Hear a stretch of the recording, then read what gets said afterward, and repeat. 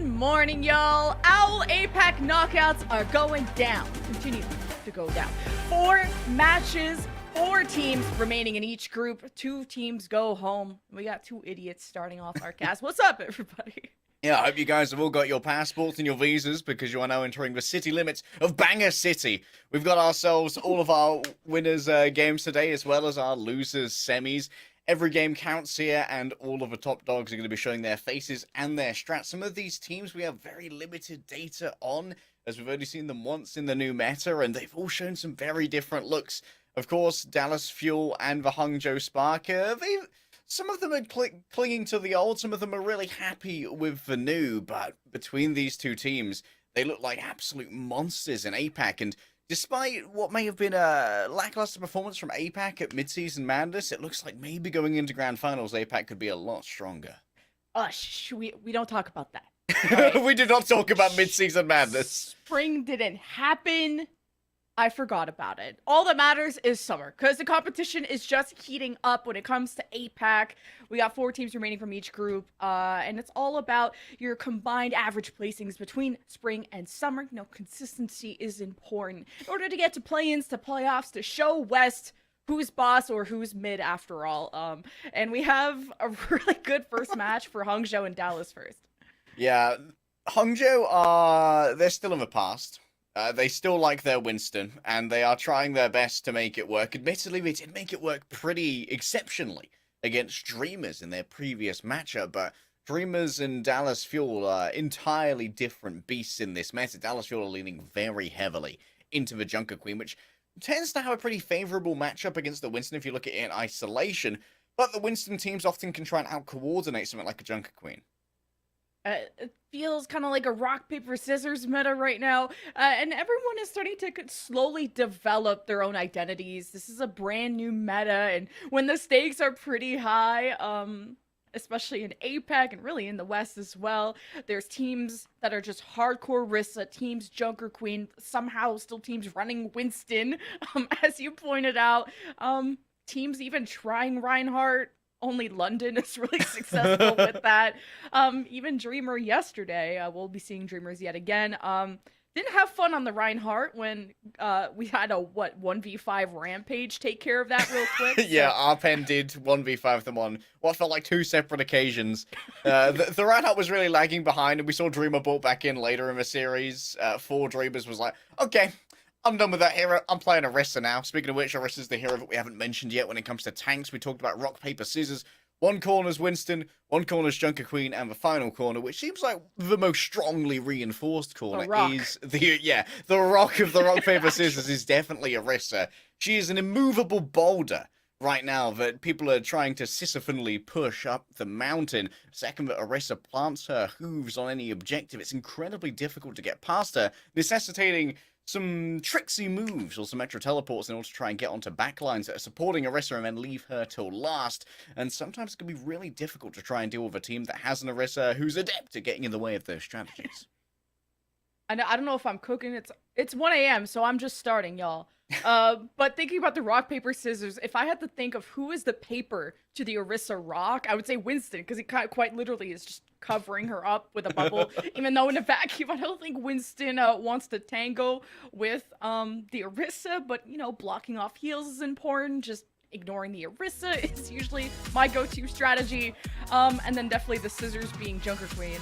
She does have a knife. So I would say Orisa messes up Junker Queen usually pretty consistently, being able to create that space between them. Here's how the bracket is shaping up, by the way. 4 teams left in each group. 4 teams, yes, remaining. We did have to send 2 home from each group yesterday. That would be Rhodes and Panthera exiting from Group A. Their year is unfortunately over.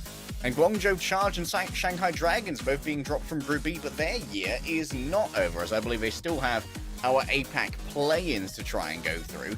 Admittedly, though, with how shaky these teams are looking at the moment, it might be difficult to go up against some of the other teams that could be shanghaied over into that zone. Shanghai Dragons actually lost twice to SPG in this bracket, which is certainly an event that occurred. Consistent. It is consistent. It's consistency for Shanghai Dragons. Unfortunately, it's consistently poor. Here's a quick look at Banger City. City limits we have now bypassed. Up, down, up a final. lower bracket, upper final again, lower bracket, you know. And we're going to see a lot of ups and downs, but when it comes to SPG, I guess it's only up. Because the Contenders haters out there would be like, oh, well, Contenders teams can't beat Owl, wah, wah, wah. But, you know, SPG have now done it multiple times, so, yeah. As fanboy triggering as it sounds, SPG are not Owl level, some might say, but Shanghai Dragons found out the hard way that they certainly do have some tricks up their sleeve. Milgaru definitely is a big superstar on that team. Brings out the ball a little bit more than many teams do. But also they can fall back on the Orisa when things start to get a little bit tough. Here's a quick look at our first team here, the Hangzhou Spark. You know him, you love him. It's the Chinese super team, and none of these players really needs any introduction, so we should start highlighting that Gushui has actually been expanding his hero pool comprehensively. Not just a Winston player now. He plays plenty of Orisa, plenty of Junker Queen if need be, but for Hangzhou Spark, they tend to go for the Winston first, and then after that, if there's trouble, try and adapt.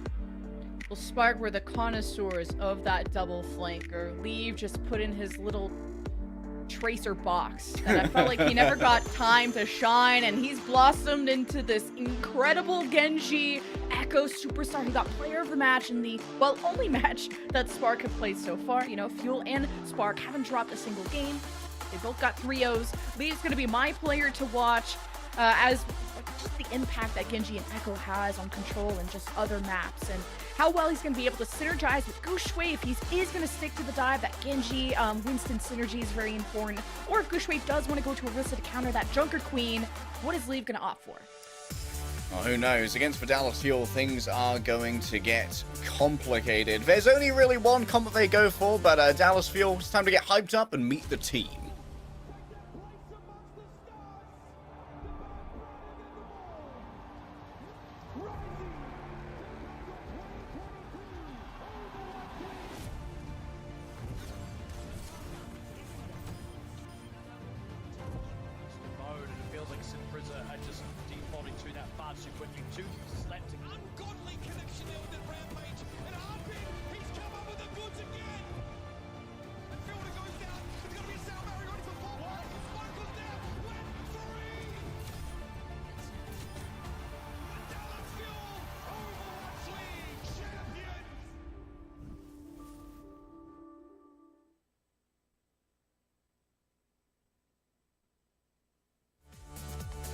Fueled up and ready to go, Hanbin has leveled up so much as now the solo tank for this roster, and there's not a lot of off tanks out there that did incredibly well in that Winston heavy meta, and Hanbin has the mechanics to especially shine in either a Junker Queen, Orisa meta, whatever it is.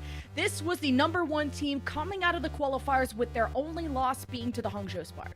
Yeah, and that was in what was a very Winston-heavy meta until we kind of got our mid-second half of the season patch, which has allowed Hanbin to flex over onto this Junker Queen, which some would argue is his best hero. During last season, in Stage 3, we had a meta we called Jotes, which was all about the Junker Queen and just being able to rush together in tandem with Genji, Lucio, and Brigitte. And in the West, Dallas Fuel were the winners of that. Fearless was, of course, benched the entire time so that Hanbin could come in and play the Junker Queen, and Dallas Fuel are more than happy to try and go back towards the essence of that meta with some newly buffed DPS in Bastion and Symmetra, who have since come to the fore with the burst mobility of a teleporter that the Symmetra adds and the unfathomable damage that Bastion brings to the table. Speaking of that Bastion, we may see just more of that. Our very first map is going to be Lijiang Tower, where really just call it Orisa Tower. That's what everyone is running. But just Orisa is just the best tank in the game right now. Takes space, holds space incredibly well, has the most armor in the game, which in Overwatch 2 is just way more powerful. Has, space creation with the Javelin throw, the Javelin spin for damage mitigation, Fortify to remove any kind of displacement abilities. So she can't be displaced. I'm wondering how much of that we're going to see from Gushui, because Winston is especially weak on Lijiang, at least on Control Center. Yeah, you can have trouble, especially moving into some of those more enclosed spaces where the Symmetra turrets can often be set up in very annoying locations. Edison's certainly the thinking man's hit scan. Played a lot of Reaper previously, was excellent on the Sojourn, and when it comes to modulating your cooldown use effectively, Edison's got to be up there as one of the top hit scans, but when it comes to raw hit scan aim, he's matched by Shy here. And Shy is, some would argue, almost without parallel. Lit probably the closest parallel that we have in terms of premier hit scans right now. Shy is a monster to behold, and if he can find an off angle on that soldier, he's going to tear Dallas to shreds. And Shy is picking up that tracer role as well. When last time in that double flanker meta, Leave was that tracer, so kind of feels like Soldier is like the old man tracer, just like a little bit slower, less blinky, more runny. And I think Shy can just take really great off angles on Lijiang Tower, but how much do you really want to do that? A lot of teams will run either Queen and a Lucio, or at the very least a Lucio, and we've seen just yesterday, Control doesn't allow you to have that much free or safe space. It's a very enclosed map. So we've seen even Soldier players just get absolutely bulldozed by trying to take it off angle. So how much is Shy going to want to be by himself? Does he want to have Langsa with him? Does he want to just play safe, play with the team? There's just different styles of Soldier, and I'm looking forward to seeing what Shy uses. Yeah, looking for those off-angle duos is going to be one of our main hallmarks of analysis here. It came to prominence pretty effectively with San Francisco Shock last year, where we'd often see Finn and Proper playing as a duo with the Zenyatta and Tracer. Now we're seeing a lot more Soldier Iliari from some teams, or Soldier and Lucio, like you said. Sometimes Brigitte can try and take that off-angle just to make sure that they can't be doped together with a more vulnerable support. Hongjo Spark, for the moment, They do tease some things, but Dallas Fuel is saying that I'm going to be a lot more sure of that Spark is going to be remaining on this Symmetra. Unbin, of course, has options here when it comes to playing either the Orisa or the Junker Queen. Is going to be opting for the Junker Queen. So Dallas Fuel playing exactly what we expect for now. Hongjo Spark coming out with something a little bit different, but Pocketed Echo is going to be real difficult for Dallas to take down. This Doomfist of Gushue has to be careful of the knives from Hanbin. That can be what pulls him in when Gushue's trying to escape, but hey, maybe a great counter if you can dodge that, bully the Junker Queen around, or maybe just ignore. But usually around a Junker Queen, you want to stay sort of close so you can be within shout range. Noting Shy that is on that off angle around White Room, but does have leave, so has, you know, the Pocket of Mercy, the mini pack available. So Hongjo Spark assessing, seeing what play that Gushue can open up with.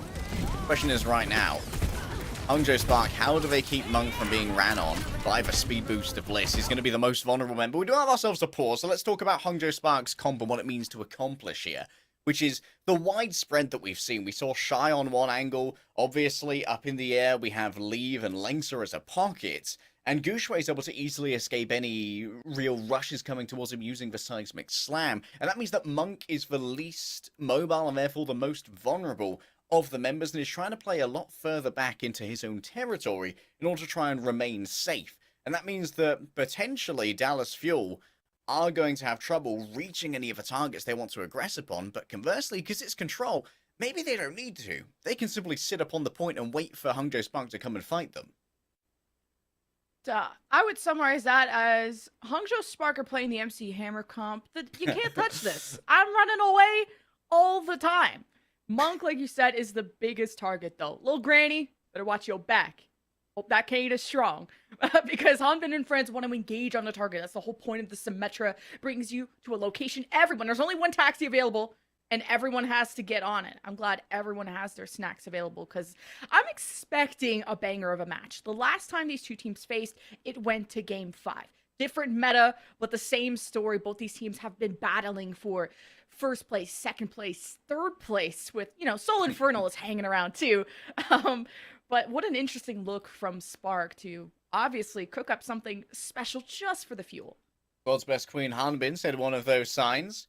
Certainly enjoying Hanbin being able to return to the forefront of off-tank play.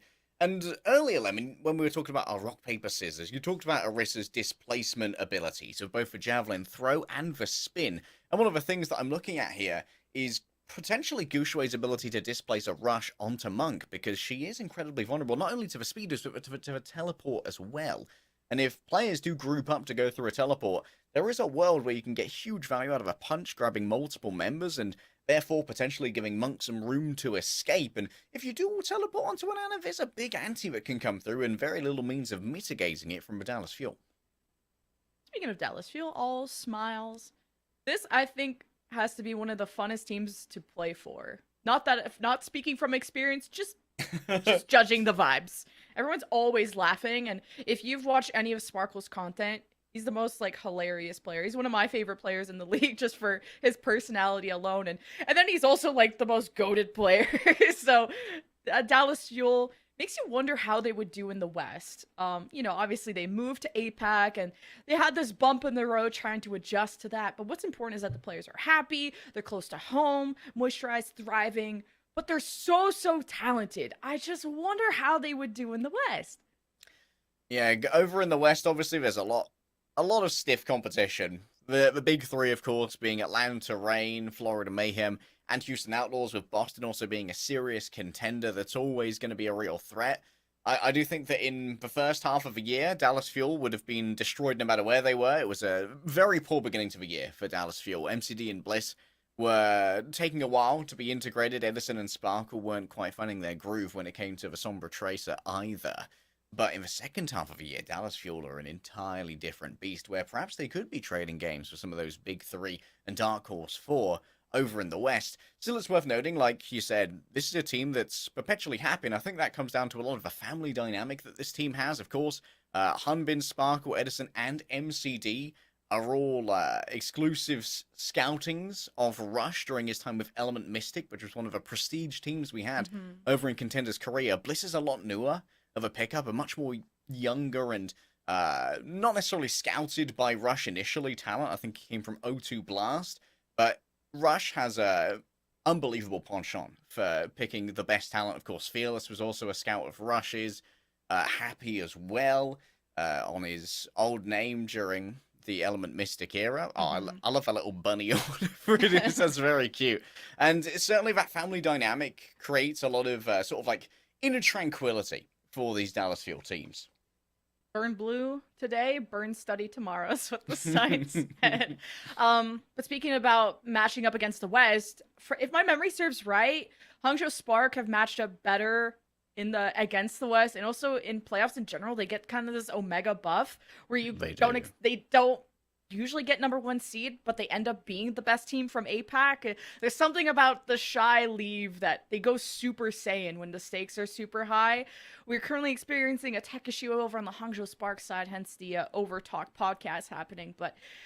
And you talked about, amazing rosters being picked up. Hangzhou Spark have scouted the best Chinese team in the league, and I hope they get to keep them because they're just so good. Yeah, I'm pretty sure that Hangzhou Spark is just Team China. For those of you who may be worrying that the Overwatch esports content ends in October with our Toronto Grand Finals, fear not, because the Overwatch World Cup is still alive and kicking. Oh, yeah.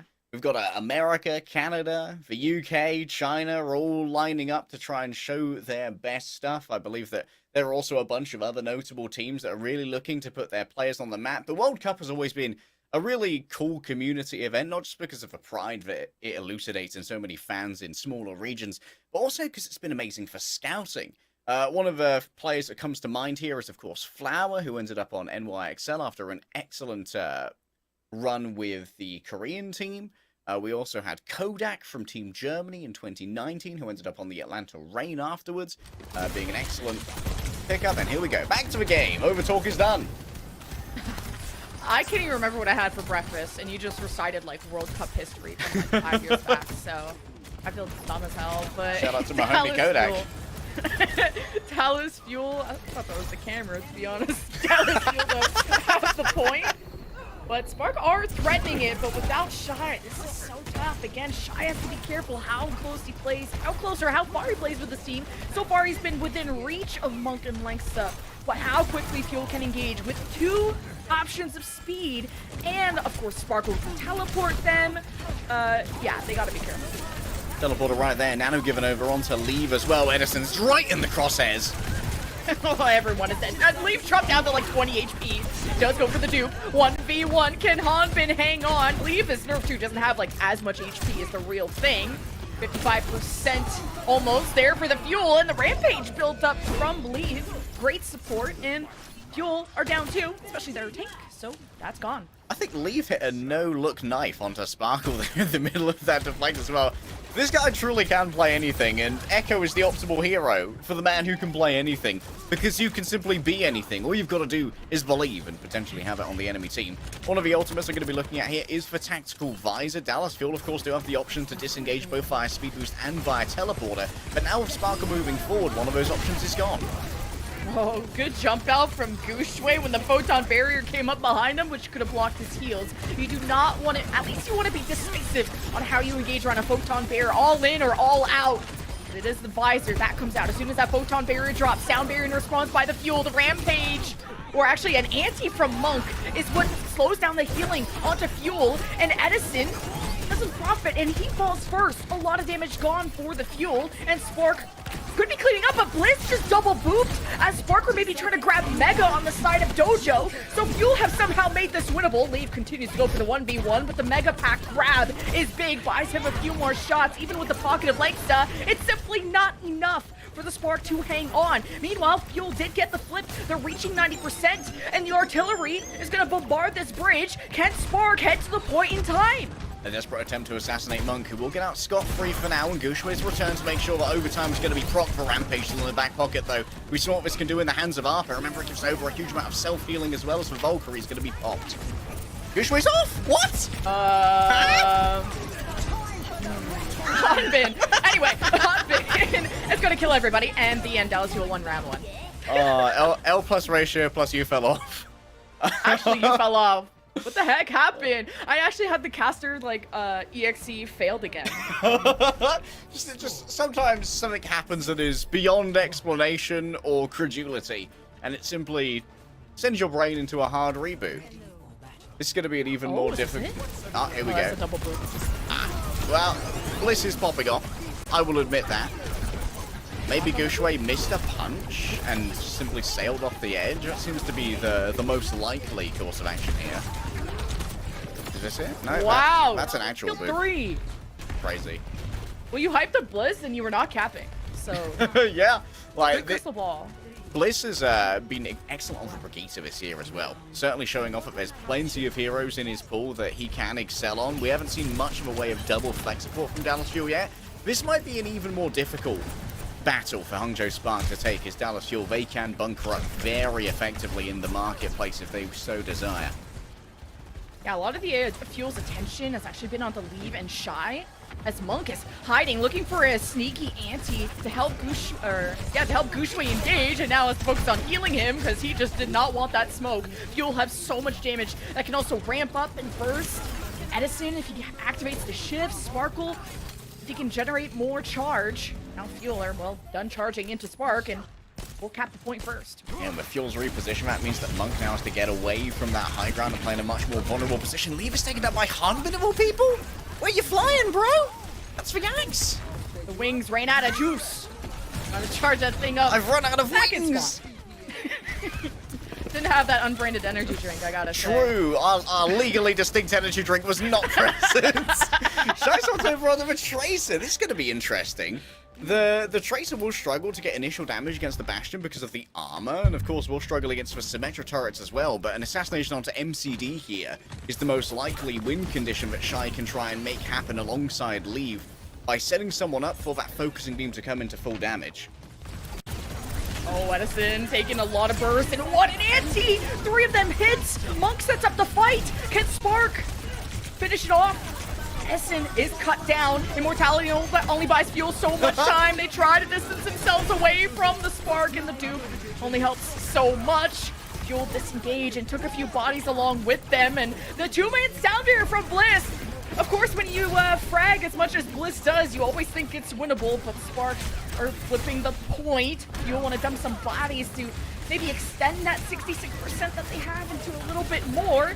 And Fuel are trying to maybe even TP in, and Edison says, "Where's the fight? I'm here with pizza," gets pulsed out, and Fuel are dead. Oh, Bliss still gets one. 69% is all that Dallas Fuel will walk away with. It's been a nice beginning, of course, but there's still so much left to do. Almost a Rampage available now for Humpin. It looks like Leave is just public enemy #1. Langsa can't keep up with the healing. Why heal when you can res? Okay, this is nice. Usually you don't get away with that, but Gushue is nanoed. Monk at 1 HP just had to go for something, and oh, no one wants to be next to the edge when Gushue is here. Sparkle tried to TP out. Not allowed, the door is shut, but also Hanbin takes care of that, protects his backline well. There's only one tank remaining in the 5 versus 3. Fuel back in the driver's seat. One of the cool things that Hangzhou Spark are doing here to try and minimize risk is to play around the outside and have Shy contest, because Hanbin doesn't want to rampage off the edge. And it very much limits his options in terms of going out, like you said before, risk getting hit away by Gushue, who can easily grab those environmental kills. For now, though, Gushue is going to have trouble entering here with Edison posted up at the back, ready to just let loose with the cannon at a moment's notice. Having a TP set up, if Edison gets pushed, Spark can maybe try to sneak up on him too. The Ant Matrix from MCD, that's a weird angle, and Soundbearer tries to anchor them a bit better, and MCD just sushi up. Fuel don't have a lot of healing. Spark have a dupe, another tank, and Sleeve with another queen, and another rampage. Hanbin tried to make his impression of Leave, but it's Spark taking over. You gotta deal with Hanbin, though. He always takes a few more corpses with him along the way, and as the dust settles, Spark actually keeping the point.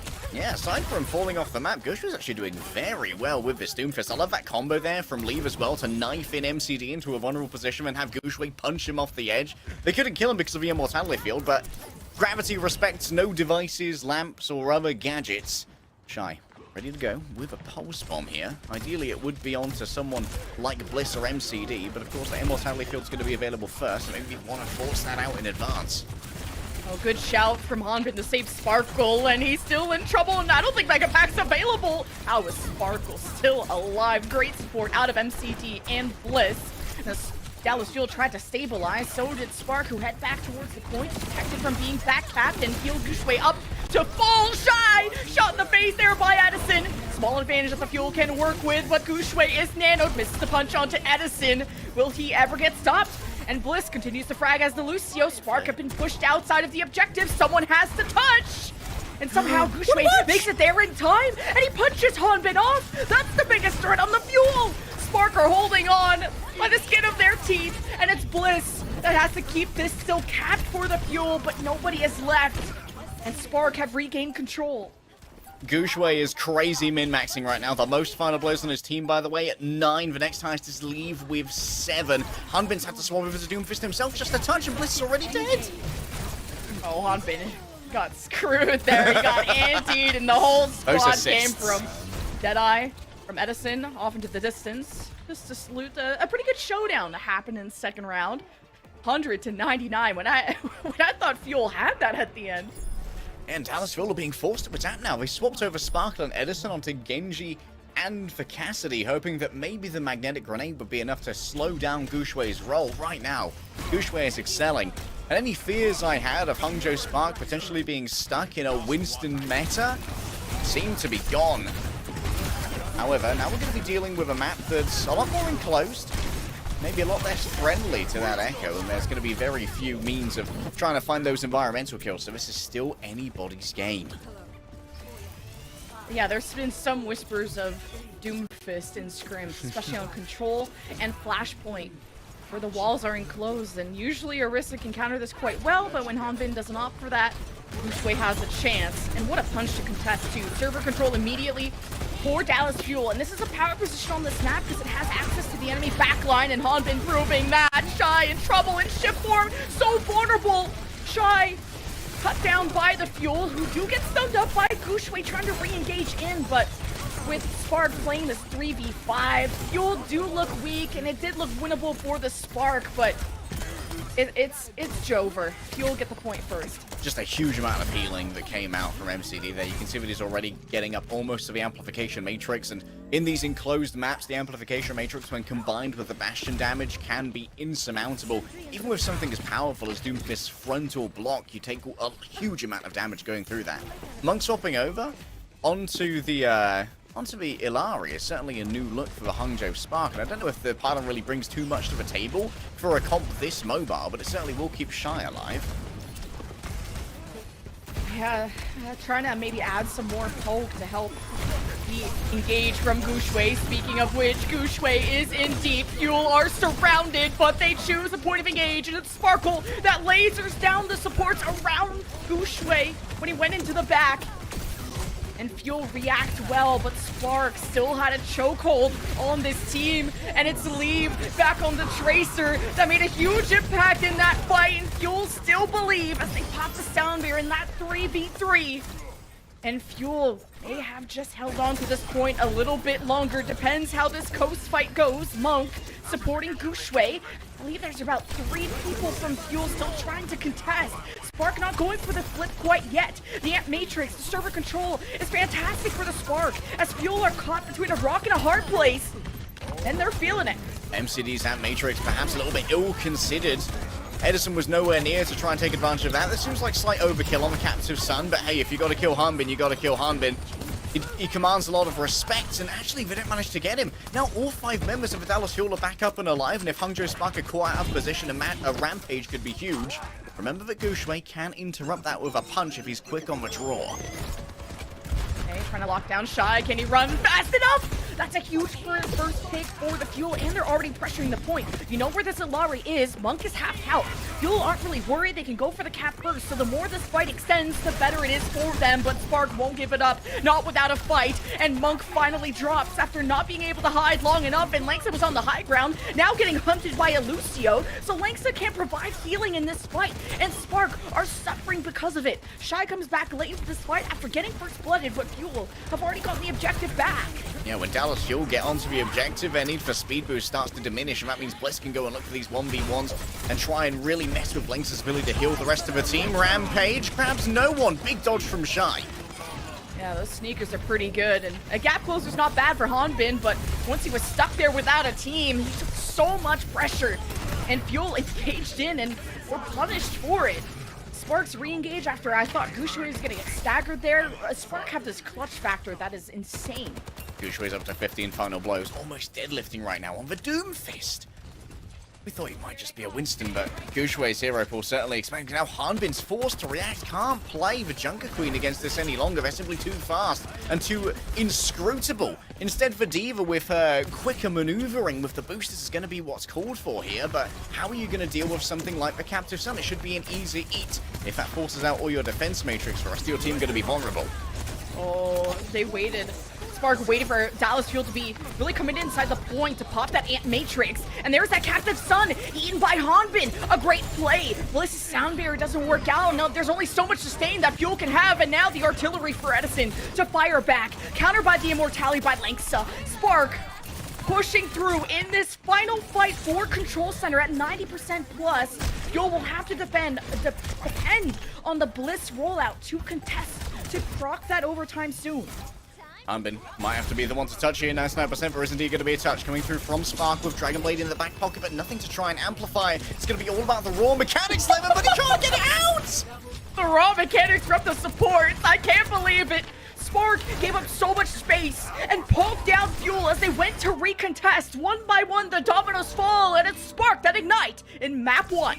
Goushway has gone 30-5. 19 final blows out of 41.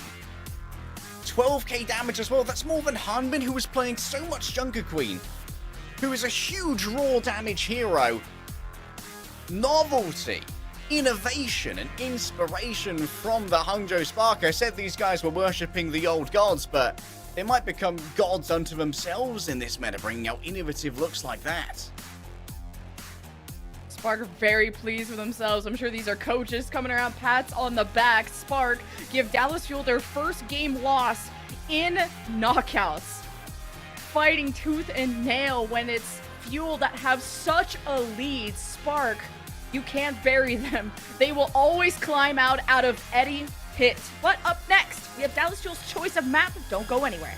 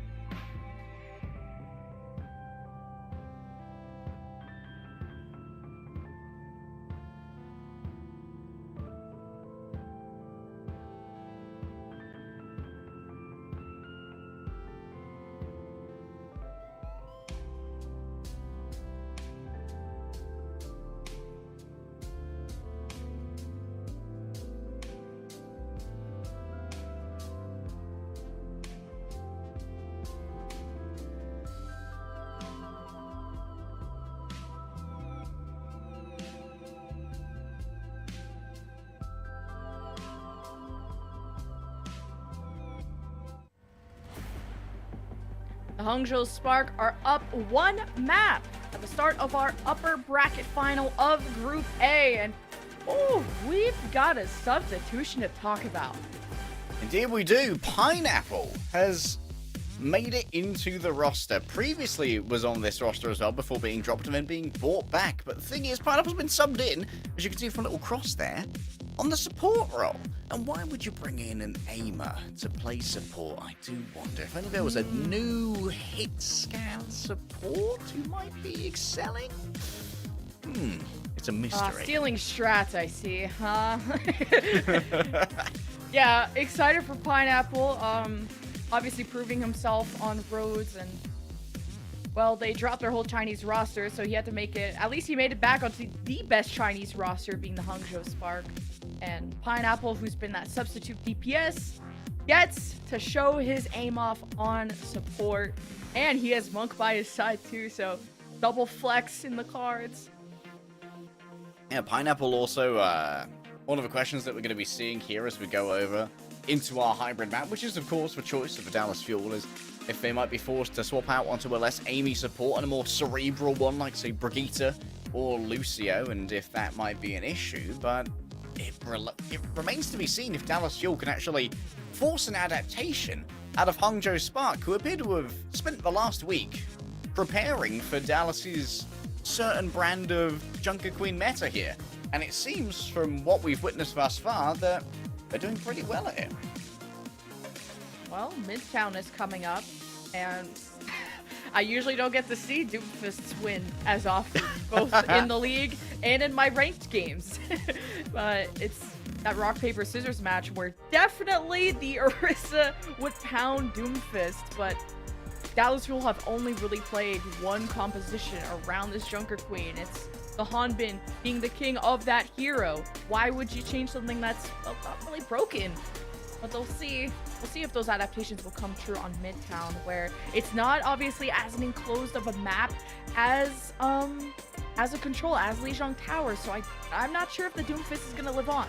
A little bit less potential for some environmental cheese deaths as well. One of the things that Hangzhou Spark did really well over on Control Center, which actually made the Illari an excellent pick compared to what I thought, was that they were playing that Illari out on the Mega Pack side, so that if you TP'd onto the Illari, there was always going to be the danger that Gusho was going to punch in and knock you off the map, which made the Illari almost undiveable except from like single players like Bliss. I think that contributed a lot to getting a huge amount of healing throughput for the Hangzhou Spark that allowed them to clutch out many of those fights, as well as get that additional poke in that the Illari brings to the table. Expecting more Symmetra Bastion, especially because with Symmetra, there's so many different ways to operate that Symmetra. There's like pinch plays you can go for where you have kind of half your team TP on one side of the other. You can just TP just right to the objective and punish a team that's defending too close. So many different options. Or you can just TP right into their face if you want to challenge a high ground position. And Fuel will be actually the colors. They are attacking. They are attacking there we first. Go. I was like, is that blue or pink? Me on my way to learn the color blue. Am I colorblind? Did I just discover that? Okay. Well, they're attacking. So now, I wonder if they're going to TP just past the Spark here. Ah, the Gushway Orisa. No longer relying on the Doomfist. And we've been hyping up the Orisa. This is there are a lot of things that you have to worry about on this Hangzhou Spark. On plenty of emplacements, both a healing pylon that's going to be incredibly difficult to hit in advance, and of course a Torbjorn TP, Torbjorn turret as well, which is doing damage to the TP, but no blood spilt just yet. He's like, get into that room and stay there. You're in timeout. You're grounded. And Fuel, well, like I said, they TP'd onto the other side of the Spark, but with Torbjorn there and with Gushue bullying them around, Fuel lost Edison on their way there. It's a lot of damage now gone. Hanbin pulling in that Torbjorn of Leave, and Fuel are looking at all types of different targets. Maybe this giant battle horse running towards their supports would be a problem. And Fuel definitely can't take this fight. Now, yo, with this new meta, I haven't been able to see the Hangzhou Spark Orisa skin before. Yeah, this thing kind of bangs. Big fan of that, and Leave actually had his turret survive the entire time. Like, one of the biggest assets that, no way, this Hangzhou Spark team has is that Leave can play basically any hero. That's why he's such a menace on the Echo. And the Torbjorn at the moment has kind of been buffed to the degree that he's a real menace. in Overwatch League play, because slowly his power has been taken from the auto-aiming turret over to rewarding aiming players using the rivet gun. And hey, if you want an aimer, Leave's one of them. Leave scares me. He doesn't blink, he just grins as he just is throwing lobs right at the Dallas Fuel, who just TP right in their face. Terra Surge from Gushue. What a triple captive sunk by Pineapple as Fuel were so low and so grouped up. What a counterplay. Oh my goodness, the Reddit combo. The captive son of the Terra Surge comes in clutch. Everyone gets afflicted and then everyone gets sunstruck. They blow up each other. And Dallas Fuel yet to make any real changes here. Still hoping that these TP plays can work out as they come up towards ultimates. But the Hangzhou Spark having used 3 ultimates previously, there might be a little bit of economic peril. Monk testing out his hops. Brought down to half health. Immortality used. Pineapple actually found by that artillery. How does that happen? How are you not able to jump out of it? Soundbearer 2 as Fuel engage and run them over like pancakes, and Fuel will cap the point. There might be time for a recontest here. Shy, if not, will need to reset. Right now being hunted by Hanbin, beautiful knife, and yeah, Shy knows that it's curtains for this one. So that is going to be the full cap here for Dallas Fuel due to Shy being discovered. Neither Leave nor Shy decided to use their ults in that after Pineapple got taken out early by the artillery, potentially moving in too quickly with that outburst. Now Gushue swaps over from the Orisa onto the Doomfist once again, hoping to just disrupt the plans of the Dallas Fuel with the constant displacement of the charged up punches. This is a lot more of an enclosed area, more friendly to the Doomfist. He can also get back to the high ground. How is he going to fare? Oh, he's out of line of sight. Good luck, Gushue. Oh, he's back. Okay. Fuel. I think they can just get a good knife onto Gushue and really just react and counter-engage once Gushue jumps in. Looks like Fuel do want to take control of that high ground, but once they leave their backline unattended, Gushue pounds them in. So Fuel gotta be careful of Gushue. Edison had no idea what was coming, and one of the real issues is that if you lose Edison first, and the rest of your team have TP'd somewhere, then Edison ends up very much abandoned by himself and can't really rejoin the team without using a teleporter rotation to actually go and collect Edison first, which could be a major tax on the time bank of a team like Dallas Fuel. We do have a Rampage to play with here, but look at the interspersed positions of Hangzhou Spark. They are going to be real hard to Rampage because of all different verticalities. Gushue jump scared himself and he just punched like 5 people.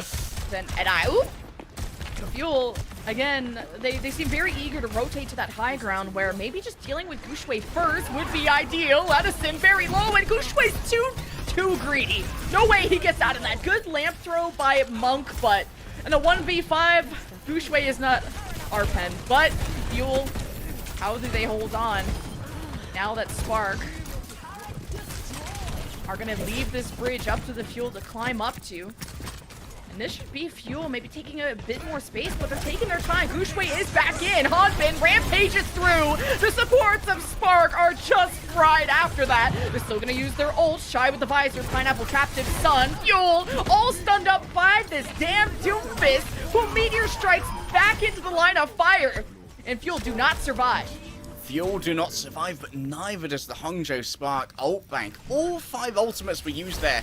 A panic button hit once Gushue was lost and they had to make their way into a much more perilous fight where Hum could actually get some value from the Rampage. But Dallas Fuel, similarly, they've expended their entire bank here, and now they're stuck in the weeds and they once again have to dislodge these poking supports from high ground. It's not looking good for Dallas Fuel. Gushue is very careful with his engages too. He only fed like once, and that's just way less than anyone I've ever met. One feed, he's intermittent fast. It's just oh, he jumps back in though, a mega stun onto the Fuel. And using that Bastion shift to try and force Gushue back. Even if a Doomfist blocks, if you think he's killable, it's worth going for, even if it charges him up. Well, if he's dead, he can't use it. Spark now taking angles around the Fuel, and well, Dallas Fuel teleport into the Spark, who are disengaging away. Fuel, it's just a game of cat and mouse, and Fuel have hunted them down one by one, and Spark can't escape. Exactly as you said, it's a game of cat and mouse. That was all about shepherding Hangzhou Spark into these limited positions where one teleport could get them on top of both of the supports, and Pineapple ended up falling a bit too early. Dallas Fuel now, they have the amplification matrix, which is going to be very good in a fixed area, which is going to allow Edison to do so much damage. Pineapple's dead again. Edison said, get off me, bro. 86 HP. And Edison is dead, man.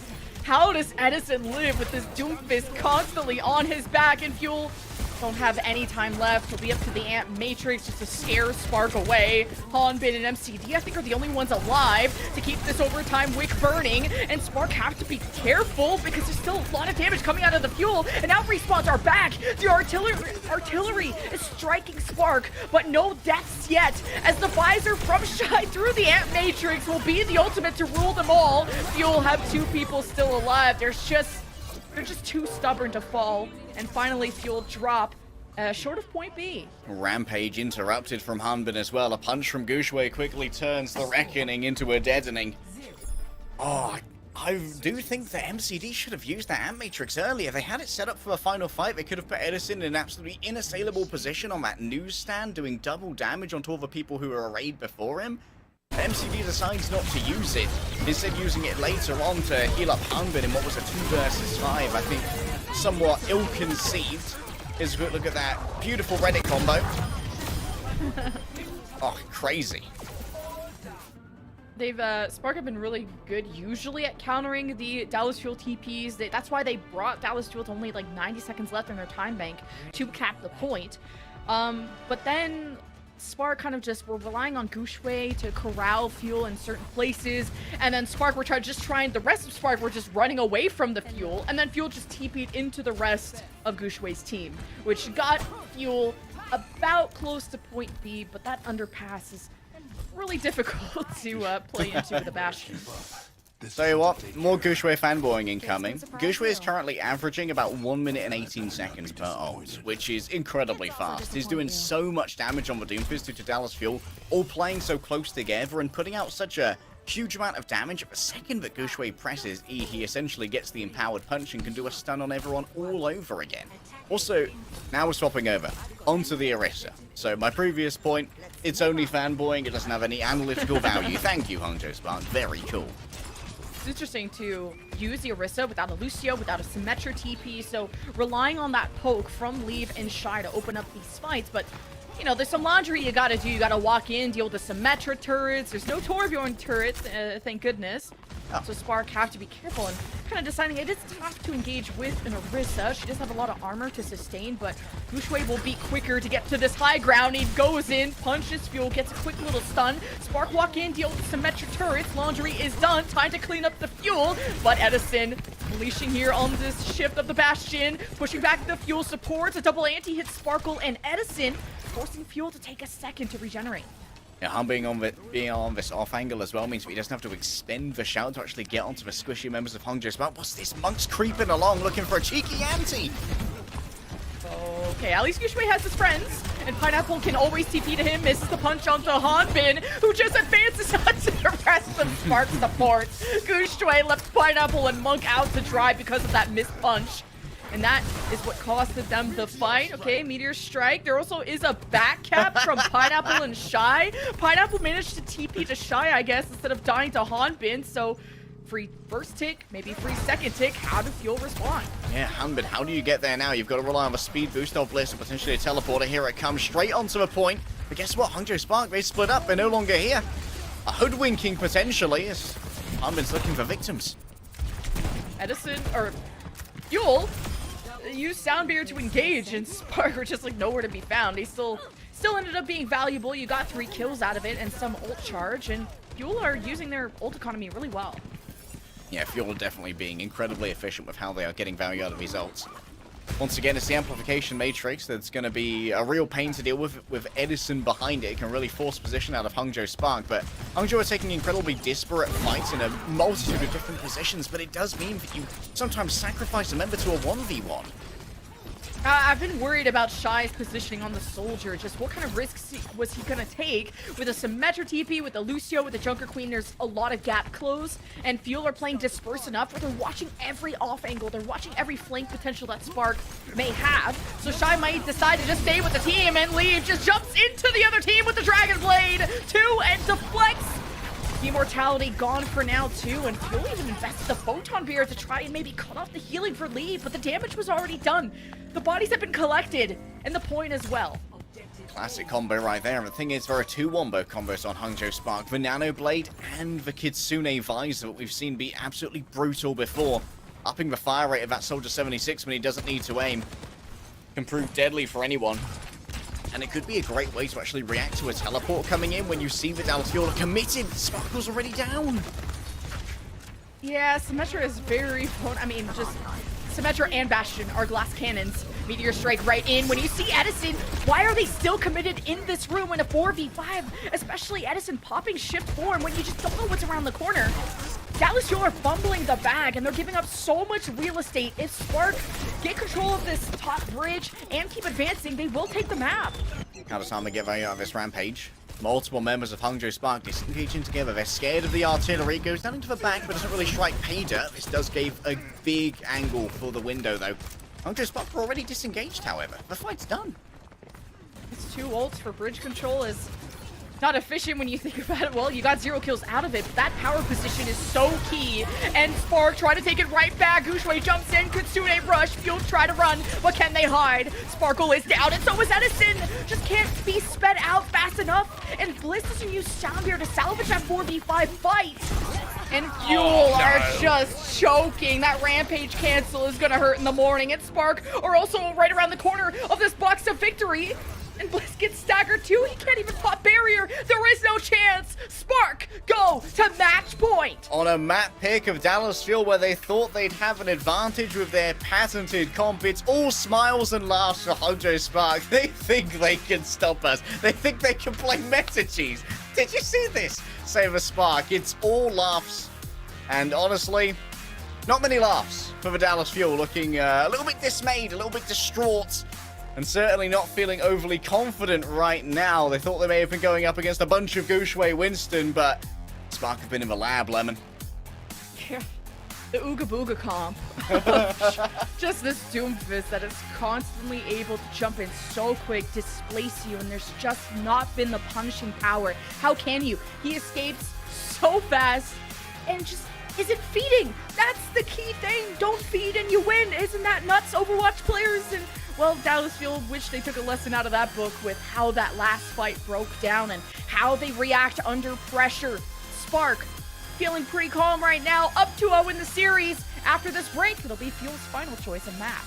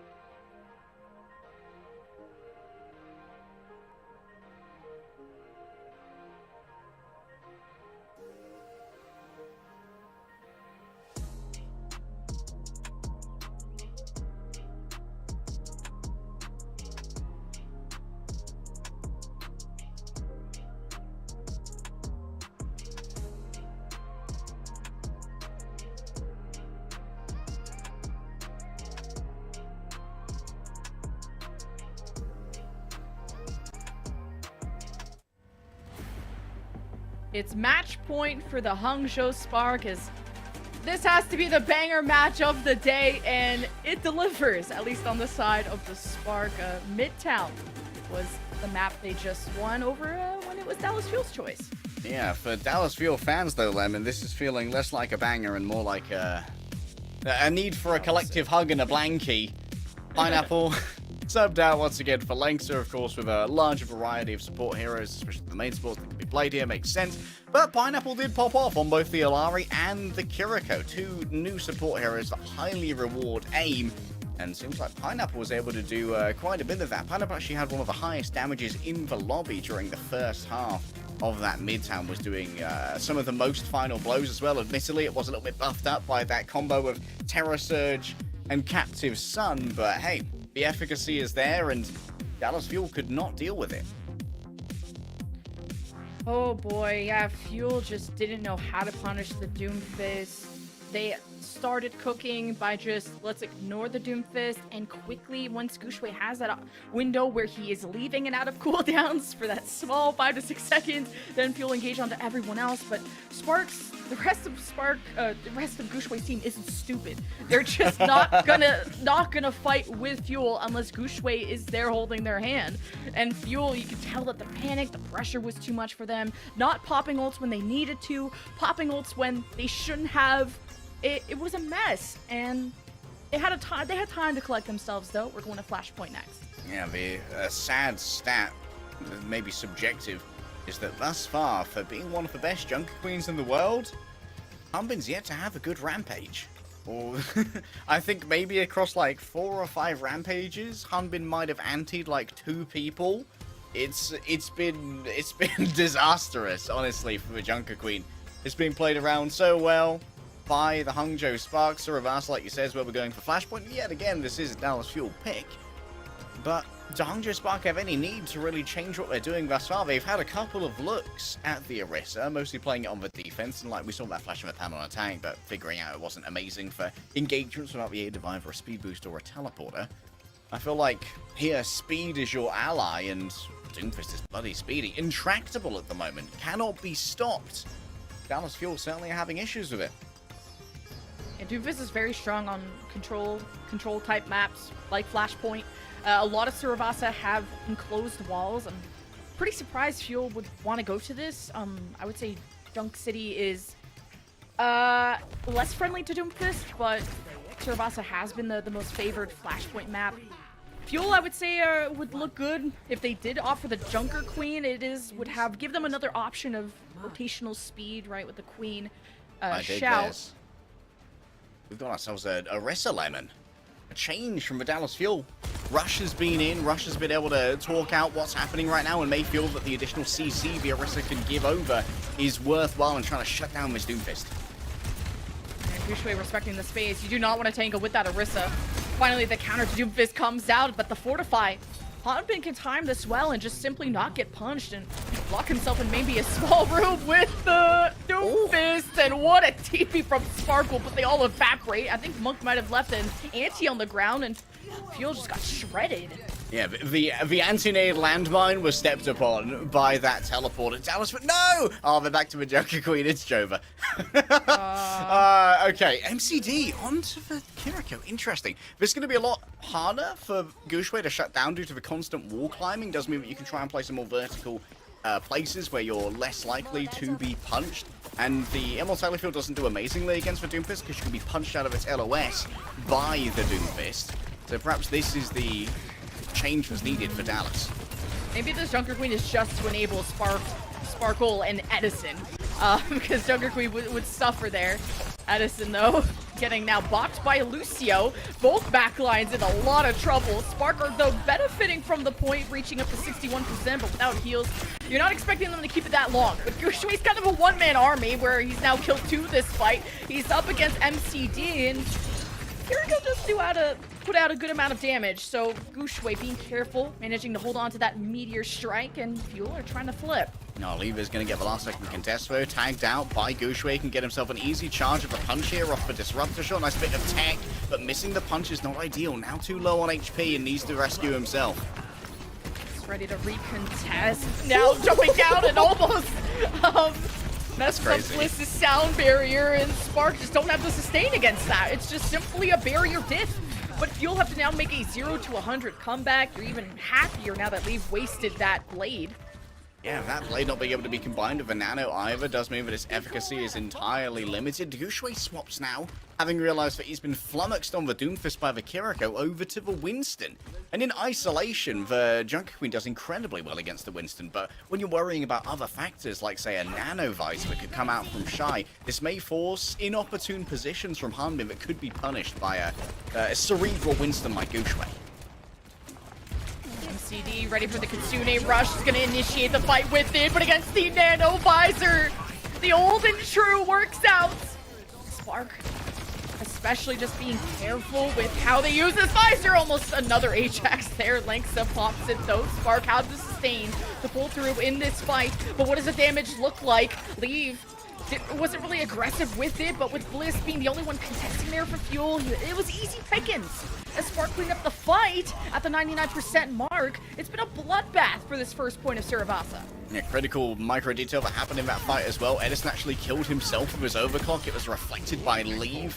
Excellent timing in mind games coming out from the Leave Genji, and this is kind of a Genji battle made in heaven, Lemon. Leave versus Sparkle, both a legendary on this character. Next flashpoint is going to be the Temple, and it's a preferable spawn for Spark, who are much closer to this, can set up defensively, which is great for Gushue, meaning you won't have to use your leap to engage into the Junker Queen, who obviously is going to be able to punish that if you don't have the leap cooldown. Oh, say goodbye to this Winston, though. There's a Reaper, and as long as Edison camps out the point, Spark, you wish they stayed on the Doomfist, because this would be favored for that. Spark, you can see how they struggle to take that space. Fuel are going to go for the cap first, and maybe Hanbin can extend outwards to not let Spark contest. They jump in. That Winston bubble is evaporated. Bursted both physically and morally. Spark are just hoping this nano builds up in time, but Hanbin doesn't let you have time to think. He rampages in, hits two with it. Gushue in so much trouble as the rest of Fuel rampage in alongside Hanbin. That sound barrier is a little bit late. It is a 3v3 though, with Fuel having a bit more sustain. Monk allowed to use the nano for Shy, who unleashes the tactical visor to clean up the fight once and for all for the Spark. And though he was one of the first ones on his team to die, that all came down to Gushue baiting in Hanbin after that rampage and putting down a bubble behind him to block off the healing. That meant Hanbin was taken out too late, and Bliss couldn't use the sound barrier because it would have been blocked by the Winston bubble, meaning there was no way to save that Junker Queen. And after that, it's easy to be torn apart without a tank when you're faced with a nano visor. Anyone in the sights of Shy was torn apart. Junior Rush available. MCD drops out immediately, jumps back to Suzu gone. Spark using the primal, especially Gushue to sustain through this fight and toss Hanbin in these corners, especially away from his team, but he is corralled. And Fuel gather around him using the shout and Sparkle with the blade, but it's Leaves that's just bigger and better. Fuel fall to the ground and Spark keep the point. No nano required, and heading into this final fight, it's going to be a battle of wills between Lenksa and Edison. It should be an easy response here for Lenksa. Not much can really interrupt this sound barrier, just needs to stay shy of Edison's Death Blossom and then react to it when it comes in. The Hangzhou Spark, this should be a fairly easy fight. Oh, just Wraith and Death Blossom. Ah, come on, Edison. Do it for the content. Someone has to touch! Hello? Okay, someone did. Thank God. Now to almost C9. Now the Death Blossom almost slipped through. The Suzu was a good attempt by MCD, but the bubble just better from Gushue to lock down that damage. And Fuel just don't stand a chance. Spark are going to map point. That point indeed. I loved the overall plan there from Dallasfield to Suzu, the Death Blossom, so that any potential sleep coming through from Monk would have simply passed straight through the Reaper. MCD's got over to the Moira now. Dallasfield are scrambling. They're panicked. This is so unlike such a well-coached team, but Hangzhou Spark are in their heads with true ferocity. And how is Gushue staying alive against both a Reaper and a Junker Queen? It's something that only a magician of this kind of hero can do, playing around his cooldowns incredibly well and also making sure that Hanbin gets no chances to knife him in and force him to his mortality. Gotta keep that fade too. If Shy pops the visor, that will be your get out of jail free card. Sound here engaged though from the Fuel, and they're all anti from Monk, and doesn't matter. Monk throws the nano to Shy as Fuel escape into the shadows, into the corridor. Shy turns and burns.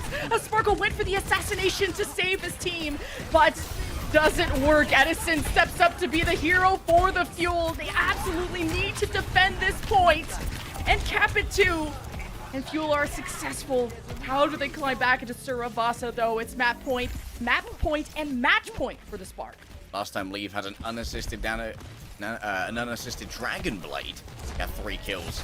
And Dallas Fuel had very little to respond to this. Only really can use the Rampage here to try and strike first. And playing proactively here is very much in the interest of Dallas Fuel. What a knife! What a knife, Gracie. Good job. Grab him, Gracie! Get him, Gracie. Spark said, we're not gonna get caught, I guess. Fuel have so many ults too. You have Spark into a corner. Hanbin, well, got the knife into a Winston. Good position there from Gushue. Won't be dragged in. Fuel deciding how eager they want to be. But Shy is back. Hanbin wants to rampage. He is slept. Sparkle, though, gets all the attention, and this blade is cut down. The rampage of Spark hits him good, and there's no supports helping the Spark now. Fuel wipe them clean. Is there anyone to touch for the Spark? Fuel looks like they'll stay alive. Finally, value from a blade and from a rampage.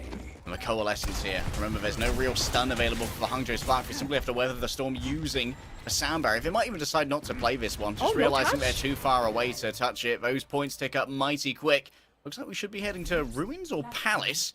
Palace is going to be where we're going next, and of course, this is a preferable spawn for Dallas Fuel. They're already closer to this, so Hangzhou Spark, they might try to make a skirmish early in this before Dallas Fuel can set up on the point in defensive position. Hanbin's dead? What?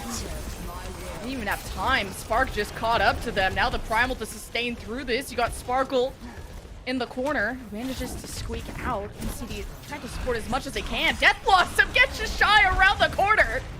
And Fuel trading blow for blow, and Gushue jumps out, giving Fuel a chance to anchor this while Hanbin is missing. Edison is going to be such a threat in close quarters as Lee will just try to dance around him. Maybe leave the doorway to be open. More Gushue to jump in. He needs the nano.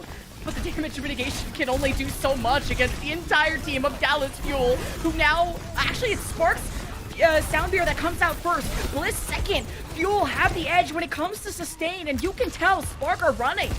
Yeah, ill comms as well from Spark. They actually used that sound barrier as Gushue was disengaging. But Shakedown should be solid here, unless anyone just randomly runs into the bomb. Hanbin just has so many players in his sights. If Gushue gets himself staggered, that would be brutal and, well, that's going to be very bad news for Hangzhou Spark. Now they might only get one fight before this point goes over the way of Dallas Fuel, and they're going to have to contend with both a Rampage and a Dragon Blade again.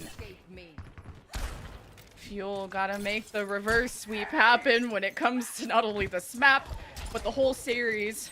One baby broom, or maybe a larger one if they can do it. Fuel have clutched up before. Now you got the Rampage, the Blade, so many options. They're giving up almost the entire point with at least one person contesting, and you gotta worry because this Doomfist is in, and probably why Fuel don't want to play that close to it. It's the tactical visor for Spark to take back the point as Fuel tries to touch and recontest as much as they can. It's 93+%. Can Fuel do it and force the final point? It's Sparkle versus Leave. Who is bigger and better? Fuel only have supports remaining against the big bad boss of Gushue. It's over for the Fuel to contest this at the end, but it's Spark that had to go 0 to 100 to get this point.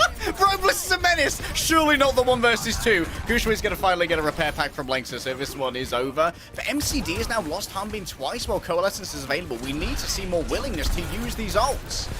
Fuel are still contesting, and Spark almost C9. Gushue stepped off! Fuel with the point! Oh, no! Gushue was the only one left, but he had to, because I think he had to. I can't remember his help. I don't know. It's a mistake either way. And one that Hangzhou Spark are going to have to amend for on the final point. It's going to be Ruins. It's going to be close quarters. Bliss has grabbed himself 2 kills on the way here, so this should pretty much guarantee Dallas Fuel getting the first cap, as Edison's almost there already. Remember, when it gets into these tight quarters, that's where the Rampage can get real value. Hangzhou Spark, they're starting to move over to their initial comp that was brought out on Lijiang Tower, what feels like an eon ago, Lemon. Bringing out the Echo here, which does so much damage. Look at this. Stealth for the Dallas Fuel, looking to try and get an early skirmish here rather than fight on the point, potentially. Just want to try and get a surprise factor on Hangzhou Spark. Ooh, the pins are all lining up for Hanbin to bowl them down. But you have to choose which road you want to cross, and it's after the supports. And with, the Rampage. Yeah, let's throw it down. Monk gave the Nano, I believe, the Shy, but with the anti-Shy doesn't live much longer. What initiative from the Fuel. It did cost him some bodies, but it's only Link, so that's really left, and he's gonna rally. He believes in Gushui, and so do we. Fuel did manage to cap to get 35%, but Spark robbed them. Oh, Dallas Fuel, they simply went into that close quarters combat, and they were unprepared for the amount of damage that a Brigitte does to that many people close together. No means of blocking the damage coming in. Lynx were just able to slay them all with maces to the face for everybody. He was playing a little bit close here, but does have the flight to try and escape if need be, and there's no real way for Dallas Fuel to punish Leave too easily if he's got that flight available. Shy has the visor. MCD has to keep the fade once again. Here's the blade first from Sparkle. Just being careful. Spots Monk. Gets him low enough. And you were able to stop Shy before you killed the supports. What a boop from Bliss. Either way, Dallas Fuel in a lot of trouble. Addison anti too. He doesn't even get the assassination onto Monk. An incredible kill from both sides when it comes to these healers. And it pays dividends to keep these tanks up. It's Hanbin versus Gushui. 75+% for the Spark. They could win the map here. And let's leave assuring of that. Maybe one last touch by the Fuel. MCD is staggered. This is painful. MCD is not going to be involved in this last fight. Neither is Hanbin. It's going to come down to Bliss and Sparkle to make it happen. But Dallas Fuel, they've got no real tools to work with. They can't touch in time. It's a 3-0 for the Hangzhou Spark. And Dallas Fuel came in potentially as favorites here when we weighed up the Junker Queen versus the Winston. But no one expected Gushui to be a god. An absolute pantheon-topping monster on the Doomfist. Doomfist is back on the menu, boys. Gushui makes the case for it. Holy cow. Get him on your roll star. You know, you guys have time. Gushui's on the roll star. You can put him in, and he makes the case for it. The Doomfist Gap. What a guy. But Fuel fought pretty hard, made a lot of adjustments. The Reaper, the Moira, the Queen, everything. Even some Orisa, where I thought that was going to be the kryptonite to Doomfist. They didn't seem to believe so. Almost the reverse sweep. But the initiative, that the Rampage and all the chaos that happened, it was about who was going to trade supports faster, and this time it was the Spark. The 3-0 against the #1 seed from qualifiers. What a win for Spark. Hangzhou Spark managed to get the only win over Dallas Fuel in qualifiers as well. It feels like Hangzhou might be this team's kryptonite, but who else could it be for player of the match? Honestly, it was barely even a question. Everybody knew what was coming. Gushui is your player of the match. The Doomfist King, the man who bucks the trends of the meta and says, you know what? If you're going to play the cheese, I'm going to bring the knife. Oh. I wasn't sure about this one because it seems so simple in my brain, but I'm not these guys. Okay, if you can javelin the Doomfist, if you can just put pressure onto the Doomfist, it's very vulnerable without cooldowns, but Gushui was so good at getting in and out and bullying everyone. He's so fast when he engages too, and that's what made Dallas Fuel panic not only on Lijiang Tower, but also on Midtown. That's why you have Hanbin using Rampage and dead fights, Bliss who doesn't know when to pop sound barrier. Gushui does not give you time to think. Yeah, the sound barrier in particular is a real issue against the Doomfist because it can be so easily interrupted by the punch, so you are consistently worrying about that potential Ajax factor, and it does weigh heavy on a Lucio's mind. But today, Gushui just saw exactly what would mess with all of these meta-cheesy heroes like the Bastion, like the Sim, the Junker Queen in particular. The Junker Queen getting her carnages consistently interrupted as well by the punches was a real issue for Hanbin, but limited not only his overall damage, but also the self-healing that was generated by a carnage usually. And that means that a lot more attention has to come from MCD and Bliss to keep him alive. And then you go to Suravasa, where it's just such an enclosed map, and you saw how important rotations are. Even Dallas Fuel, when you thought they had better spawns, they start getting killed on their way there. There was some really good ideas out of the fuel, but once you have just this collision, this traffic jam of 10 people punching each other out, it's focus, it's composure, it's whose supports are still alive with a queen or a doomfist in your face. And Spark once again just proving that they are the solution to the Dallas Fuel problem. Yeah, special shout out on Suravasa to Bliss as well. Actually had more final blows than either of his DPS, ending up at 11 on the Lucio. The Little Frog certainly was the warrior who tried, but Spark as a whole were just able to do so much against that tightly packed composition. We saw MCD play 3 separate different supports, trying the BAP, trying the Kiri, trying the Moira. None of them worked, and honestly, I think that, like you said, sometimes the support ult timing for Dallas Fuel was a bit of an issue, but that's because Gushue creates that paranoia to stop your ults from getting cancelled. I'm excited to hear Gushue's thoughts, the Doomfist mastermind. We're waiting for him to join for an interview shortly, and we'll have our translator, Evelyn, help out with that.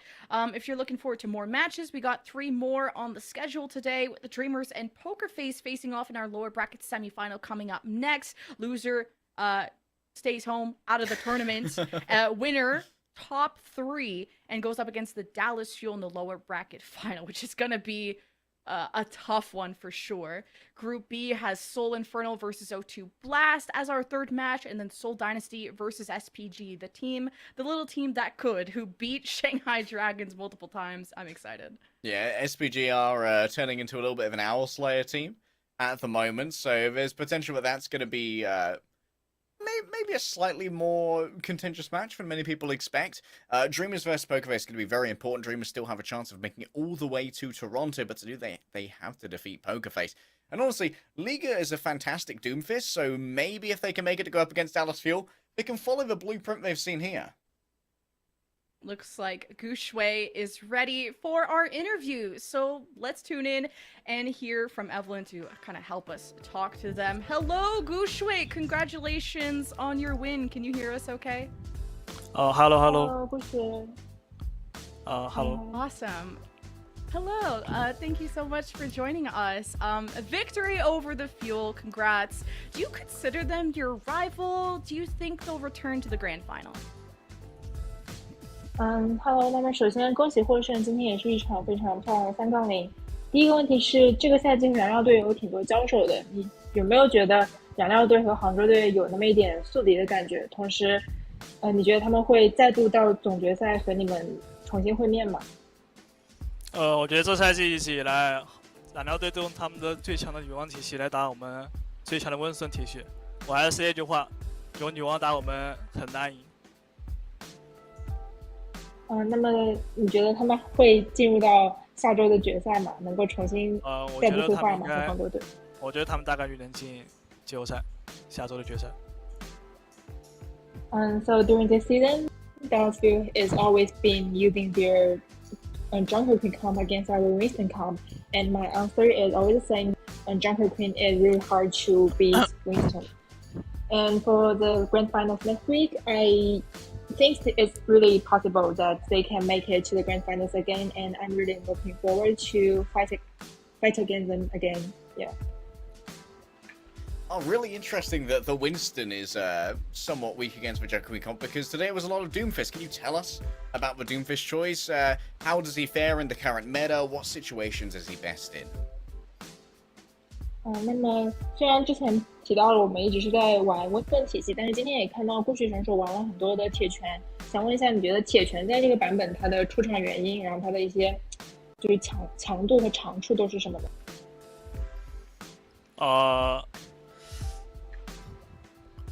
我也不知道，我只是某一天训练赛突然选了个铁拳出来，感觉玩起来挺爽的，就一直用下去了。我也不知道它的强处在哪里，反正用起来就感觉很爽。To be very honest, I have no idea like why Doomfist is really fit in this meta. I just randomly picked Doomfist in our streams one day, and I thought it works really well, and I've had a lot of fun playing it. So yeah, that's why I play a lot of Doomfist today. I'm glad you're having so much fun, and apparently it wasn't calculated. It looked calculated to us. Tell us more about the Winston, because you're one of the few teams that actually still play Winston. Why is Winston still strong in your eyes? 那么我们还是回到温斯顿，想问一下，这一整个赛季来说，温斯顿都打非常多，就是顾学选手认为温斯顿他最强势的点在于什么？我觉得温斯顿最强的在于他的造纸和机动性吧。温斯顿的造纸能做很多事情，包括隔断对面奶位啊，把人隔掉杀掉，而且机动性高，可以一直拉扯对面。我觉得这是温斯顿一直比较强的点，而且包括大招爆发伤害也很高。I think the best part about Winston is his bubble and his high mobility. His bubble enables you like to split someone from his teammates, so you can easily kill him. And also, his high mobility makes you make it really feasible to create space for your teammates, so they can do more things. Also, the ultimate of Winston has really high like burst damage, so you can get kills and sometimes turn the fight around. Oh, we saw plenty of fights turned around by you today, and one of the interesting things we saw was Pineapple making his first appearance. And can you tell us about the role of Pineapple on the team now that he's been brought back onto the roster? 然后最后一个问题是，今天我们也看到 Pineapple 选手久违的回到了场上，然后玩的是辅助位的新英雄 Ilari， 想问一下，他现在在这个阵容里扮演的是什么样的角色呢？目前来说 ，Pineapple 算是辅助里面的枪辅吧，而且伊拉瑞这个英雄挺吃瞄准的 ，Pineapple 他一上手当时他就玩得很厉害，所以基本上我们队伍一直让他来玩这个新英雄来的。So for now, Pineapple is kind of like the second flex support on our team, and since the new hero Ilari is a hero that really requires your aim ability, and Pineapple is really good at that. So he's always been playing this hero on our team for now. Awesome. Well, we're looking forward to seeing more of Pineapple, more of this Doomfist. Best of luck to you, Gushwei. Thank you for the interview, and good luck in the grand final. We'll see you there. 好的，感谢采访，也希望接下来的比赛一切顺利，能看到更多的 Pineapple 选手的Ilari 和顾绝选手的温斯顿。感谢采访。好，拜拜。Bye. Thank you. Bye, Gushwei. So that was Gushwei. Doomfist God, apparently, as the meta is evolving always. The meta is continually evolving, and Hongzhou Spark have surprised us all. But there are still many surprises to come today. We've got match number 2 of 4 coming up right after a break, so do not go anywhere. The contenders' teams will clash after this.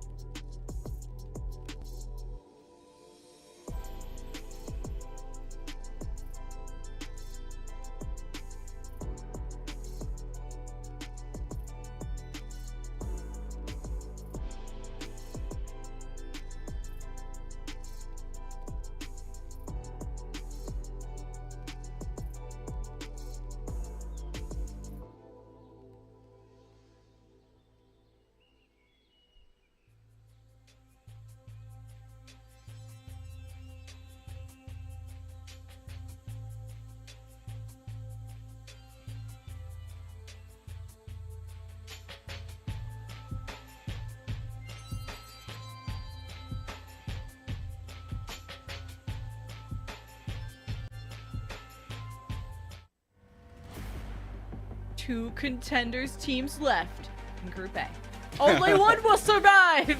It's Dreamers versus Poker Face up next to decide who's going up against the Dallas Fuel and who's out.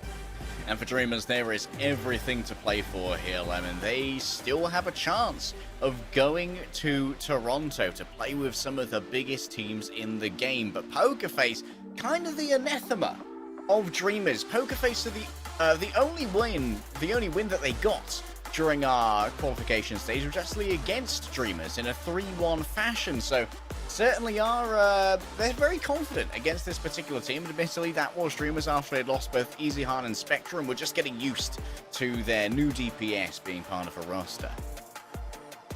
Yeah, Poker Face should start getting used to having more fans with the type of performances they put up. There's some over at the WDG Esports studio where some fans in Korea have been able to watch the matches live. I'm so jealous. One day I will make my way over. Hint, hint. Nudge, nudge, Blizzard. Poker Face. Star-studded roster who used to have a lot of former Overwatch League teams, and Muse was the one leading this roster so much, but with kind of the rise of off-tank meta, a lot of Peppy. Yeah, plenty of Peppy. Like you said, the rise of off-tank has meant that Muse's premier hero pool of Winston and Reinhardt has kind of been pushed to the wayside, and Peppy's come in to play plenty of Junker Queen, plenty of Orisa, and we've even seen a fair amount of Sigma from Peppy as well, both on Numbani and on New Queen Street, which are very unconventional places to play for Sigma, but sometimes throwing a spanner in the works can be exactly what's needed in these high-pressure official situations to try and put your opponent off guard and get a couple of free fight wins off of them. His Dreamers on the other side, a far more recognizable main tank, of course, coming in to be Dreamer. Did play a bit of Orisa yesterday, as well as a bit of Reinhardt, but the Reinhardt was let's say, of limited success. Did actually get completely owned by Arpen on the Junker Queen, who managed to get several 1 versus X clutches against Dreamers who seem to be unprepared for the Junker Queen. He's a dreamer, but I need him to wake up. Get on the horse.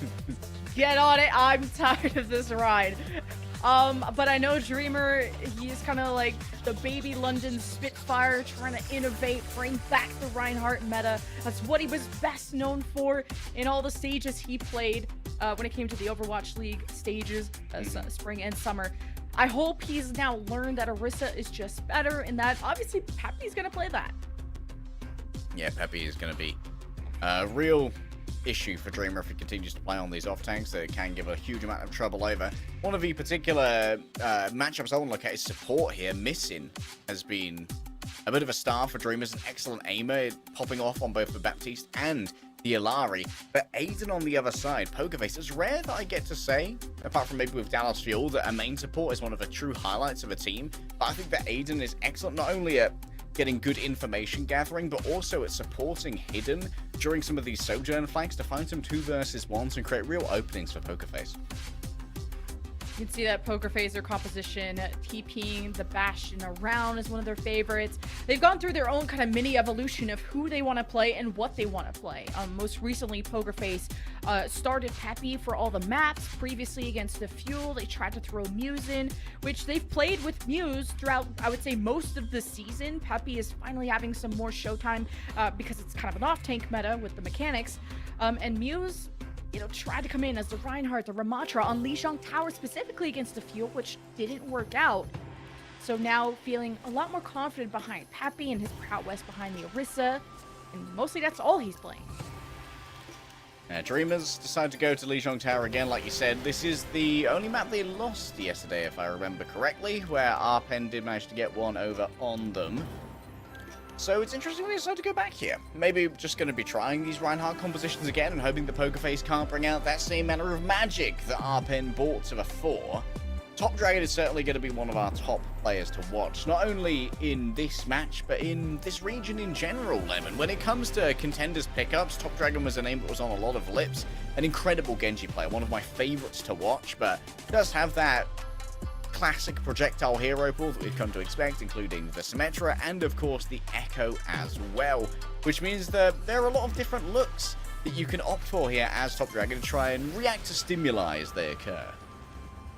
And against that Genji is Valentine, most known for his time on the Boston Uprising in a Genji meta, where I was a huge fan of him at that time. Now he's kind of playing Gecko, a lot of Symmetra again to teleport Hidden around, who's been the hidden ace up Poker Face's sleeve after letting go of Victoria. Hidden is trying to fill in those shoes, but Poker Face have had these ups and downs coming in as the lowest contender seed. See how they fare against Dreamers with the Reinhardt. At least the Symmetra TP allows Poker Face to establish themselves, but the Bastion shift is just shredding Dreamer's shield. What Dreamers suffered in before is how they can gap close with a Reinhardt. The speed call of Father Dada needs to be clean, and there it is. Dreamers advance towards Poker Face with a Bastion of their own. Hidden versus Top Dragon, exchanging damage, but Sad TP's behind by himself, thinking that Dreamers thinking that Poker Face just don't have eyes and ears. That's not gonna work out. Dreamers now get pushed back. Well, that's the real strength of the Orisa, right? Sad TPs into a back line, assuming that like Poker Face are gonna collapse under the pressure coming in from the front with 4 members of Dreamers just bearing down on them.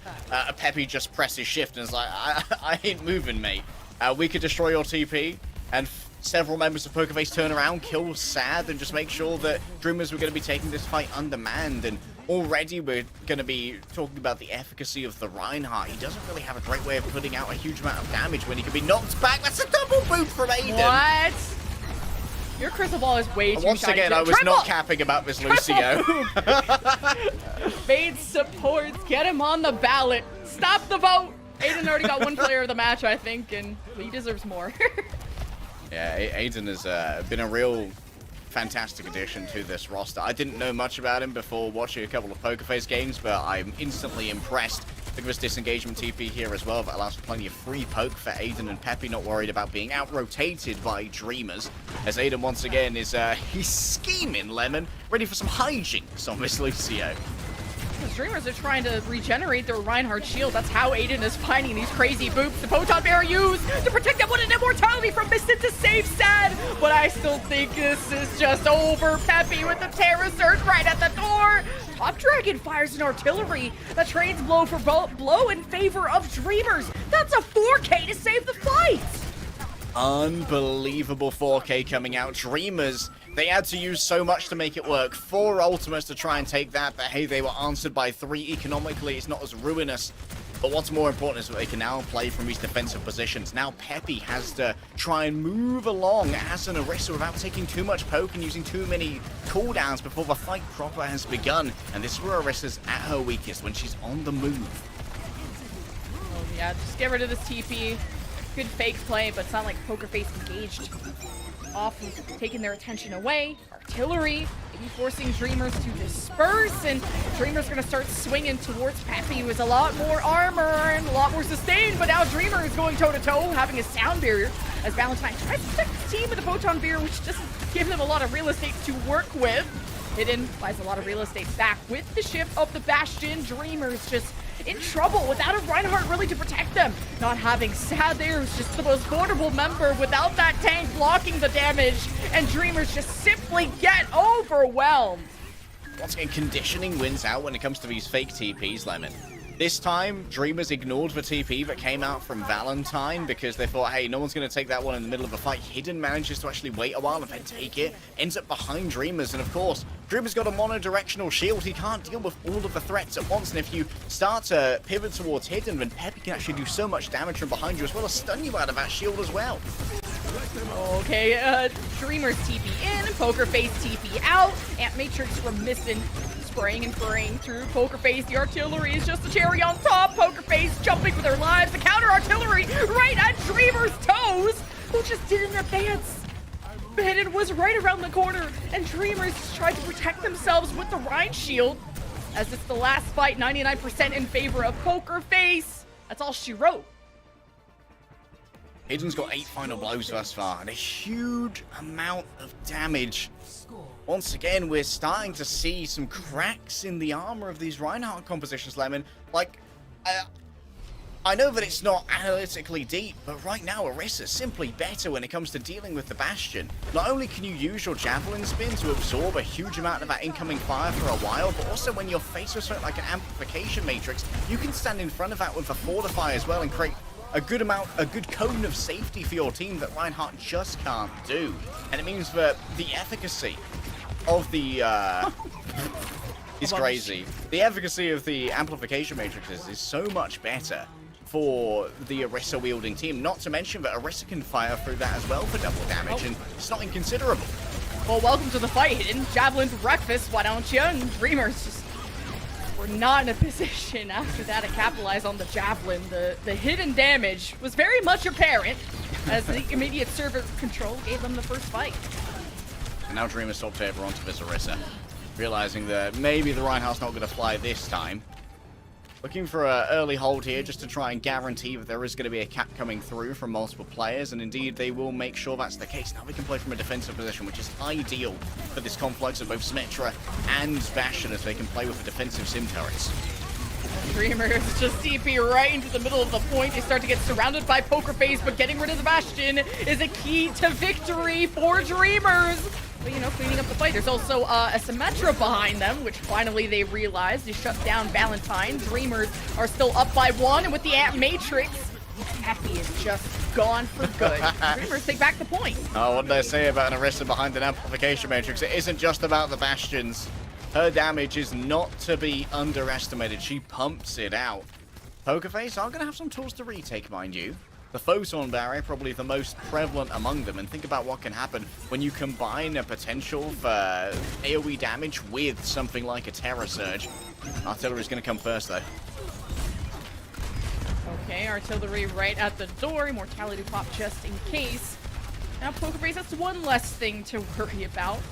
Got the Terror Surge. If you can get that Immortality out of Missin, that would be a good start. Photon Beer, this is a good split from Valentine, getting a lot more value from that Hidden. Can now unleash for free as the Terror Surge from Dreamer tries to slow down Poker Face, and the Sound Barrier gives a lot more speed and a lot more sustain for Dreamers, which helps them survive through the Terror Surge. The responding one from Peppy. Blow for blow, those Sound Barrier from Aiden, and that is the crutch that they needed in this fight to take over, and so has Hidden with the double kill on Bastion. Oh, nice XE double as well. Great timing from Aiden there on the Sound Barrier, right when it seemed like it could have been anyone's fight, give everyone an extra 700 or so health, and suddenly it's Pokerface's fight to win. Dreamers have had trouble bringing out their Photon Barrier in great position. Sad's only just managed to grab it, being a particularly mortal member of this team. One of the things that we're going to be looking for here is a combination of a Bastion damage with Amp Matrices that both Baps have available. The Photon Barrier, Amp Matrix, this is just the no-fly zone for Poker Face. Can Dreamers capitalize on this too? Because Poker Face are still lingering. Dreamers just want to hold this choke, and they're feeling pretty cozy. Yeah, I love that play to just like zone out everyone from the point, as well as make sure that they can't get any real fire onto it by using the Amp Matrix. However, Sad, I think, catches a double damage nade. Okay, Hidden is barely living. Trickle damage there from the Artillery. Top Dragon getting pounced around, but still gets the win over Hidden. And then Dreamers can just bulldoze the rest of Poker Face, who just fall 1 by 1. And Dreamers take this fight, not without losing a few bodies of their own. Aiden, where are you going? You're gonna have to touch the point soon, bud. And he realizes that. Artillery from Hidden, maybe just for that red carpet for Aiden. Have safely touched the point, but he's barely alive. About turn for Velucio. No one else can get in. The slow from that triple Symmetra turret was absolutely instrumental in making sure Aiden couldn't stay in as well. I mean, it's a small sample size, Lemon, but Dreamers played Orisa, and they won. Curious. Crazy concept. I was crazy once. Stop. Put me in a room with Orisa. They put me in a room, they called it a stable. Let's quick look at Dada popping off here. Just managing to get around behind the Orisa. Her headshot hitbox is so large that if you catch her without a cooldown, she can be a good kill for someone who can pump out a lot of damage with those headshots. Let's have a quick look at this. Surely Dreamer's not going to play 3 tanks in 3 points here. Okay, so they are. 3 points of Lijiang Tower, 3 different tanks. Oh, it was just for the rollout. Okay, don't I look foolish? Hey, finally, actually a Symmetra TP onto the point, where, at least in this meta, it's been a lot of mid-map controls, so Dreamer's stuck on the outside. This is not where you want to be against the Lucio, a Javelin that can boop you down. Dreamer's just trying to fight for every inch of space that they can, relying on this top Dragon Bastion to carve their way through. The Shield of Dreamer is about to be broken too, so they TP out of that, well, sticky situation as Top Dragon is too low and was vulnerable, not having enough speed to get out. Dreamers weren't sure if they wanted to engage or disengage, and that kind of collapses what costed them the fight. Yeah, the TP on point did give them a good defensive position, but we started to wait for the point to unlock, and that meant that Pokerface had several rotations of their own Bastion tank form to force streamers either onto the coast where they were at risk of getting booped off again by Aiden, and they probably still haven't forgotten what happened on Garden, or Peppy can potentially knock them off with a Javelin. Unfortunately, Peppy did miss the first one. Dreamers take a huge amount of damage from an incoming sticky here, and now they once again have to play into a defensively set up Pokerface, meaning Peppy is going to be able to really tax their income. Ooh, and Matrix Dreamer doesn't care. Doesn't need no help, but he needs help taking care of these Symmetra turrets, and Hidden is just left by himself. You can't ignore the guy. Maybe he is truly hidden with the Ant Matrix too. That hurt a lot. Dreamers don't know who to focus on. Yeah, Peppy doing a great job of using the Javelin spin as well to just drive people in front of Hidden's minigun. Like, you didn't want to hide from my buddy here, did you? He's so excited to see you. Artillery ready to go, which is of course why Hidden is currently basking in shadow. A TP here should make for an easy disengage for Dreamers, and only a modicum of damage taken as Dreamer has now swapped over onto the Orisa, but is it too little, too late? Pokerface have a good hold onto the store, but know that they can get easily pushed into and overwhelmed, so they go back to the point. Pokerface with the Photon Barrier to defend with. That was the game plan all along, but they just push past it and don't really use it. The Sound Barrier helps most of Pokerface, not Hidden, who was in a corner by himself, where Dreamer locks himself in as the Javelin spin to help himself gap close, removing that Bastion. Huge win condition for Dreamers, and they got the point back. It's still only a 5v4, so Pokerface overstaying their welcome for sure. Yeah, there's a world there where maybe Hidden didn't get the Sound Barrier because of the Photon Barrier itself, which, being a shield, does block LOS of those barriers when they do come down, or potentially was just knocked a little bit too far away to get it. Dreamer just running them down with a Javelin spin. Artillery now available, but once again, it's not going to be a major threat to Pokerface. Instead, what you've got to worry about is missing being able to use this amplification matrix, because Exy is still a little bit away from his own. Okay, TPing to the other side, right on top of Top Dragon. Javelin spin into all these cooldowns. They deal with the Bastion perfectly. Pokerface even having the Ant Matrix just in case. Do they survive the Terror Surge? Dreamer gives up his life for it. And Pokerface, 91%, get the point back. Can Dreamers touch? Dreamer's likely going to swap here over to a faster tank, but of course it's going to take a while to get there. Now it's for Doom or the Gushway cosplay that Dreamer's going to be opting for here. There is a touch, yes, but unlikely to last long against Pokerface. What a comeback, too. Every doorway locked down, the Bastion up top. Say goodbye to Top Dragon. And Pokerface chasing these speed demons of Data and the rest. Pokerface 100-43, a big statement there on Night Market as they take map number 1. Yeah, and honestly, this was just a composition understanding difference coming through from Pokerface. We saw Top Dragon being somewhat unaware of where the amplification matrix was going to be placed. We didn't see a combination of Terror Surge and amplification matrix to drag people in front of that huge AoE where they could take more damage.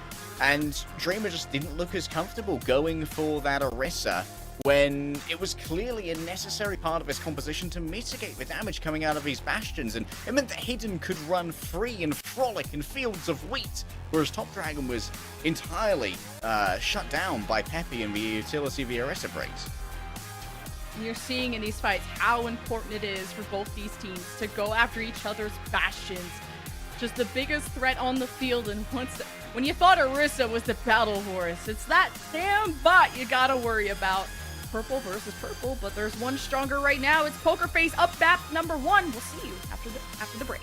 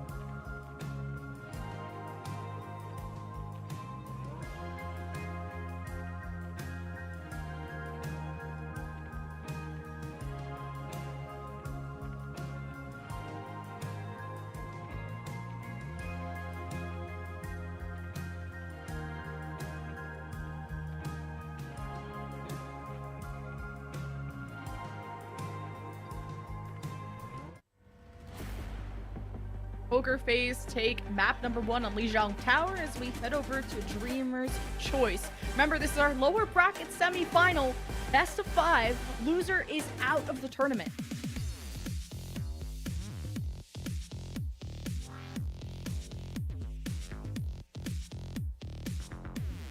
Dreamers picked Lijiang Tower against both Panthera and against Poker Face, and they lost it both times.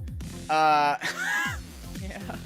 If they do get a chance to pick another map, I don't think that they should be picking their opening map as Lijiang Tower again, as it doesn't seem to be an incredibly successful map for them. Poker Face, though, probably quite happy to be opening up on Lijiang Tower and just being able to run that Orisa Bastion sim down main.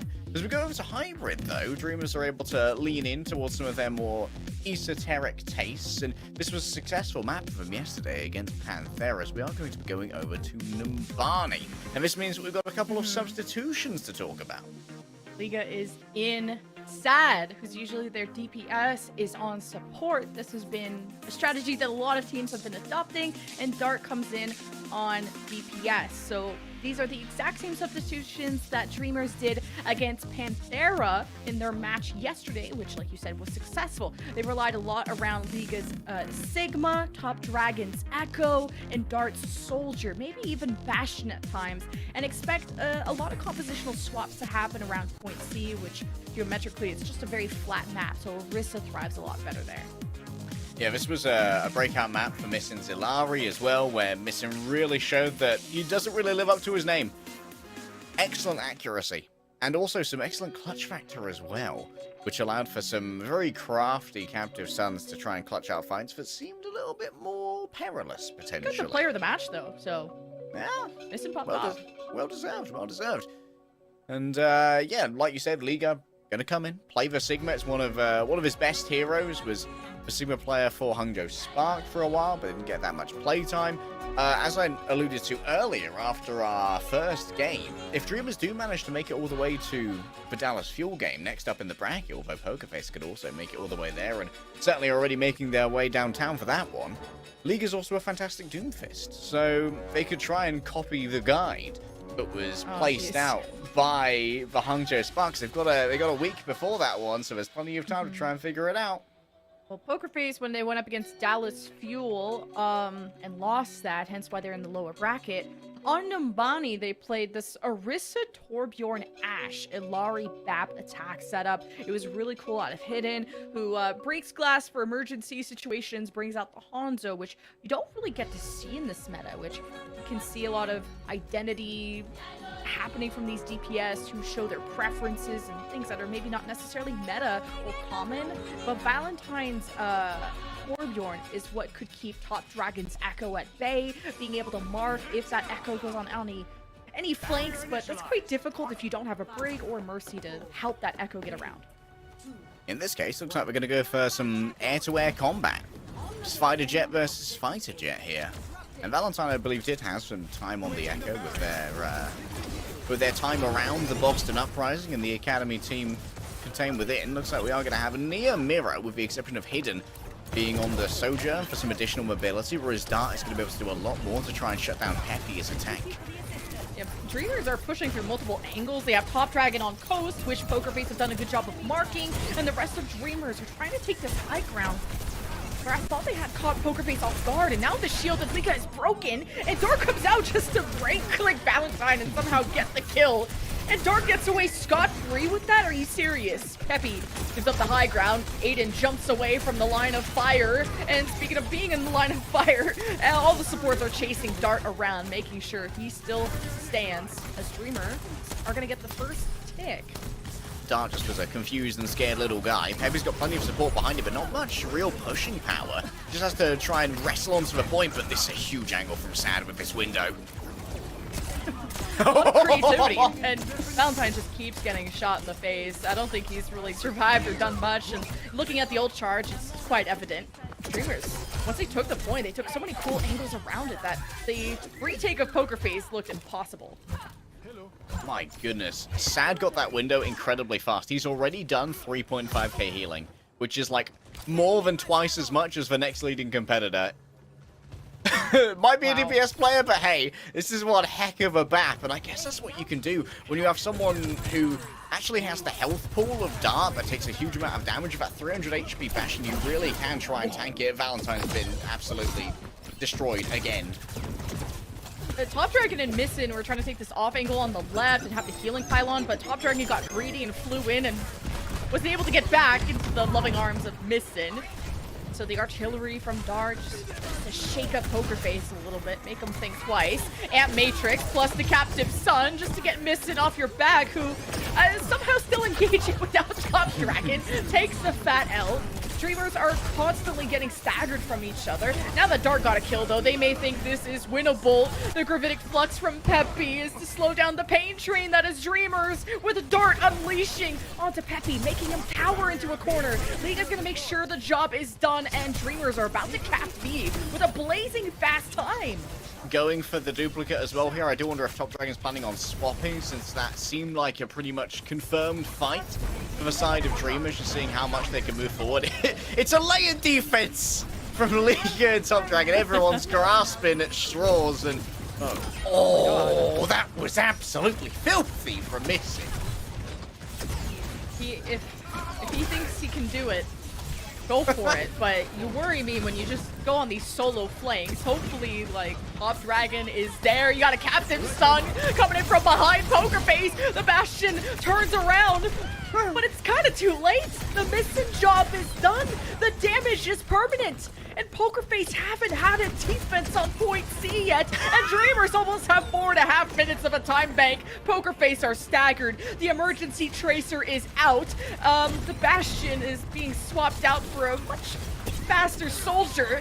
Hidden gets backhanded, and no one touches from Poker Face. 4 minutes and 26 seconds for Dreamers. They gained time. They gained time. And in that final fight, Dart got 2 tactical grenade kills as well. 1 double damage through the amplification matrix, instantly killed Hidden's overclock. This ends... followed by getting one on Xe as well. For all of you checking in on the stats, Sad is currently sitting at 17.3k healing per 10 minutes. Which, for those of you who aren't mathematically literate, is a lot. Wow. Yeah. What's Missin up to? Because he won that fight for Dreamers. Like, now we have a meta where supports can have this giga impact. The Captive Sun behind Poker Face to Hidden's Bastion not being able to turn around in time. Dreamers collapsing on Poker Face on all angles. Like, Missin had me worried there on the point B flanks when he was by himself. But once he headshot that person on Poker Face on C, I was like, oh man. Let him go. Let me tell you what Missin's up to. Missin currently has the most final blows in this team at 6. Next up is Dart with 4. Doesn't sound like a lot, but it's cool. they're pretty spread out, I will admit. Dart has 4, only 17 deaths on Poker Face over the course of that, but Poker Face only got 3 kills themselves, which is not an effective defense. And now Poker Face have decided, you know what? We're going to go back to what worked on Lijiang Tower, because hey, Dreamers they have trouble dealing with it. Let's see if the same can be said here. But now we're seeing an Orisa that has to deal with a high ground defense, which is a lot more difficult to try and contend with than something like a control point. Yeah, Liga can bully this high ground. Poker Face don't care for that. Gonna try and stay as hidden and quiet as they can, but Top Dragon has discovered them and almost fell early as Dreamers counter-rotate away as much as possible from Poker Face, who emerged on the opposite high ground. But does Poker Face maybe want to drop Peppy to start collecting that first tick? Top Dragon's doing his best to contest, and now Peppy is somehow teleported to the other side. Quickly drops as he didn't have the backup of his team. But it's like Poker Face are going for a split tension approach where they had someone capping while Peppy is harassing everyone on Dreamers. Yeah, we are getting some space on point from this. Should be 2 ticks rather soon. This is going to make sure to zone everyone away with that tank form. I think that's an environmental kill there as well from Peppy. Since Sad sailing off the edge. 17k healing unavailable now. Is that another javelin kill there? I thought he fell off the map. Either way, how are Poker Face not capping this? Like, they put themselves just right out in the open trying to cap this point, and Dreamers did their best to, well, now they're duping. They believe this is possible. Top Dragon is killed too, and he has another life once his platform is done. Focusing beam finishes off Peppy, and Top Dragon saves the day. Dude, Dreamers have more Dreamers have like 3 separate excellent Baptiste players on their team. Maybe 4, if you'd count Dada as one as well. That's kind of crazy. And now they're back in this defensive position. However, they didn't have Pokerface invest any ultimates in the previous fight, and without another 2 ticks to give away, they are going to be forced into some nasty positions in this upcoming fight, so it might be useful to try and use this Captive Sun early and shut this down. Yeah, Matrix plus Bastion. How is Liga still here? Must have had the Matrix. The Captive Sun! 4K! 3K. I know math. That immortality had me going. But still, a wipe, causing Pokerface to cower and run. 1 ult for 1 ult, and yes, Pokerface are inexorably coming close to capping this, but they are being made to work for it, and they are learning to fear the sun. SPF 50 or higher for Pokerface. So close together, it's easy for Missing to simply get them to detonate each other. Valentine should be able to control the battlefield very effectively using this photon barrier. It's going to make it very hard for Dart to get value out of his own ultimates, and it's maybe there's a world here where if enough time is given, Saf can assist this tactical visor with an amplification matrix and make it absolutely brutal. Artillery can be used to initiate this fight.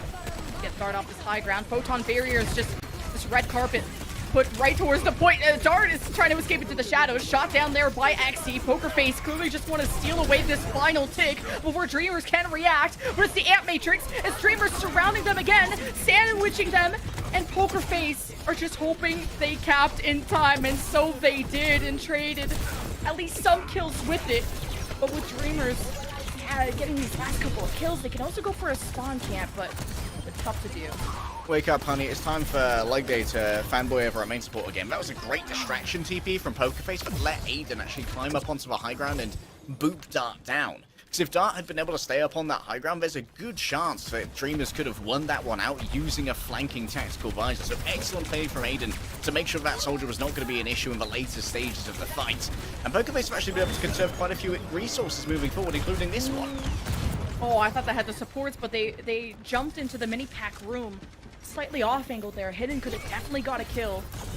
Stack those up. Dreamers trying to hold the high ground as much as they can. The Amp Matrix is well angled, but only Xe could really use it. And Dart is behind them with a visor. Thank goodness for the Aiden Soundbeer, which buys them enough time to use their eyes and ears, but it's barely happening. Hidden gets a 3K off of a bouncing grenade, and no matter how much Dreamers try to cut and carve around Pokerface, it's Hidden that made a huge difference in that fight.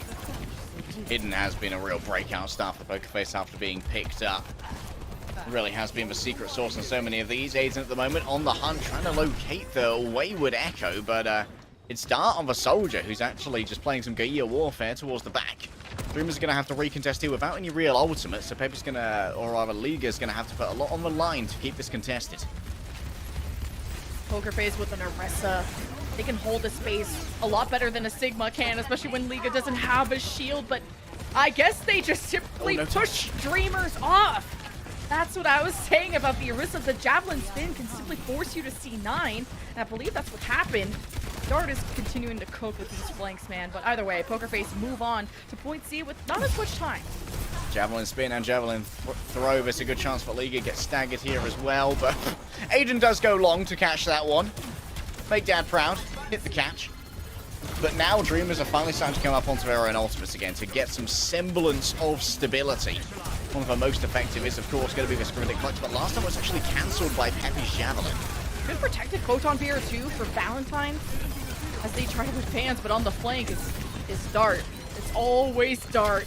He won't leave you alone. He forces you to turn around even if he's not that big of a threat. Pokerface going to the finish line with almost half the time bank that Dreamers have, but needing to force that round 2. Top Dragon just flying towards the cart to contest and wanted to shut down the artillery, but unsuccessful. Aiden maybe gives them that last push with the sound barrier, and the Amp Matrix Bastion kills Liga before the Gravitic Flux can come out.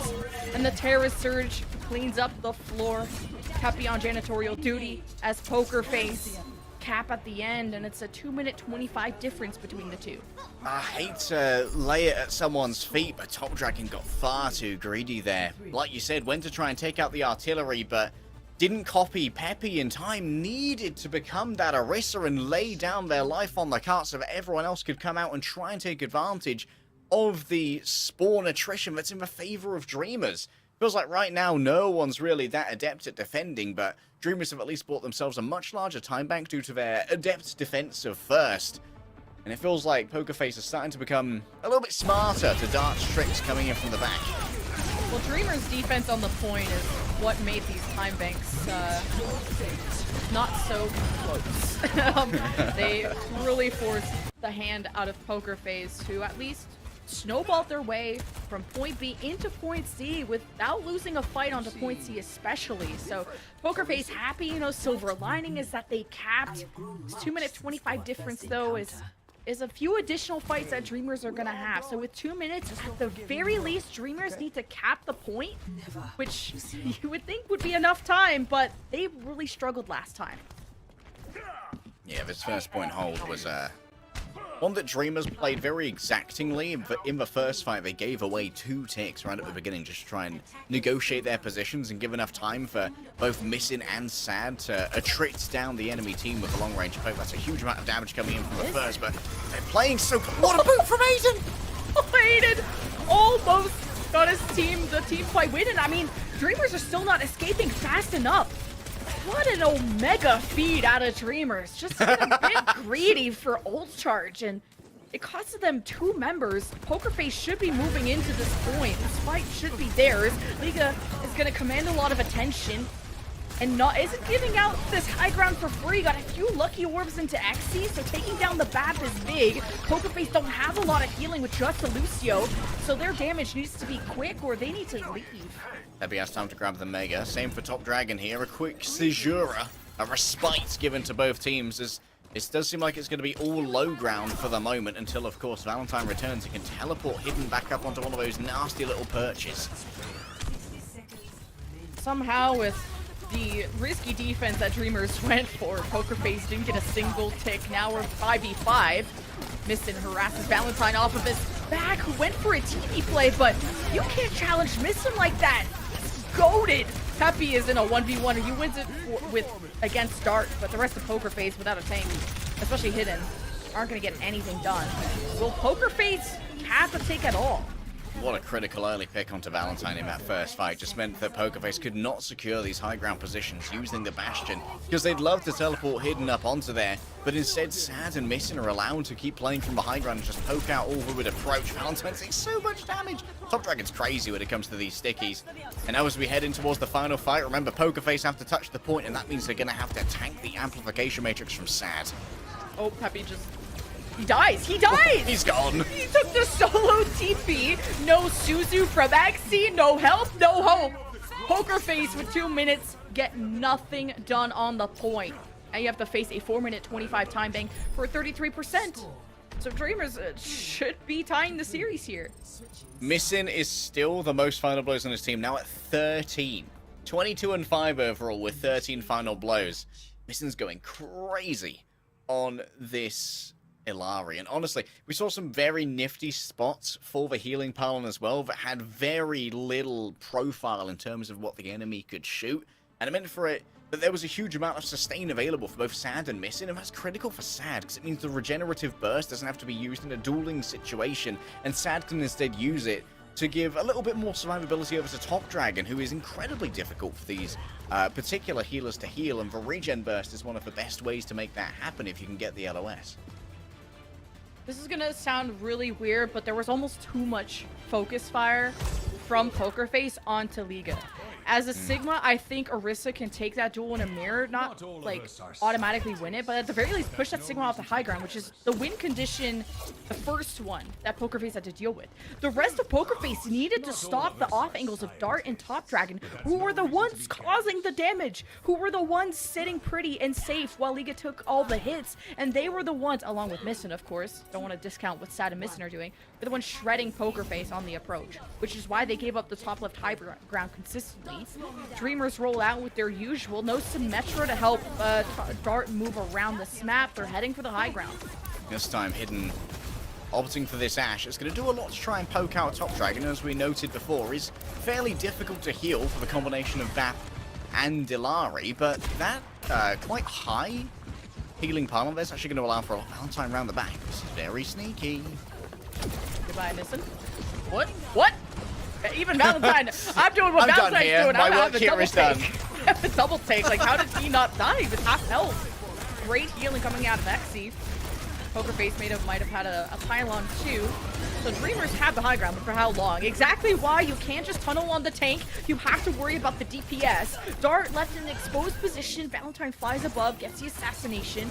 Without that Bastion, how do you keep Valentine in check? It'll be up to top Dragon. Dreamers don't want to give this up quite yet. Ooh, that was a rock that could have flung someone off the map. Poker Face giving up a lot of space just to surround Dreamers and bait them into touching the point, while anchoring there is Peppy. Yeah, Peppy being stuck on the low ground, though, is going to be less than productive for his overall damage output. Still getting fairly close to the Gravitic Flux. Oh, that's going to be a brutal attempt here at the window. Yeah, Matrix from Sad just to He needs support, to and no one from Poker Face is there. Peppy was half health, didn't think he could touch, but you're the only man for the job. Dreamers get 33%, win the map, and tie the series. Hey, it was a big attempt at the amplification matrix. When you've only got a tick to give, someone has to stand in front of that amp matrix and catch double damage from a conflux of Bastion, Bap, and Illari, and that's too much damage for any tank to bear. Dreamers, when they get to pick their map and they get to bring in Liga to excel on the Sigma up against Peppy, seems like they've got their mojo back and they're not stuck into these strange mirrors of meta cheese. Yeah, Peppy had to make a quick decision to actually play under the Ant Matrix, like sort of near that Mega Pack room. Just obviously LOS away, but when you have a Bastion and an Ant Matrix, you have a split second to already be in cover, or you're dead, or be in Peppy's situation and live, but just barely, and lose the point. Our series is tied 1-1 after this break. We'll find out where Poker Face want to go to next.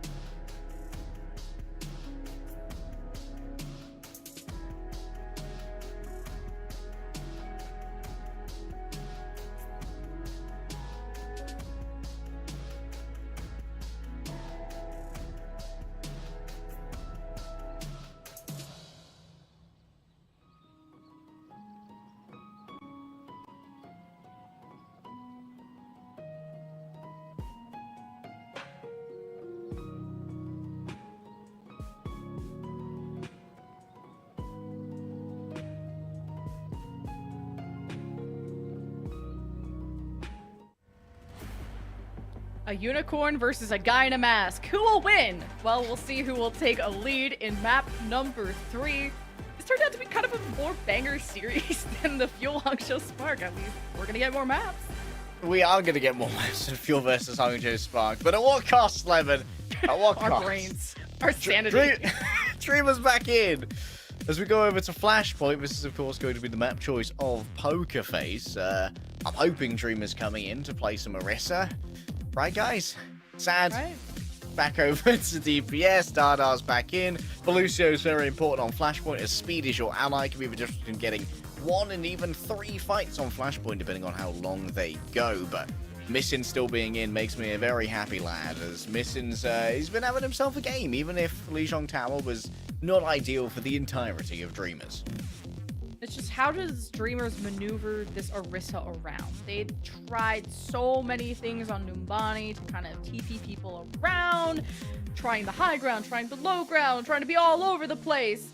And I could tell there's like frustration building behind Pappy, who was like sometimes the only one taking the teleporter, sometimes the one engaging and not having backup, to his DPS funneling into a Sigma of Liga, and then the rest of them killing them, and Hidden not being protected when he's in that glass cannon form. So I wonder if Dreamer coming in is this a different situation for them.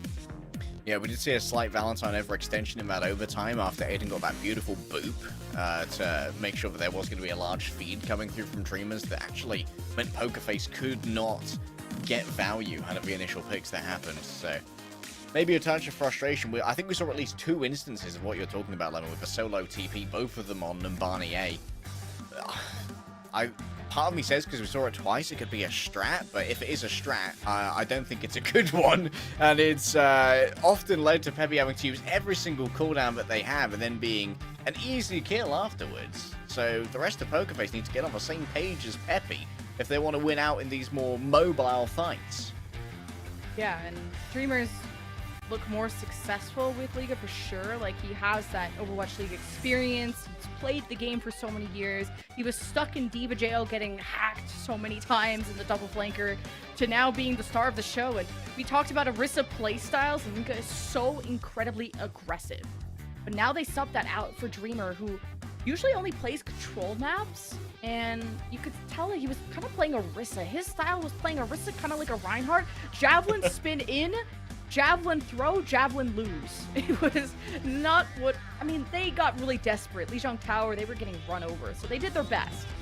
Perhaps it's a holdover from Dreamer's time in Season 3 of Overwatch League with the LA Valiant, where Packing 10 essentially coached 2 main tanks in Gig and Dreamer to both be the most bumper-style feeding Reinhardts possible. And hey, maybe it was just taken to heart. Dreamer is, of course, on the Orisa here, which gladdens me to see. Is this real? Vasad's Junkrat. I have never seen a Junkrat on this map, not even in ranked. This is going to be something a little bit esoteric. Yeah, it is thematic. He's come home, Lemon. The prodigal son has returned. Look, they're even cheering for him. Although I think they cheer for anyone who shows up on Don't this cheer map. for anybody. They don't discriminate. Yeah, this Junkrat's gonna get rolled if he gets anywhere close. So it depends on how mechanical you are with landing those grenades, and you're the Junkrat king, so you would have way more cope than I do to see how this Junkrat is gonna do. Of course, a lot of burst damage. You can land that into Hidden. The Riptire, if everyone from Poker Face is clumped up. For now, Dreamers are the ones that are not looking so healthy. The Immortality does keep them up. Can't say the same for Hidden, who didn't get that TLC. So Dreamers bulldoze the rest of the competition to cap the point. Okay, I'm going to take some time now to be that Junkrat fanboy and talk about where he may be able to get some value. The first is in the aerial launch of a concussive mine, and using that to launch people out of Immortality field, like we saw Hidden go up high and be easily shot down by Top Dragon and Dreamer. And the second is in responding to teleporters by putting out an absolute buttload of damage into those TPs when they're used, meaning that taking them is a huge risk for a support with limited HP. Speaking of support, Texi already has the amplification matrix here. Missin's used his prior, so it's going to be a considerable advantage here for Pokerface, but on Arena you can easily try and kite that out. You don't want to be in the small room against the Junkrat, who's looking for his second apiece with the Riptire with her around the corner. No way. How does Valentine? Okay, well the Orisa is pretty tanky. I'll admit. Dreamers, I think you get even more value from that. And as Poker Face is engaged, these grenades are bouncing everywhere. And Hidden says, "Just take me out. I don't even want to be here." That was a great job there from Missing to keep Sad alive when he was kind of caught in that corner. That could have been very dangerous considering that Pokerface had the Ant Matrix out. Valentine actually ended up getting baited in by that and instantly eviscerated by the tire. And now there's one fight left. I don't even know if Pokerface can cover this distance in time. It's going to be real risky, and it seems like they might not even opt into this. Instead, just look for the next point to come up. And it is indeed going to be the Junkyard. This is a different map from some of the others in that it does feature some very important high grounds to play from, which means that teleport is going to get additional value. Yeah, Junkyard has some walls. It is a lot more open than Surabasa can be, as you got a top dragon blade, but the Soundbeer from Aiden comes just in time. But Hidden is getting all the attention, and I don't think he wants to be in that spotlight. He's been constantly first picked from Pokerface in the last couple of fights we've had, but as, well, he ate all the damage, I guess the rest of Pokerface thrive. And Peppy wins the mirror against Dreamer, and Pokerface will cap first. It's getting an early pick on Sad meant that the damage coming through from Top Dragon's Blade was not enough to break through the Immortality Field, the Sound Barrier, and of course getting pulled midway through a dash by Peppy. That's one of the utilities for Terra Surge is very useful for displacing a character who is very reliant on that melee damage like a Junker Queen or a Genji. And like we said, for Teleporter here, of high value to move between these high grounds and out-rotate an enemy team that's mostly reliant on Lucio. Sad's been first picked again. Peppy's just nuts with these javelins.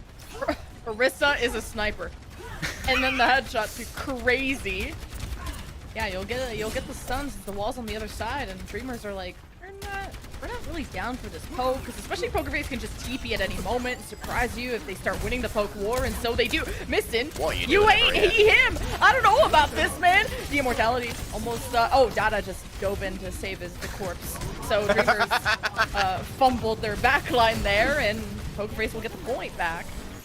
Admittedly, Pokerface may have overinvested for what was a huge catch-out on Missing, with two ultimates invested in the Photon Barrier and the Amplification Matrix. Without Missing, there was incredibly small chance that Dreamers were ever going to win that one, and Dreamers know that there's no chance of even touching the point without inting out, so they're going to give up on this one and hope that the next point is going to be Bomb Flats, but bad luck, lads. Instead, we're going to be heading over to Ducts.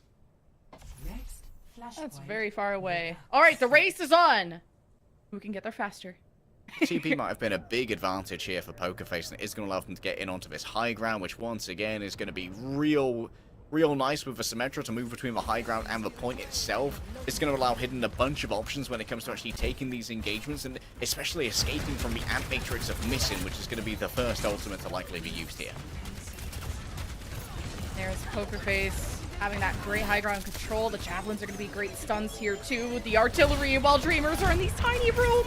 Sad almost jumps straight into one. Manages to live, but Dreamers kind of have to come back together. Coalesce, behind the Ant Matrix, and Pokerface had enough time to find cover. Pokerface even somehow capped, but man, everyone is very split. Aiden's down barrier again as Hidden and friends get engaged into all this Terror Surge. Is gonna hurt. Wasn't handled long enough. Man, this is a fight of all time. Well, Dada actually got pulled out, or rather got pulled into the Terror Surge during the Sound Barrier, which prolonged the cast and I think allowed someone else to die before it even hit the ground. I'm not sure how Xe managed to Houdini the entirety of Dreamers. Like you pointed out, there was a massive split there, and Xe just disappeared into the ether, rolled a nat 20 stealth check, and no idea where he went. Had to be pulled in with a Terror Surge afterwards by Dreamer. Pokerface now in this commanding position on the high ground. How do you reach this if you are Dreamer? Because you don't have a TP to get up there, and that means you have to eat a whole bunch of poke to get in. Sad has the overclock and hoping to deliver a poke, but you got a big old tanky horse in the way. Damn turret. Bothering me too. What's stronger is an Ant Matrix Bastion, not really the vanilla naked overclock. Pokerface really dominated this first point. They go to map point now on New Junk City. Yep, heading over to the refinery. And as you can see, Top Dragon's actually going to going to be split away from Dreamers here, so they may think twice about actually taking a 4 versus 5 fight and allow for Pokerface to get this initial setup, which is going to be very good for the Symmetra. These defensive positions for the Symmetra turrets are going to be, there's extra admin for Dreamers to do as they enter. All right, Sad. Okay, jumps out in time. Good reaction. Good hold on the cooldown. Top Dragon is, well, chewing through armor. Not tasting very good. Tanks do well against Blade. I hate the taste Pokerface of metal. do well against Dreamers too. We'll cap the point first. Yeah, exactly what you were saying, Lemon. It's a mystifying target choice. I know that Hidden was it was in tank form, so it might have been too dangerous. Top Dragon's actually just going to swap away entirely from the Genji. Doesn't want to try and cut through the conflux of armor and fortify again, doing negligible damage. And now it's the Bastion. Dreamers, they are panicking a little bit here. As, of course, Pokerface being on map point, they only have to win about 2 more fights, and it's all theirs. And on top of that, they've got plenty of ultimates to do it. Missing going to try and get some early advantage here. Just dip, dive, and dodge with the teleporter on either side. It's hard to keep up, and Pokerface, even with the sound barrier advantage, they're not looking so good. Happy, I mean, is leading the charge, doing everything he can. They got to deal with Top Dragon, but he doesn't have enough heals with missing in action. And Pokerface, hold on to that 80+%. They're gonna win the map. Oh, not the hostage situation onto Dada. Dreamers are going to have so much trouble touching now. They don't have a speed boost. They're looking for these fast characters. Top Dragon's gone Reaper of all things. Pokerface, I don't feel so good, Mr. Dreamers. Oh, that's not a happy moment for Sam. You guys even heard the Junkrat laugh on the Junkrat map with the Junkrat player that Roleplay was here. server. Wow. Look at that ghost. So Look at that immersive. Lucio. Look at that city. New Junk City. lot This of is green. over. Oh, Oh, the Dada ends up Ajax. Ajaxing. Oh, my soul just left my body. So did poor Dada. So Pokerface, go to match point. Mint it into a soul coin and put it in the piggy bank. Everyone's typing Ajax in chat. Peppy's grinning from ear to ear. And it's a sad time for Dreamers. When they bring in Dreamer, they're now 0-2 on maps with him, unfortunately. They do get to pick on next map as we are going to be heading over to Push, but Pokerface seem to have a distinct advantage when it comes to the meta comp of the Orisa, the Symmetra, and the Bastion, and that's going to be something that needs to be fixed, something that needs to be solved by Dreamers, especially considering that none of the push maps have the kind of sheer and overly tactically demanding high grounds that Numbani had that really do stand in the way of the effective Orisa composition. So you wonder if Pokerface is going to be able to pull that one out again. What is effective is Bastion. I know it's cringe. I know it's cheesy, but you gotta do it because Sojo doesn't do anything, at least not unless you hit a headshot. Pokerface on match point. We'll find out what happens after the break.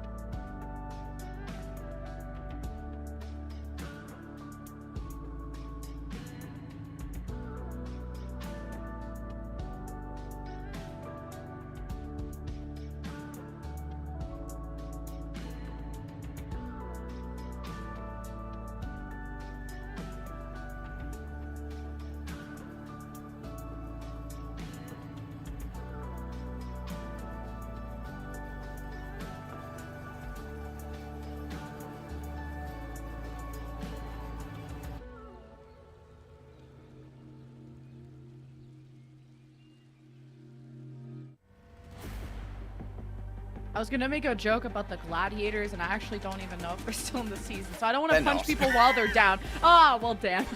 Well, the gladiators that are left will be heading into this next arena of Colosseo for potentially our final push map. But with these substitutions, we could be going the distance. No, death is expected of Gladiators, Lemon, so no spoilers there. Substitutions coming in indeed, but Pokerface are mostly, of course, going to be staying the same because we don't really have that many players on the roster. Only Muse and Simple, the substitutions, and well, they're not going to bring in their main tank player because it's not a good meta for him. It's simply not Yeah, good he to play carried the enough. He carried enough during the Winston meta. He can rest. You can rest now, King. Rest, Your King. work here is done. And Simple on the other side is kind of just getting pushed aside because Xy's performing very admirably on the BAP, and Simple I think is a little bit better at the Ana, at the Zenyatta, and Xy's just got the specialization where it counts to do well on the BAP. On the other side, plenty of substitutions here. Dart back in. We're going full Numbani, Lemon, as Liga has returned and Sad is back over, likely to play the BAP.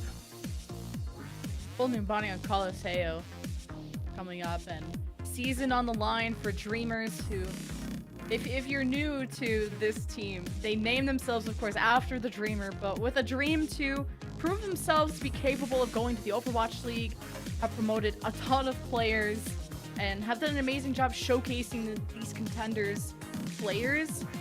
But now it's match point for Pokerface, who they were the ones who had more of a struggle bus of a season, at least for the summer stage. They actually were the last contender seed coming in, 9th out of 10 teams. Rest in peace, Guangzhou Charge. And they actually had a better spring stage, placing top 8, of course, behind Muse. So now that Peppy and Softinks in general are taking more charge, Pokerface have a chance to kind of redeem themselves, getting further in the bracket than Dreamers. Okay, Colosseo to be expected when we see Sad moving over onto support, meaning that missing to play the Illari, because this is a great place to play Illari. She has some fantastic positions for the pylon, which are near impossible to destroy without a huge concerted effort of movement from the enemy team. And critically, this was the composition where Dreamers did get a considerable advantage over Pokerface.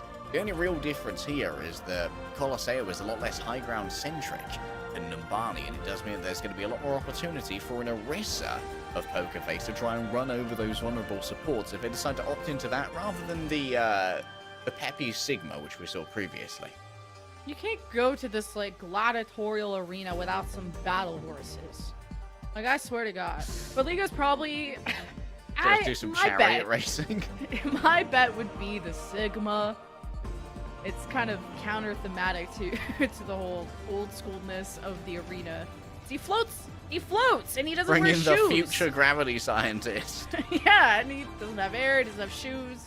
Doesn't fit this map. Are you saying that being bald is antithetical to romance? It's clearly a futuristic genetic problem, okay? That's all I'm saying. For science, it made me lose my hair. You don't know what's in food these days. But, well, it is the Sigma versus Orisa. Thor versus Minotaur. Oh, this is an interesting flank. Oh, we're just trying to get around behind them. Okay, interesting choices here from Dreamers. The long-range poke of both the Soldier and the Torbjorn is going to be considerable, especially against such large hitboxes like Hidden and Peppies. Those rivets will do a lot of damage. And Top Dragon can also try and rebuff incoming teleporters by using his Overload Shotgun on the spawn point. Bring around a horsey, I guess. They're just exchanging spawns, getting around each other. But Hidden has been so powerful for Pokerface, forcing Dreamers to rethink their hit scan choice. And Dart is going to have more time to think about it. He's tried Sojourn, he's tried Soldier, and looks better on Numbani with the Soldier. But sometimes does get caught out, and Hidden clearly just puts out more DPS as a Bastion, and it's working out for Pokerface. Yeah, so some would call it a flank, some would call it self-isolation. Both Dragon and Dart did end up isolating themselves, and the thing is, they don't have a speed boost, Lemon, and like I was talking about before, without the benefit of high ground, where you have to use a teleporter to get up to them, playing these kind of lateral flanks does mean that Aiden and Co can simply run you down, even if you do have something like a Soldier Sprint. The lead is taken back by Pokerface. And obviously wanting to take this fight inside of pillars, because trying to engage on high ground with the slow, chunky boys that they have is just not going to work. They want to bait Pokerface into the neutral area to use that Ant Matrix. Dreamers, do they fall for it? Should have a healthy shield here behind Liga and some initial card push as Pokerface faked them into actually TP on the other side, but Dreamers stomp the ground with them, read them like a book, and Liga dominates the front line with a 3K. Yeah, Exy and Aiden's just simply unable to respond to the damage that Liga had waiting. And remember, those hyperspheres AoE, so too's the accretion. When you're all grouped up on that teleporter, so much damage can be done by the Sigma that it's almost unaccountable to deal with. And Top Dragon can use the Molten Core to deal with that as well, but Pokerface are coming up towards a critical mass of ults to try and retake. Here's a two-man flank. Oh, Dart, what is he up to again? Pokerface, it's not the first rodeo of dealing with Dart. He doesn't seem to be a threat, but this Captive Sun might be the sound barrier of Aiden. There's only so much of a cushion for Pokerface. He has a ton more ults, but they're hesitating. And it's not working out. Pokerface, he's most supportive, just gave up the high ground, didn't know what to do against the flank, and Dreamers collapse from on multiple angles, and it works out. Yeah, Sad being the first pick there just meant that Liga needed Missin to come in and play support for him, which just meant that you had to give up a long flank and made you an easy door to try and take. Still, Pokerface now have lost the lead and they have to try and battle their way into a high ground defense, which is much more preferable for Dreamers than having to play within this long area. Photon Bear to protect this and also isolate Liga just for a second. Disengages back in artillery. And I got this little gnome dancing. Pokerface just scaring them. And, you know, it's free real estate when you get Dreamers to panic and disengage the lead back in Pokerface's favor. As again, disengaging back to pillars is good. You want to draw Dreamers right into your hands and not expose yourself to poke. Dart is on the flank, I believe, with a tactical visor.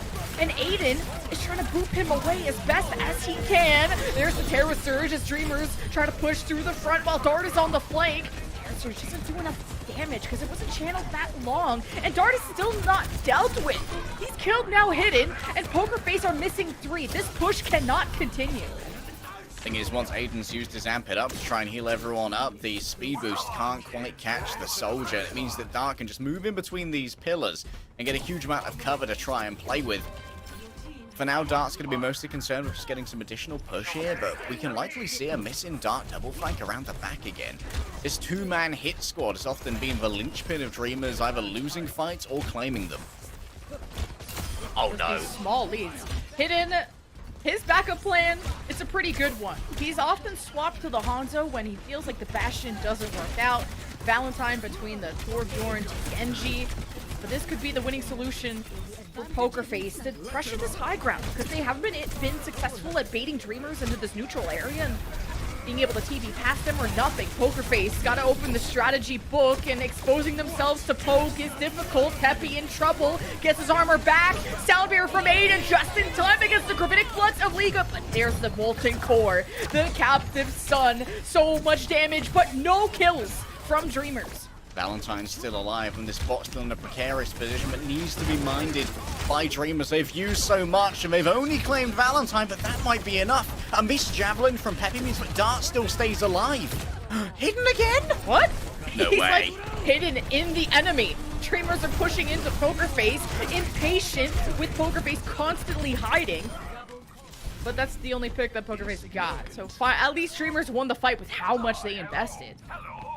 Yeah, that was a very expensive combo to use the combination of the Molten Core and the Slam into it. And then the Captive Sun to try and finish things off. Unfortunately, Pepper just has too much health to work with. I wonder if Iolari will be joining Dart over on this flank, which is going to be singular. Remember, he does have a tactical visor, which will almost guarantee a duel in some 1v1s. Valentine's overextended. Dreamers looking to push this bot even further. The visor and everyone from Pokerface heading for the hills, hoping to not get staggered. Should be fine. Dreamers, oh, they're greedy. Look at Liga go. But yeah, Peppy is gonna be a problem once his reinforcements do come back. Meanwhile, Dreamers are heading for forward spawn, which is gonna be huge for them, and they can just go and push this top bridge. Pokerface have to put a stop to this. Yeah, Liga's greedy position there actually gave so much room over to make sure that the Pokerface slower composition couldn't stop that checkpoint from coming on in. Valentine over the top, wants Sad. A little bit of a choke there, can't quite find him. There we go. That is dead, so Will the push continue for Dreamers? Because your only healer is in Captive Sun mode. Did put a lot of pressure onto Pokerface. With one healer remaining for both sides, you see Dreamers corralling behind. I think the healing pylon is close enough, so this can help Dreamers keep going. Yeah, the healing pylon going to be so difficult to destroy without the mobility that Valentine brings to the table. Only just returning to this. Now Valentine will be coming in, I believe, maybe from a mega pack behind. As the target in their sights is support. That healing pylon's going to be taking care of it. And he did get the dash reset off, but missing. That was an important kill that Valentine needed to get. As Liga continues to push through the front line, a fantastic gravitic flux, and the finish from the rest of the team. The Molten Core from Top Dragon, beautifully placed to lock Pokerface into that fight. Aw, no hammer kill, L. The immo field was there as well.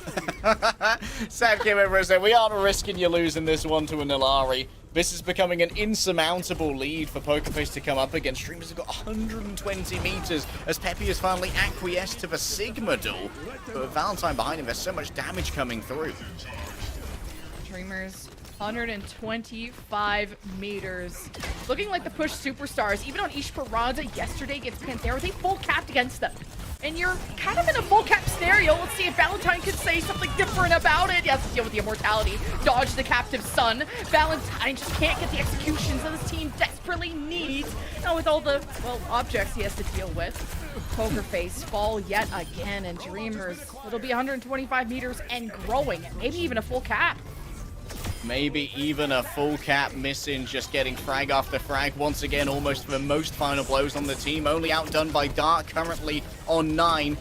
Can they even touch the point? Valentine's too slow. Game 5, 100% win rate for Liga when he is substituted in. Dreamers clearly being paid hourly with this. We'll go. This will be my first time casting Game 5 too, with the new map. True, Escort. As our last map, and that's a bunch of maps, Lemon, where once again high ground is going to be a real threat that has to be dealt with tactically, and that means that we could see Dreamers continue this Illari map composition, which at the moment seems near unanswerable for Pokerface. They're having a lot of trouble dealing with the amount of damage that Missing is just pushing out. It all gets settled on a payload map, and will Liga stay in? Will his 100% map win rate continue? What a push. Back-to-back full caps against Panthera and now Pokerface. When the snowball begins, it just turns into an avalanche, but will the storm settle? We'll find out on our final map, and whose season will end early after the break.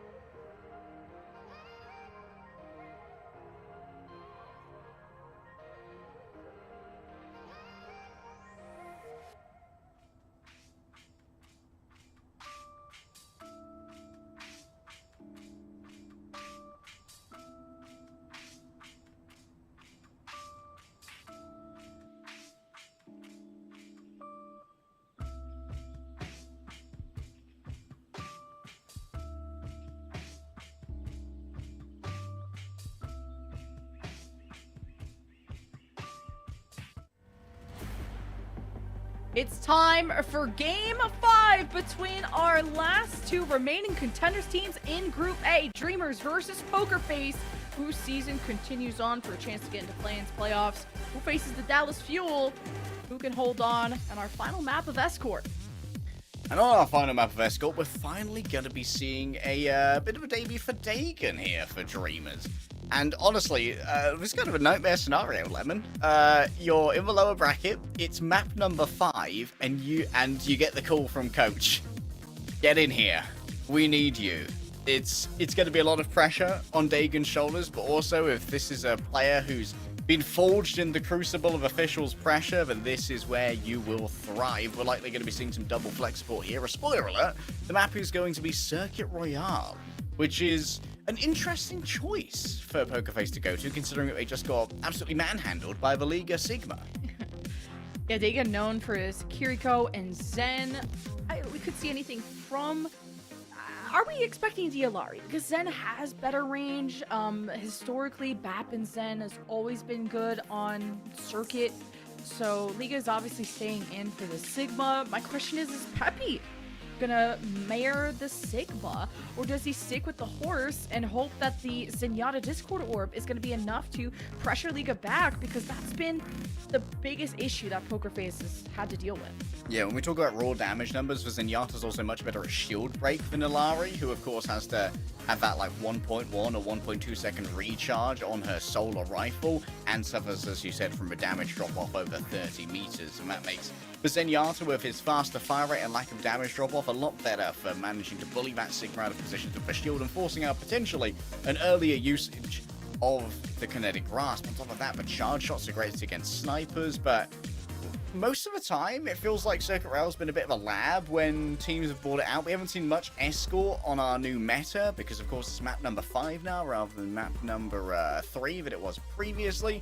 So this could be anybody's game, but given how well Liga was playing on the Sigma previously, I'm kind of leaning towards Dreamers. Hey, but when it comes to the series, the trend is if you pick the map, you win. So True.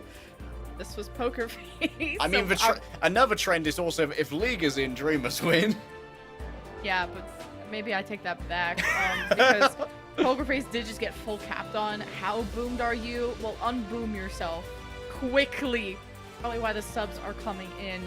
Circuit Royale, are we gonna see snipers? I'm excited. Probably just gonna be more Bastion though, but one can hope. Sniper. Sniper. Maybe, like, Circuit Royale has always been the home of double snipers. Hanzo and Widowmaker in tandem, both of these teams have the chops to do it. Top Dragon's a good enough Hanzo. We saw Hidden pick up the Hanzo previously, but I think that in this particular double sniper arrangement, we would see Valentine actually play the Hanzo and Hidden likely play the Widowmaker, because of course Valentine in this previous duo was not the Widowmaker either. That went over to Victoria back when those two were a dynamic duo. Valentine, oh, okay, opting into the Genji here potentially, which will allow for a lot of brawling damage against the enemy Sigma, and it would appear that with Pokerface going in for the Zen, this is a this is a comp that's mostly about trying to bully out the enemy Sigma, and not focus so much on the long-range poke against enemy supports. Well, Sad, it's all up to you on this Widow. I got way too excited to see that Widow. This is a cool change-up. And Sad is playing pretty close and behind that shield. Kind of falling back now to the top bridge where he should belong. Now Liga has to be careful in his positioning. And does he want to fall back to help with Valentine? Valentine has been swiftly dealt with when it comes to remembering how Colosseo went. So gotta make sure that he gets these dash resets when he does engage into a target. And make sure he finishes off the target, because you never know with the healing. Pokerface getting a lot of free push though. Yeah, for now, Sad and Top Dragon, they're just having Liga seed away space while looking for those early picks. On top of these snipers is Valentine, and that means Mission's taken down as the attention's gone elsewhere. Oh, hit him with the body shot. But hey, Zen's got your back. He's the third sniper on the field. I guess second, because Genji isn't one. Pokerface swiftly getting to point A. They have not been stopped. And look how much Liga is suffering when there's a Discord Orb on him at all times. It's quite an adjustment as a tank to position around Discord versus not Discord and taking so much more damage in the process. All right, Top Dragon swapping over as well onto the Genji. While Top Dragon is potentially maybe a favored Genji in this fight, being legendary in his own right in Contentor's career, you've got to think about the difference in support setups here as well. Simple can support Valentine a lot more easily using that Harmony Orb at long range, whereas Missin's got very few options to keep a Genji alive at range, as you're very much limited to mid-range by the solo rifle healing. Hidden in the safest position he can be and won't have great LOS on Dreamers, who are going to play at the back of their point possible. Yeah, Matrix. Ooh, good dodge there from Peppy on the accretion. Does get Dreamers low. League at half health. Valentine goes to finish the job. Cuts down the main tank. And the backline of Dreamers in trouble. Valentine with love sends Poker Face towards the end of point B. I mean, as you theorized before this map, Lemon, the Zenyatta's simply better on these long ranges. A lack of damage drop-offs meant that Missin is yet to even generate an ult. That Capture Stun usually one of the first to come up. The hostage situation with Top Dragon's going to come to a head. Ashley ends up killing himself by deflecting a Hypersphere into a shield. What a sad end. At least there's a recontest from Dreamers with how close their spawns were. Oh, Liga dodging. As a Gravitic Flux to Sad getting pressured by Valentine, who's been able to roam so much more free compared to Coliseo. Missin has to be careful of the deflect too, and he's 50 HP. Missin is dead, and Poker Face, it only took a few more seconds. And an investment of a Transcendence. But hey, point B is in their hands. I hate to keep harping on with Zenyatta, but this is another thing that he brings to the table, the Transcendence against the Dragon Blade. We saw just what an unassisted Dragon Blade from Valentine could do against these more brittle sniper-centric compositions. You can not only carve through Liga fairly easily, as he's got very little defense against that overwhelming melee damage, but also Sad can't really survive against those either. Look how Valentine is like below the window. If like Poker Face were calling the front engage, like Valentine could have snuck up behind these supports, but now that Peppy's kind of losing that frontline duel, he takes a second. Valentine checks what's up. Dreamers very healthy, so Valentine doesn't want that smoke. Depends at least how the primary fire goes. Hidden now on the Widow, gets in for a sight, knows exactly where Dreamers are hiding, especially Sad, which winning that duel is important, and apparently getting a headshot onto Missin. You should not be peeking anything during in for sight. Peppy got a reflect kill there somehow, just a little kill feed bug. And Sad's kind of stuck out here, which is not going to be great as the cart is moving and it's almost completed here. Peppy's just sitting on top of it, he's happy as Larry. Hidden's killed too, very winnable, 5 versus 3. Liga's stunned up, Gravitic Flux plus the Dragon Blade. It's Dreamers dead in the water. How do you unboom yourself from Coliseo? Well, this defense was not it. Absolutely. Masterful work from Poker Face, but it feels like they've gone back to an old reliable. Whereas Dreamers may have kind of... Oh, they're an offense team. Dreamers are an offense team, that's what I meant. True. They're all about attacking. No one said that Dreamers could defend anything. True. Push, there is no defense. Only push. The analysts expect too much. They only know how to attack. Push too, except you take turns. The best defense is a good offense. We'll simply attack and have a larger time bank. That's how we win this. I think the Dreamers have overcooked it. Yeah. They've overcooked it, honestly. The Illari is ill-suited to this particular matchup, I think, as it's very linear. There isn't really much room for the Illaris to find these flanks that were so useful on both Coliseo and Numbani, where we often saw Missin play an off-angle alongside darts. And like I said here, it's long lines. It's sniper lines. And in those sniper lines for Zenyatta, with his lack of mobility, but supremacy in damage, is simply a better pick. Speaking of picks, I mean, Hidden got 2 of them in the last push for C2, which Dreamers would have the edge in when they have better respawns. But when you're dead, you can't, well, you won't respawn in the fight when you can't contest. So, can you beat the blazing fast speed of a 4-minute time bank? Your season depends on it. Ooh, a little jump shot from Hidden. Got some contact, but Dreamers, how do they just get this cart freely pushing? Because, man, Poker Face were barely stopped, if at all, on point A. Some cool efficient stats right now. Hidden actually has the least damage on his team at 1.6k, but the most final blows at 7. And being very efficient with all of those Widow headshots and taking the peaks at exactly the right time when it's needed. Top Dragon controlling the high ground is potentially going to be an issue that has to be dealt with here by Valentine, who's now not going to be playing the Genji, but instead matching. Top Dragon. It's kind of cheeky with trying to go for statue control there when you haven't necessarily won the corner battle frontline battle. So Sojourn, it's tempting to want to jump in, be involved, be part of the success, but you're also part of the problem if you're feeding. Yeah, we also see Missing actually throwing the healing pylon alongside Top Dragon as well, trying to create that unfair duel. But when it comes to unfair duels, Vizen's the king of it. Just gives over the Harmony Orb onto their own Sojourn and puts the Discord Orb onto Top Dragon. It's an unwinnable fight, really. Oh, somehow got corralled inside of the fashion show room there, and somehow was able to beat Valentine, who jumped in to finish the kill. But does get traded out. This won't be an easy push for Dreamers. And Poker Face have now won multiple fights and a build-up ultimate, so this is already going to shade down Dreamers' timing. Here I go talking about the comp again. Missing does have Here a he captive goes. son, but one of the things that the lack of Zen also means that Top Dragon can't really play the Genji as he'd like to, and honestly, Top Dragon's not very well known for his Sojourn, already at 7 deaths. This isn't the kind of hero where Top Dragon really excels. And honestly, Simple could actually mitigate so many of these incoming ultimates using the Transcendence to survive through them. Captive Sun in particular might not have the burst damage needed to break through the Trance. Gravitic Flux, Accretion doesn't hit, we go in trouble as the Matrix in the corner to disengage to. Poker Face mostly slowing them down. His Gravitic Fluxes may not even happen if he keeps taking hits like this, and either way there's a Transcendence cooking for Simple. It's only focused there on Peppy, so Simple doesn't need to pop it. Now they can save that Transcendence to just out-tempo Dreamers if they really need to. But there's not really too much headway from Dreamers. Yeah, and now we've been forced back around this corner as well. That's going to give a lot more room for Simple and Nexi to play safely if needed. Hidden takes away Top Dragon. That's so much of the frontline damage of Dreamers missing. Captive Sun comes out next. Widow versus Widow, and during all of this action, I would not be able to aim either. Ooh, but Sad wins that duel.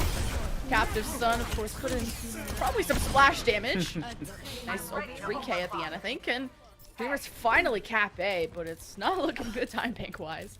3 kills and not a single headshot. The body shot banditry is strong and sad today, but hey, if they're under 120 HP, why not just hit the body shot and send them to Hades? Advanced positioning here from Dreamers. They want to try and force Poker Face to really expend resources to push them out. They're hoping that maybe an early Amp Matrix comes through, and that's essentially striking payday. But Top Dragon is stuck in here, which isn't ideal. A weird push from Dreamers. Like some of their players are at the end of B here, like Top Dragon. Liga was pushing forward. You have Dreamers still pushing cart. Like they might have bit off more than they can chew. They should push this cart kind of higher up the road before committing to this fight, but they just wanted to take as much space as possible. Next team friends Amp Matrix pushed, got a lot of kills, but it's sad that makes this fight winnable with pure mechanics. Bad news for Dreamers, though. They have now passed the mark by which they'd be able to get a larger time bank. Physically impossible now. It does seem like contesting is going to be pretty difficult, but Valentine swapping over to the Tracer should be able to guarantee it. There's the touch. Now Peppy's going to be able to come in with a flux. Valentine harassing there. Dreamers, their attention all messed up. Gravitic Flux from Peppy gets them low enough. Dreamers are barely contesting this.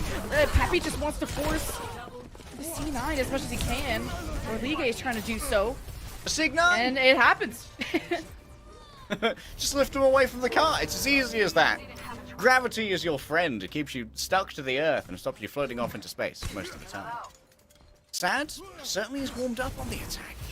Not really heeding the advantage that a defensive Widow often has, but controlling this high ground here is going to be a real issue. Against the simple poke from the Zen, you can see that he can stay at this incredibly safe distance and just pelt damage into that Sigma shield. Not a lot of time and officially at a disadvantage. Mostly deciding who's attacking first, but Dreamers need to make this quick and make it a momentum push. But Taker just didn't know who was behind him. Valentine gets a 1-to-1 trade. The Captive Sun from Missin claims 2 before he's taken out, and Dreamers just don't have any healers. They needed this to be non-stop, and with no support, Liga just can't really commit. Missin swapped over to the Zen. Might be too little too late, but in practice, it should be a little bit better. This would also mean that Top Dragon, after his overclock, can swap over to the Genji and match Valentine, who's ready to try and exert a huge amount of pressure. Still 2 minutes left. This is anybody's game. And Valentine's noted on his approach. Should be catching a Venom Mine here, which means a lot of damage. Catching this L2, hidden Peppy, gone, Dreamers on a roll, 2 minutes left. And they wipe the floor clean of the Poker Face members to get to the end. Valentine, get out of here. There it And is. Dreamers, cap, 2 minutes. Minute 50 is the difference between the two. Okay, like you said, their best defense is indeed their offense. Dreamers are not concerned with such things as stopping the payload. No, we're simply warming up. But Only like pushing. I hate pull day. I only like to push. And I wonder if we are going to see Missing just completely acquiesce over to the demands of this map and go back over to the Zen that was only seen for but a moment. Here's a quick look at Sand's body shot banditry. But hey, I like the flash shot. very classy. Right in the chest. Onto the chest, bit of cardiac arrest. No dramas unless you happen to be the one Ooh, arrested. bars. Le Calypso. Oh wait, you speak French. Can you do that more justice? I don't think Calypso's a real word. Le. Calypso is a real word. It is? If nothing else, it's a genre of music. Oh. I think it was a real French I word, believe but- it's nativized to Caribbean islands. Well, 2 languages that I know, and I don't know all the words. Unlucky. Okay. My human dictionary. It's either me or Google. Missing once again coming out on the Alari. I hoped against hope that would be giving into the pressure and trying to play the classic Zen BAP that has been a hallmark of this map since we saw it for the first time in competitive Overwatch last year. Valentine's actually going to be moving over to the Hunter now, a true double sniper for Poker Face, which is going to make these long-range battles incredibly dangerous, but will also mean that there's a little bit less pressure onto Liga's shield. Dreamers suffered the most on their point A push. It was this frontline duel that was so back and forth, and I think it was really up to Liga just getting used to the Zen dance, as we've pointed out numerous times. And now that he's more comfortable in this duel, you can see that he's taken more charge. Top Dragon, as soon as he has confidence into Liga, he jumps to the statue rack, criticized before, but they have way better position, way more control of the fight, and Top Dragon opens things up beautifully for Dreamers. Oh, simple. In close range. Can Top Dragon actually take out 2 of them?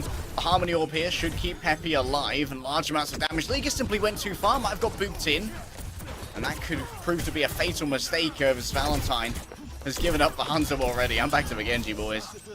It looks so good. Why did it die so fast? No, don't die. You're so good at pushing. Will that Oh. be capped though? 35 seconds left. Last push. And Matrix driver side as well. This could make it incredibly difficult for Dreamers to stay on the cart. There's no such onus that Poker Face are going to be facing. They can disengage at their leisure, whereas overtime is truly going to be a difficult prospect for Dreamers to try and deal with. Early pick onto Valentine could not come at a better time. Yeah, Valentine wanted to make sure he denied that statue control from Top Dragon. You saw what he could do with it before, but 4v4, Gravitic, Flux to end it all, but Liga's almost pushing it in below Peppy. God, Dreamer's really low, and Simple won't be able to pop the Transcendence to maybe salvage this point. Captive Sun, not gonna work out. Dreamers throwing everything they can. Overtime Wick is gonna burn away. Top Dragon jumps into the line of fire, and with the remnants of Dreamers, they've capped A. They've capped A by the skin of their teeth, but Hidden continues to exact a macabre toll. Guys, let's just make sure that we're continuously on this payload, yeah? I do not want this series to enter into C9. It's too much of a banger. Liga, ready to go. With that Gravitic Flux, of course, it can be countered fairly easily by Simple with the Transcendence. What you want to make sure of here, if you're Poker Face, is that you don't use both the Ant Matrix and the Transcendence to deal with one ultimate. Gravitic Flux at the ready. Transcendence is the trigger pulled. It is Simple. Keeps his team up. Hidden, or actually both infrasights unlocked. So now a critical headshot could open up this fight, and it does so for Top Dragon, who finds Simple 5v4 overtime. continues for Dreamers, who have now cornered Poker Face on the left side. But Peppy is separated away from his reinforcements on the right. It's up to him and Exy to cross back over, and Liga just is being a thorn in their side, not letting this happen. Poker Face also have to contest, and I believe Peppy is there. Valentine taking back this fight for the defenders, and Dreamers are cut down short of point B. An unassisted blade, but plenty of targets presented themselves. They had to rotate in to touch the car, and that meant that they were just feeding themselves over to a Valentine blade. Considering how precarious that previous fight was, though, where Hidden did get an early pick.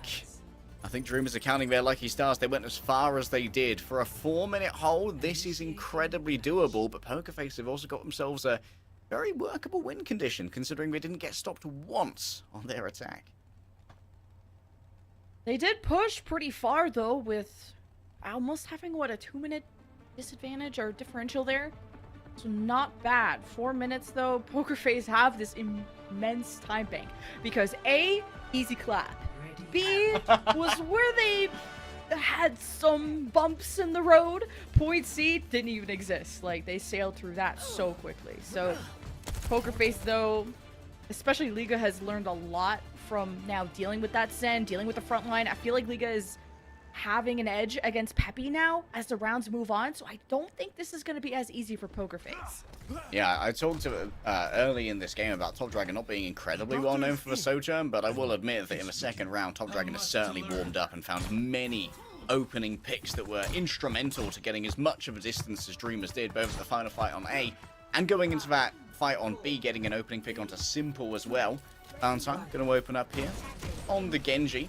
And worth noting as well, give Peppy a little bit of love, is actually out-damaging Liga considerably here. Of course, that is assisted by the Discord Orb at 17.3k damage at the moment. He is, he's bashing people about.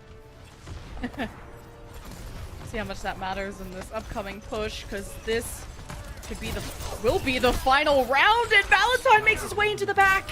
Kills Top Dragon. Just didn't have a chance to jump back, and in a small room, probably wasn't able to do so. Dreamers respect the Genji. Valentine, the shield didn't come out in time to save him. Good effort, though, by Peppy. It's 4v4. Momentarily respecting the Genji, but their respect did run out eventually. And missing. Playing this entire time now. Onto this Zenyatta. Acquiescing that it is a lot better for the defense, being able to force Peppy into these nasty positions and make sure that he can't overstay his welcome using that Discord Orb. Yeah, Dreamers just need to support Liga, who is currently losing the frontline duel, and Valentine realizes this! Takes multiple shots there from the hit scan of Dreamers. Valentine punished. Dreamers more aware of the approach, but it's the 4v4. Simple is now taking statue on this off angle to try and creep past Liga's shield. Poker Face still contesting and hoping to get past, but with this Amp Matrix in their face, like, Poker Face have to worry, but Hidden's killed too! It's the Widow duel that seems to matter the most. What a call from Hidden. Calls for the Amp Matrix, does a double damage tap onto Liga. 600 damage from a headshot instantly, and Liga just evaporates.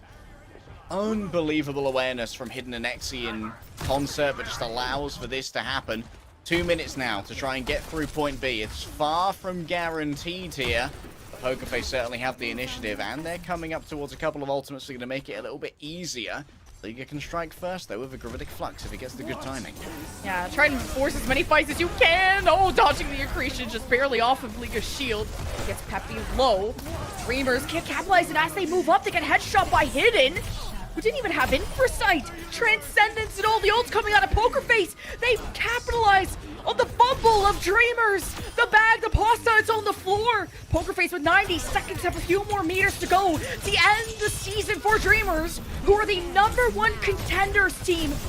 Coming into this knockouts to Poker Face being on the bottom, but rising up from the ashes. It will be a recontest, an opening for Top Dragons, as Peppy was forcing them back, and Hidden, his appearance is known now, and Dreamers fighting with everything they can, but Hidden just doesn't miss, and Exy's pushing on through. He goes, finally, he is noticed. And it's still Hidden with the 3K. Top Dragon is the only one recontesting, and Poker Face have done it. The Game 5 victory to move on in the bracket. Poker Face. They say that dreams do die, even if you put a mask on to try and hide it. The weeping will be much, but the elation of Poker Face certainly is something to behold. A little grin from Valentine the second he saw that Transcendence come out from Mist, and he was like, don't worry, lads. Your boys got this one. Perfect timing on the Dragon Blade, even if it was picked early. And what a display from Hidden. Being able to flex on that Widowmaker, that is the dream of the pure hit-scan player, and Hidden was able to live the dream for a singular map, and certainly made it a nightmare for dreamers. What a run. Once again, Poker Face were down bad when it came to the qualifiers, and then rose up to turn their whole season around, especially against Dreamers, which is the hyped up team, and even how many times the Vultures of Owl came to claim their players. Dreamers still built this superstar roster with Top Dragon and Sad, and these swaps from DPS to supports. What a series. And after the Dreamers' full cap push on Colosseo, you thought that they were just an all-offense team, and they proved that on circuit until Poker Face just had more time. More time to work with. More headshots from Hidden. It was a beautiful dream. It was a beautiful story from Dreamers Lemon, but the thing about a good story is that it does have an end, and unfortunately Dreamers' story does end here. Poker Face, though, you know that they deserve a player of the match, and who deserves it more than Peppy? When it came down to the maps they won, Peppy was able to not only gather a little bit of a gap on the Sigma, but on the Orisa all the time as well, both on New Junk City and on Lijiang Tower. Peppy was instrumental to the overall dominance of Dreamers. Or rather, of Poker Face. Yeah. Especially when Muse was such a part of their success previously, you wonder how a player that doesn't have the experience that Muse has steps in to be the solo tank, to be the Orisa god, because your whole team falls apart if there's a tank down. And Peppy stepped up. He brought so much expertise and a masterclass of Orisa today. Knew when to Terra Surge, when to pull everybody in, knew how much time to travel, even combined the boot there of Aiden to secure some important kills, to zoning out with Terra Surge when the cart was pushing to the end, to being basically a sniper on Orisa. Right there. Hey, that long-range sniping, that's what separates the good Orisas from the great Orisas, huh? And Peppy's so good at just running down these supports. Special shout out as well to Dagon. As we discussed before, like, the amount of pressure it must be to come into potentially your team's final map of the year after having not played at all in the knockouts. And they say, okay, we've got to win this or we're done. Being able to go alongside Peppy in that very important BAP and, alright. Being able to go up against Peppy there, it was a lot to ask for. And honestly, Peppy was able to do so much damage in conjunction with Discord, or maybe going up against what some would say is a better Sigma in Liga, but today when it came to the Sigma play, Peppy was outplaying on the accretion so hard, was doing so well, actually dodged an accretion using a gravitic flux, which is a perfect maneuver. We got ourselves an interview ready, Lemon, so let's have a listen in to what Unknown has to say. 안녕하세요, 페피 선수 반갑습니다. Hello, Peppy. Hello. 네, 지금 현장에서 뷰잉 파티가 이루어지고 있는데요. 수많은 포커페이스를 응원해주시는 팬분들 앞에서 승리도 하시고 POTM까지 가져오셨습니다. 소감 먼저 들어볼게요. So you achieved victory in front of the fans who actually have a viewing party on at the venue. How do you feel? 저희가 생각했던 것보다 좀 힘든 부분이 좀 많았어가지고 좀 약간 마지막에 좀 손발이 오글오글 떨리더라고요. 이렇게. So I thought it would be a pretty easy win, but it definitely took a lot more effort than I thought it would be. And at the last map, very last map, my hands were really shaking. So that's how good I feel at the end. 물론이고 시그마로 정말 좋은 모습 보여주면서 상대 주력 탱커 영웅들을 카운터치는 모습 많이 보여주셨습니다. 오늘 어떤 점을 위주로 준비를 해 오셨을까요? So we saw you counter the tank picks of the opposition with a lot of Orisa and Sigma. How did you prepare specifically for this match? 같이 하면서 상대가 무슨 조합 쓰는지 해서 그 조합에 대해 제가 어떻게 할지 좀 연구를 많이 했거든요. 네. 그게 잘 됐던 판이 So 되고 usually 제가 못 we, 됐던 판은 진 as a group, we 아, kind of had a lot. We had a lot of 말씀까지 discussions 해주셨습니다. on what comps 그렇지만 does 이 the 듀오 opposition 정크 uses, 시티 and 한번 then what we can do to 말씀을 counter 해보자면요. 방금 those kind of 말씀해주신 compositions, both in a 아쉬웠던 composition 그런 and an 점이 individual 아닐까라는 way. And I 생각이 think it really worked 드는데 out really well. 포커페이스가 선택한 전장인데 이제 상대팀이 정크렛과 겐지를 들고 왔습니다. 혹시 약간 색다른 So 점 I want to talk 놀라진 about New 않으셨나요? Junk City for a second. 몰랐어요. 저 Dreamers. 갑자기 폭탄이 날아오길래 Dreamers kind of picked 싶었는데 New Junk City, and they 정크렛이 brought up Junkrat and Genji. What was your first impressions, the first thoughts after 약간 seeing those 스크립트는 two? 보여주지 않는 그런 전략이었나 봐요. 네네 처음 Well, I 봤어요. mean, I didn't they even haven't press tab when I concreted first started the on map, it. and then as all of a sudden bombs were 하지만 이제 like flying at 점점 me, so I was 포커페이스 kind of 쪽으로 like 운이 surprised there. 기울어진다라는 느낌을 It wasn't a 받으니 composition that we 플래시 were 포인트가 necessarily 자꾸 prepared against, 포커페이스의 but I 유리한 think we 쪽으로 played it really 선정이 well. 되더라고요. 그건 어떻게 생각하셨어요?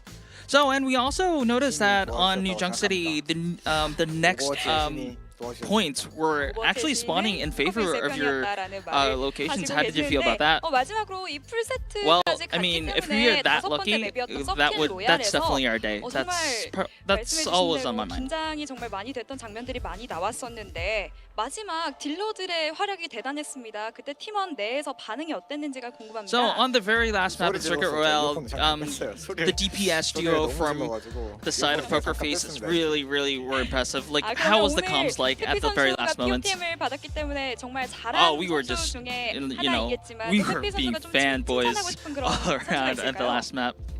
저는 히든 형이 저희 힘들 때 계속 So if you, I mean, you got the player of the match, but who do you think 잘 was really contributed a lot to the win today? 아, 그렇습니다. I think 좋습니다. Hidden, because 그렇다면 even at the most dire 마지막으로 moments, he kind of 팬분들께 cheered us 한마디 up, 부탁드리도록 하겠습니다. put morale up, and I think that's he's the unsung hero today. 되게 좀 같이 심장 떨면서 보셨을 텐데 Any last message to the fans? 감사하고 I think that was pretty 밸런스 a match where everyone was sweating, you and me, 복수해서 like fans, you and me 상대까지 만나도록 included. 노력해보겠습니다. I think 감사합니다. 네, we 다음 will 매치도 definitely put up a 끝까지 better 응원하도록 performance so that 하겠습니다. you can 감사합니다. cheer for us very 감사합니다. comfortably. 네, And that's the end of the interview. 선수와 Back to you, 인터뷰 Jen. 나눠봤습니다. Thank you so much, Unknown. Great to hear from Peppy, and glad to hear that Hidden is a source of joy for them, and you need it in dire moments of a Game 5. Well, Hidden's a source of joy for me as well, Lemon, when he's hitting headshots like that on Circuit Royale. It was a pleasure to bring you a Map 5 series, but Group B is coming right up, so don't go anywhere. Seven Avril will take you through it after this break.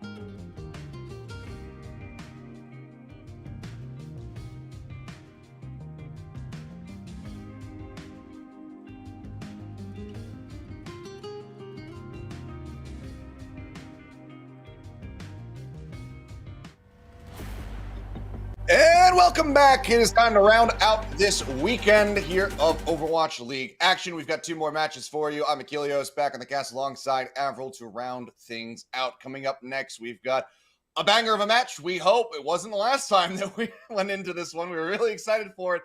Kind of fell flat, but this time around, O2 Blast, they've been looking a hell of a lot better. But can they take down the Soul Infernal? That is going to be the question.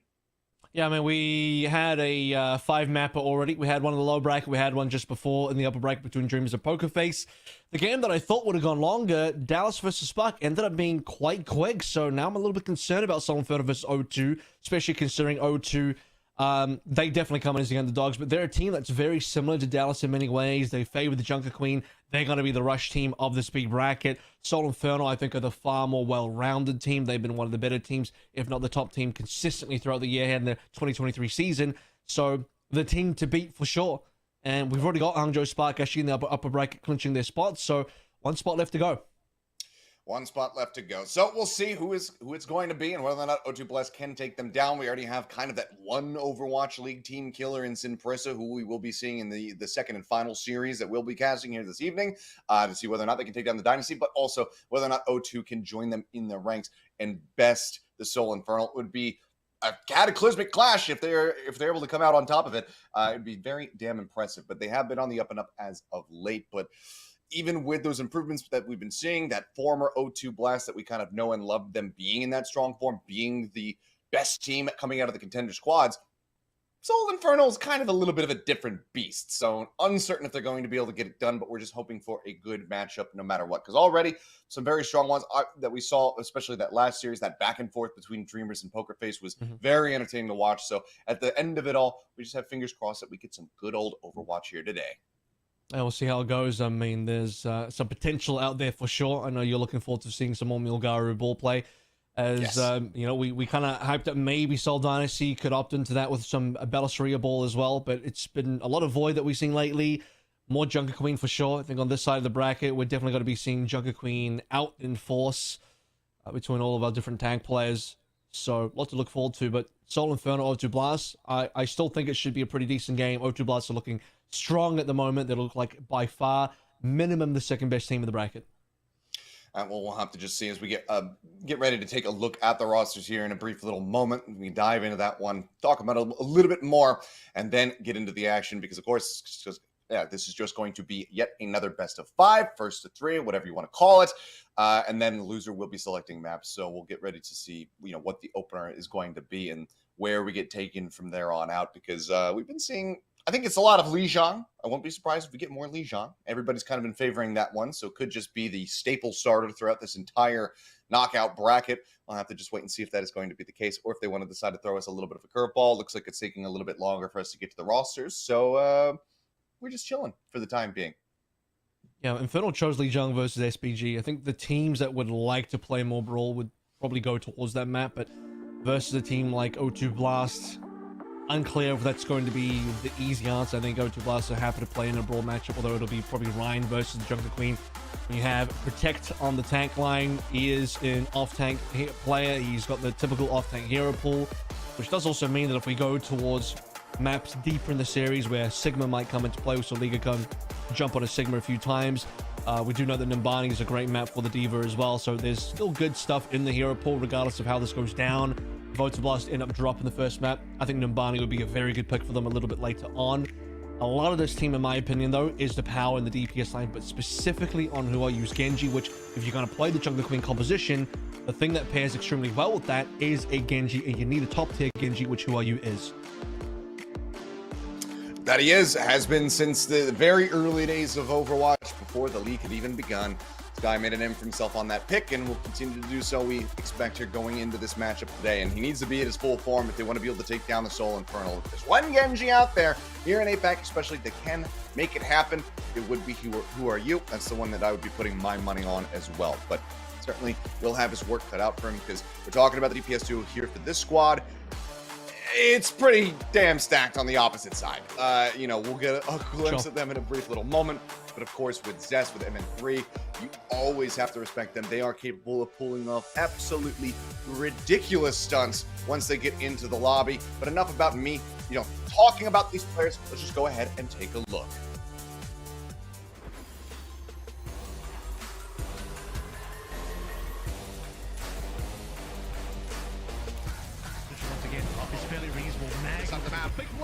There he goes.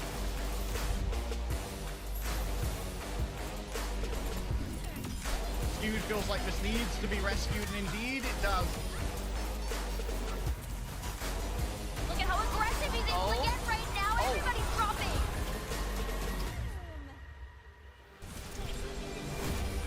And it is just a field day for Zest. Oh my god. MN3 has other plans, so MN3 has other plans though!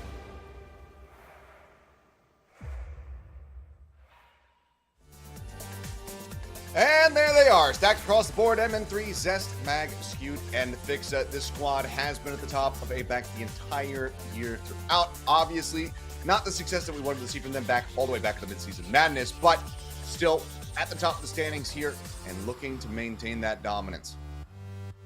Soul Infernal have had a fantastic record over the course of this year, generally speaking. The last time they lost was versus Dallas Fuel, and that was all the way back in, you know, the regular season, some stage qualifiers. Lost was 0-3. That was their only loss so far in the second half of the year. I mean, you talked about the fact that, yep, we saw them in midseason madness there. They had a very close match versus the Florida Mayhem, went 2-3. Unfortunately, went 0-3 versus Houston. But aside from that, they only lost one game in spring as well. So one match to Dynasty, that was that very fateful 2-3. The incredibly upsetting Oasis at the end of that series. It was the opening match of the season for the Soul Infernal. So 4 games overall is what they've lost in the whole season. Otherwise, they've been pretty damn flawless, which just speaks to the strength of how good this team is. Just been consistent the whole way throughout here as far as the regional play is concerned. The opposite side, O2 Blast, we've been saying anything but it has been on that upswing as of late. So we'll see how they are going to be moving into this one to try to contest the top dogs of the region. I mean, we're talking about, you know, Milgaru playing ball. Another one that I'm always excited to potentially see play that is going to be Mag. So perhaps that could be something that we get treated to coming into this one. We'll see if that's going to be the case. And if it is, how Protect is going to be dealing with it. But as we can see here, as far as compositions played, who are you? Very much the Genji, but that Junker Queen head-to-head between those tank lineup, that's what we're likely going to be seeing depending on the maps. I think Mag can play a whole bunch of. That's the thing about the Soul Infernal, that they have so many different looks they can pull through. I think they're going to be comfortable across the board, and that's what makes them a strong team, is they're not locked into any particular play style. It's hard to describe them as, you know, oh, they're this team. They just do this thing. No, they can really play a whole bunch of stuff that will make them a threat on basically any map. I think the only sort of weak point for the Soul Infernal would be, you know, if we get into a map that would really kind of put you into off-tank territory. Like, I still think Mag would probably struggle a little bit on the Sigma, but then again, you go to something like a Circuit Royale, which we just saw in the earlier series, you then get to bring in MN3 to where he is strong as well. So even when some parts of the Inferno might be weak on a particular map, other parts of Inferno are extremely strong. Talked about what the first map could be. I mentioned that if we wanted to go into a brawl-favored sort of situation, Inferno would choose Lijiang. They've gone into Oasis instead, where Oasis is actually, besides Ilios, one of the other really dive-favored maps, but has the capability. You got a University, still some brawl matchups there. Let's see what we're going to get delivered here. If University is not going to be that first round coming in, these comps end up looking like, but I suspect that something is going to be up the sleeves here. The side of the Infernal coming in with this map. And obviously the onus very much on the side of O2. Try to step to them, try to level up, be able to best them here, kick things off. I mean, getting that first control map win would be a huge boon for them. You want to be able to start with the right foot forward. So if they can draw that first blood, start a map up, constantly just with that one win away from having a series point under their belt, that'd be a really good, comfortable position to be in here for the contender squad. I think Infernal have something to learn from what the Spark were able to do to Dallas Field a little bit earlier on this evening as well, which, you know, obviously if you're a team that's prepping for this game, you're not just going to change your strategy on a whim. However, at the same time, you know, I mentioned that Inferno are a team that have, I think, a lot of different cards up their sleeve. We saw what Gusho was able to do with the Doomfist versus Harbin's Junker Queen. You know that O2 Bloods are going to be a Junker Queen favored team. That Doomfist might be a possible pick for the Soul Infernal, and if you really even want to force the Winston, it's possible to make that work as well. We start to see some, you know, favorability towards the Wrecking Ball on the map 3s, on the flashpoints. That's still something that you can go towards. I don't think Infernal need to take that risk, but it's nice to know that there is a possibility to go towards that if required. They did lose, by the way. Infernal did lose some Priza on Servas, so win Milgar, win Ball, so that is still playing in the back of their minds. Certainly would be. It looks like we have a little bit of a minor delay before we get into the action here, so just a little bit longer that you guys have to bear with us and listen to us ramble on about whatever the hell we decide to talk about. And we should be able to jump into this one. Looks like a player just disconnecting from the lobby, so hopefully something that we can get taken care of rather quickly, and then we can just get right into the action. Being told that we are going to be going in soon, so there you go. Patience shall be rewarded. Just bear with us a little bit more. Yeah, and looking over as we head in, as I mentioned, I think there's still some decent picks for O2 Blast to go towards. I would like to see them choose Numbani if they end up losing this opening map. He'll protect that D.Va favorability on the A point. Flashpoint is pretty 50-50. It doesn't really matter where you go at this stage. I don't think there's any particular, map choice that would favor either team in any sort of style. And pretty same with Push for the most part. I don't know if we'll make it to Escort. That'd be fun though, as our very rare comp. But speaking of comps, take a look at what we get. Very standard from O2 Blast, exactly what you would expect them to play. Infernal though, they're not going to be playing the Jungle Queen. To start things out on the Orisa straight up. And they are. Back straight in with it. You get this Genji head-to-head. Who are you going to be taking very, very low? Dashes out. Seek some healing. We'll be able to stay alive for the time being. That's just almost percent ahead in that regard towards the blade. So overall, still fairly neck and neck between the two. The dash through help put some more damage down onto Who Are You once again, threatening him out of the fight and just forcing him back. Now that O2 Blasts they've lost the jump pad side, they have to play the coast side instead, and this team's going to struggle to make sort of any high ground movements at all without the assistance of that jump pad. Point is open. O2 Blast are there first, and it's going to be Zest punished for moving forward. Who Are You able to find that melee weave in to go ahead and get the opening kill? He himself still going to be very low, and the Bionade lobbed in from Skew finds the kill. The first point cap going to be going the way of O2 Blast. A lockdown here first and foremost for themselves. HP bars low into the back. Fix are going to be taken down as Skewed. He's too busy trying to keep MN3 alive, and it's not going to work out. Protect. Managing to stay alive with just 80 HP remaining. Grabs that Mega Pack, and now the cleanup is going to be coming through here. Soul Infernal losing out of the first volley. It's really important that O2 Blast can outplay the line of sight of Skewed as well, who, by the way, was nearly on towards the Nano. That would have been very fast Nano timing. He should have been able to match on his end with his own ultimate, the Kitsune Rush. And O2 Blast finally to pick on his S with the aggression being punished. Note that, by the way, Zest would have had to go beyond Skew's LOS, and it's important for Infernal to have jump pad control because you want Skewed on the high ground, but if you start playing below him, through the archways, if your team commits beyond the middle pagoda there, things do get more difficult for the Infernal. Point for now, getting ready to move up past 50%. That Kitsune Rush in the back pocket. Prophet not too far away from having the overclock, but MN3 nipping at his heels. We'll see which one's going to be able to find a little bit more impact with that ult once they come online. But I mean, he's not even going to get to use it here as Lisa Min just flips MN3 in the head, finds that opening kill. Now, they're going to be taken down. Still turn the tides here. Mag falling.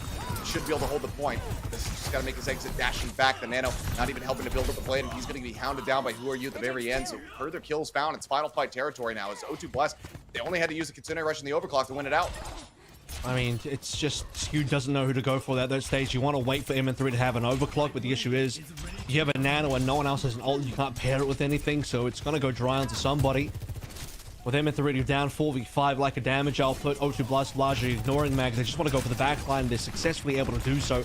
Skew now on towards the swap. Here comes the blade. Blade is pulled, beat is in. Fix is going to keep everybody alive. Target swipe there on the Zest. Dash down, looking for Mag. The ult coming through here from the Orisa, but not going to be able to lead to too much of anything. MN3 popping the overclock. Will be able to find one, but Fix is going to be traded out. That means that it's all on Skew to try to keep everybody alive, and MN3 will get taken out. Zest Blade finding just the one elimination. I fear that it's not going to be enough here for them. Mag and Skewed left standing, just trying to stay elusive, trying to keep this point pressured, keep this overtime from bleeding down. Mag playing forward, Skewed up here onto the high ground, instantly pinched by Lisa Min, gets right up into his face, puts that kunai through his skull, finds the elimination. Mag still somehow going to be standing tall here, but is going to get taken down here in a matter of moments, it would seem. Fix on the rejoin.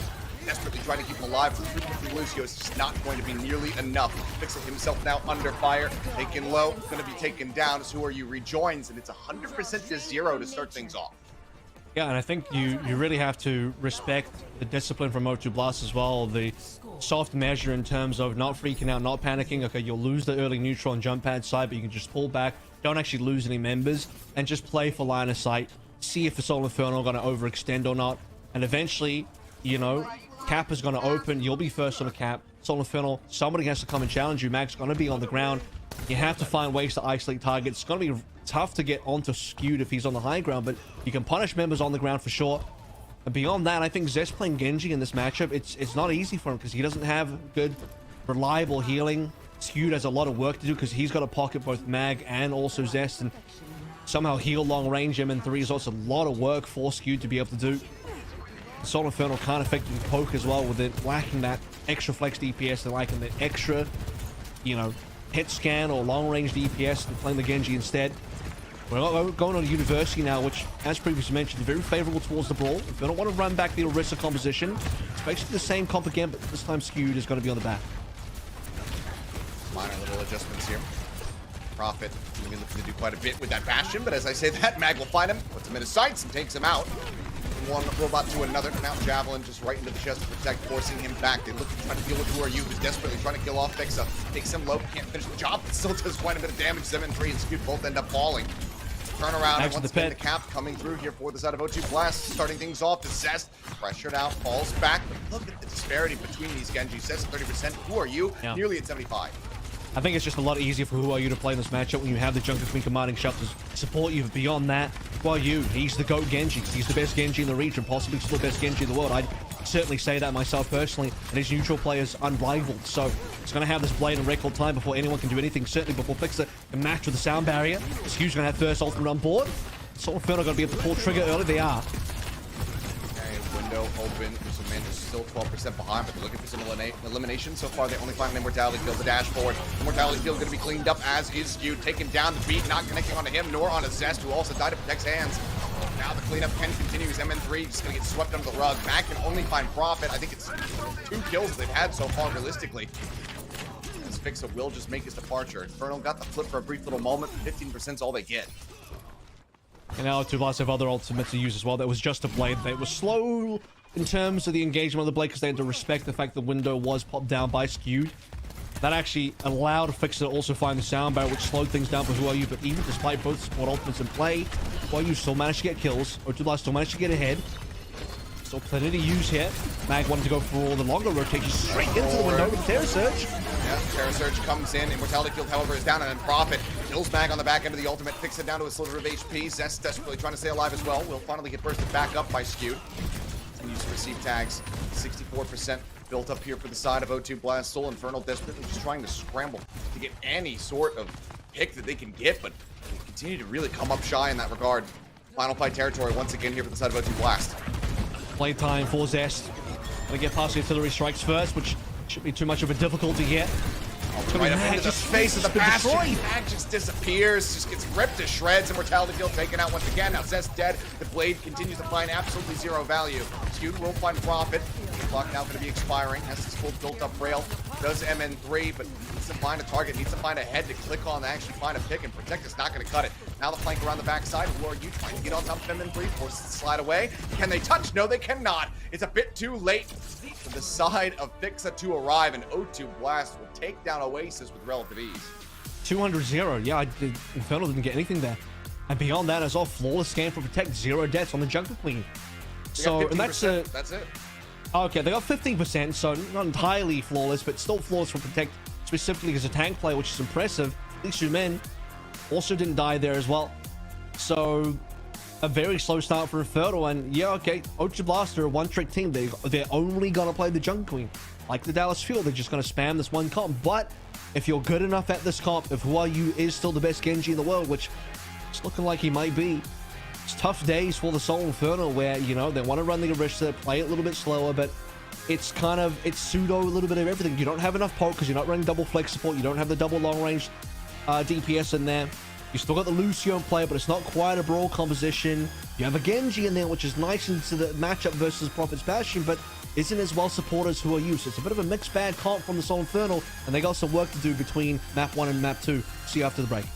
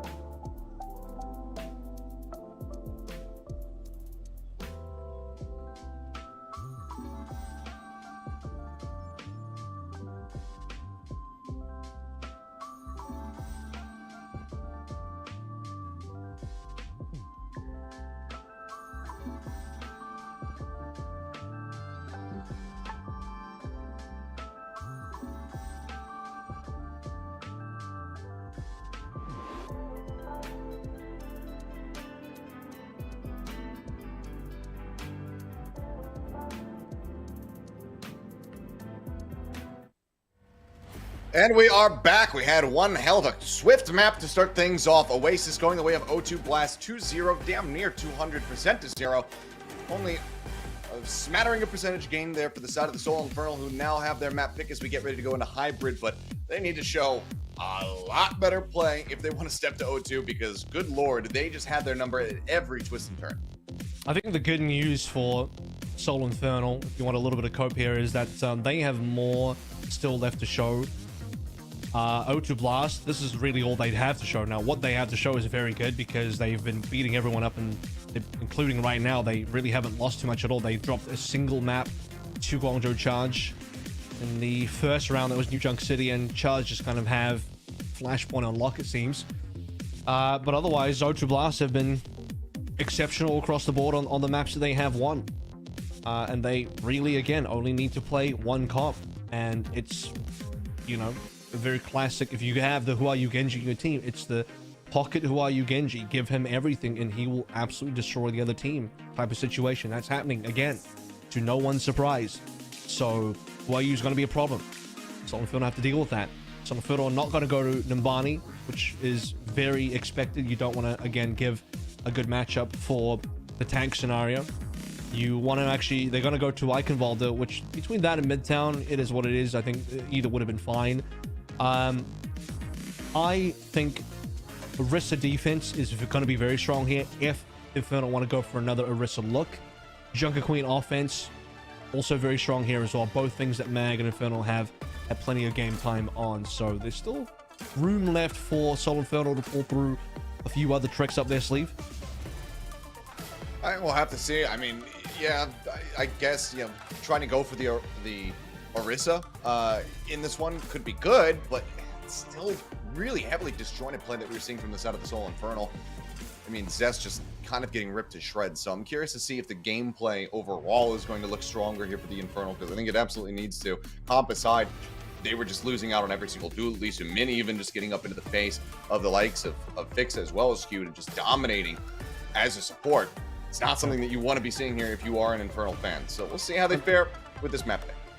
I mean, you know it's going well when O2 Blast don't even have to run the Symmetra to get the Junker Queen into place, because typically the Queen versus Orisa matchup is usually a brawl, or rather a Rush versus Poke matchup, except because, as explained, Infernal weren't really playing that much Poke.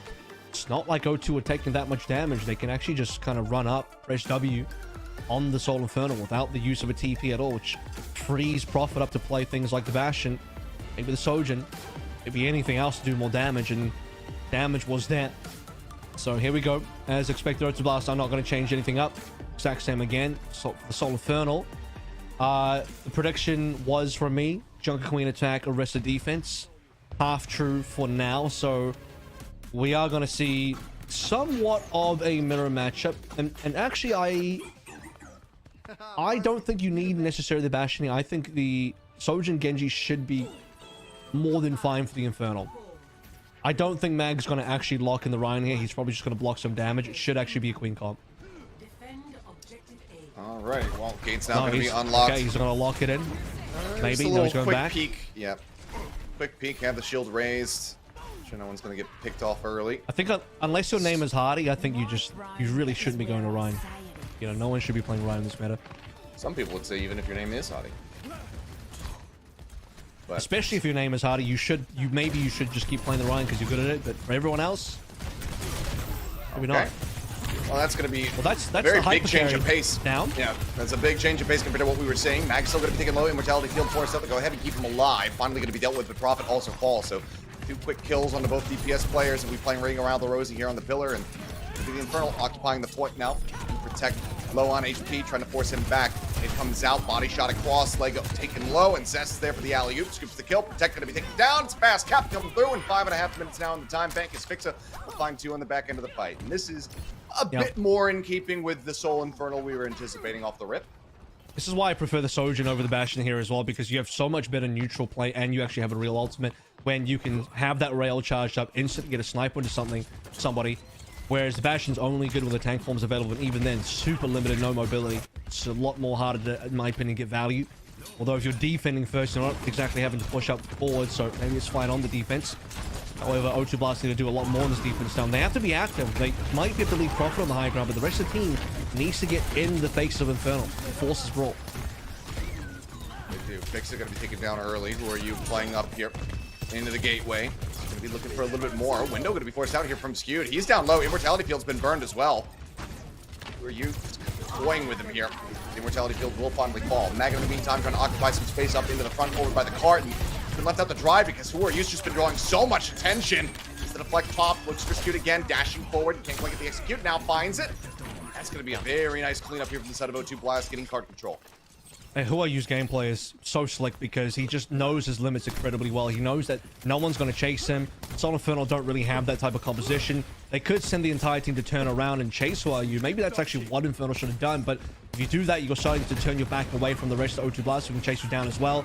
Man got caught out of nowhere because his team's looking behind for Who Are You. They're having to half look ahead for his own team, and Infernal's entire attention is just split as we get the Matrix bonus damage for Prophet to try and damage through. He didn't really find anybody though. Mortality just cleaned up, that leads the way for the artillery strike to go in. Finds the kills, the knife to finish off Skewed. It's just going to be an extended team kill here as Zest will fall. Well, it's still being built up here on the side of the Soul Infernal, but the cart's still going to be halted, and that's nearly 2 minutes already taken off the clock. Excellent defense thus far. And this is the best positioning for the O2 defense as well, because you can sit Bastion, your Bastion player who'll Profit right on the high ground. You can put your BAP of Lucian up there as well. Have Protect play the low ground. Lego can barrier from just about anywhere. As long as you hold this position, you're looking pretty damn good. Here comes Who Are You. Okay, Blade gets pulled. That's going to force out the shielding here as the beat gets dropped. Lego now going to be matching on the opposite side. Mag goes forward, does get the anti out on the two. Profit falling lower and lower, nearly bled dry. Will be finished off as that overclock comes in. So both DPS ultimates having to be committed as well as the tank ult. I mean, everything basically other than Skewed didn't have the window available thrown just to be able to get some cart control. It's a team kill in response from the side of the Soul Infernal. Now it can start moving up. O2 Blast wanting to get aggressive early there. Can't blame them, but counters were available. Fixer had the sound barrier, great value, completely denies Who Are You. And Zest spends most of his blade chasing down Who Are You, which again, take down the best player on the other team, take down the hyper carry. Push onto the high ground, gonna force them off. Get Profit in behind the rest of the team. See what damage he can deal, but they're getting ready around the corner. Window set up.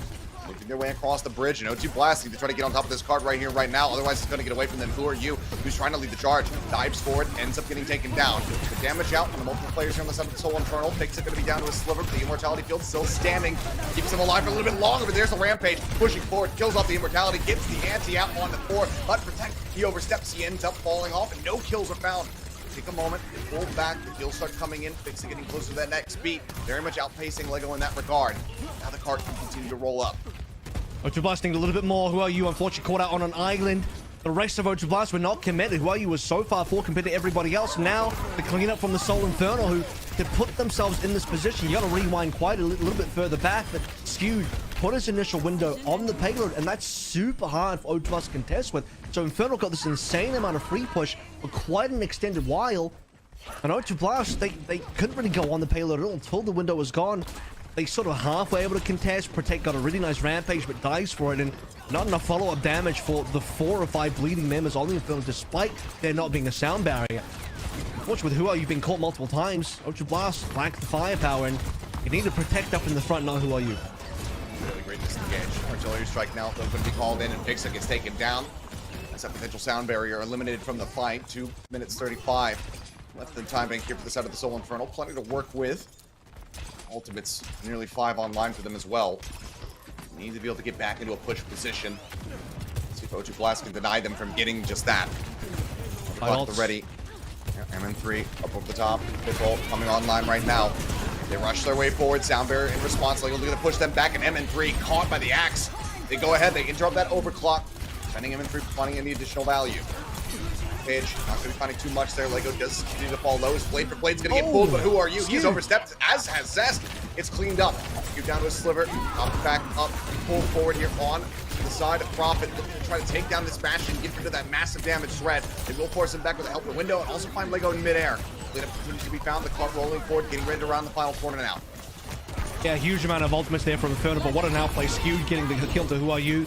Zest dies, but he's back into action. Everyone's back now. Sooner rush from Lee Suman. Slow things down Infernal. They're respecting it. They look like they're backing. Gonna give up a lot of ground here. Give up some space.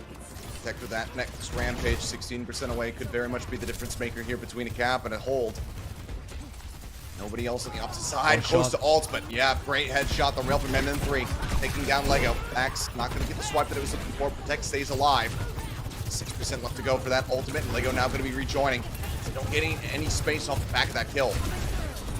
Slide away the rampage through, dash across, but it's a complete and utter whiff. Protect, unable to find anybody. We're up onto the high ground. They get themselves safe. Toward the Holyfield in, skewed down low, but MN3 managing to find the front line.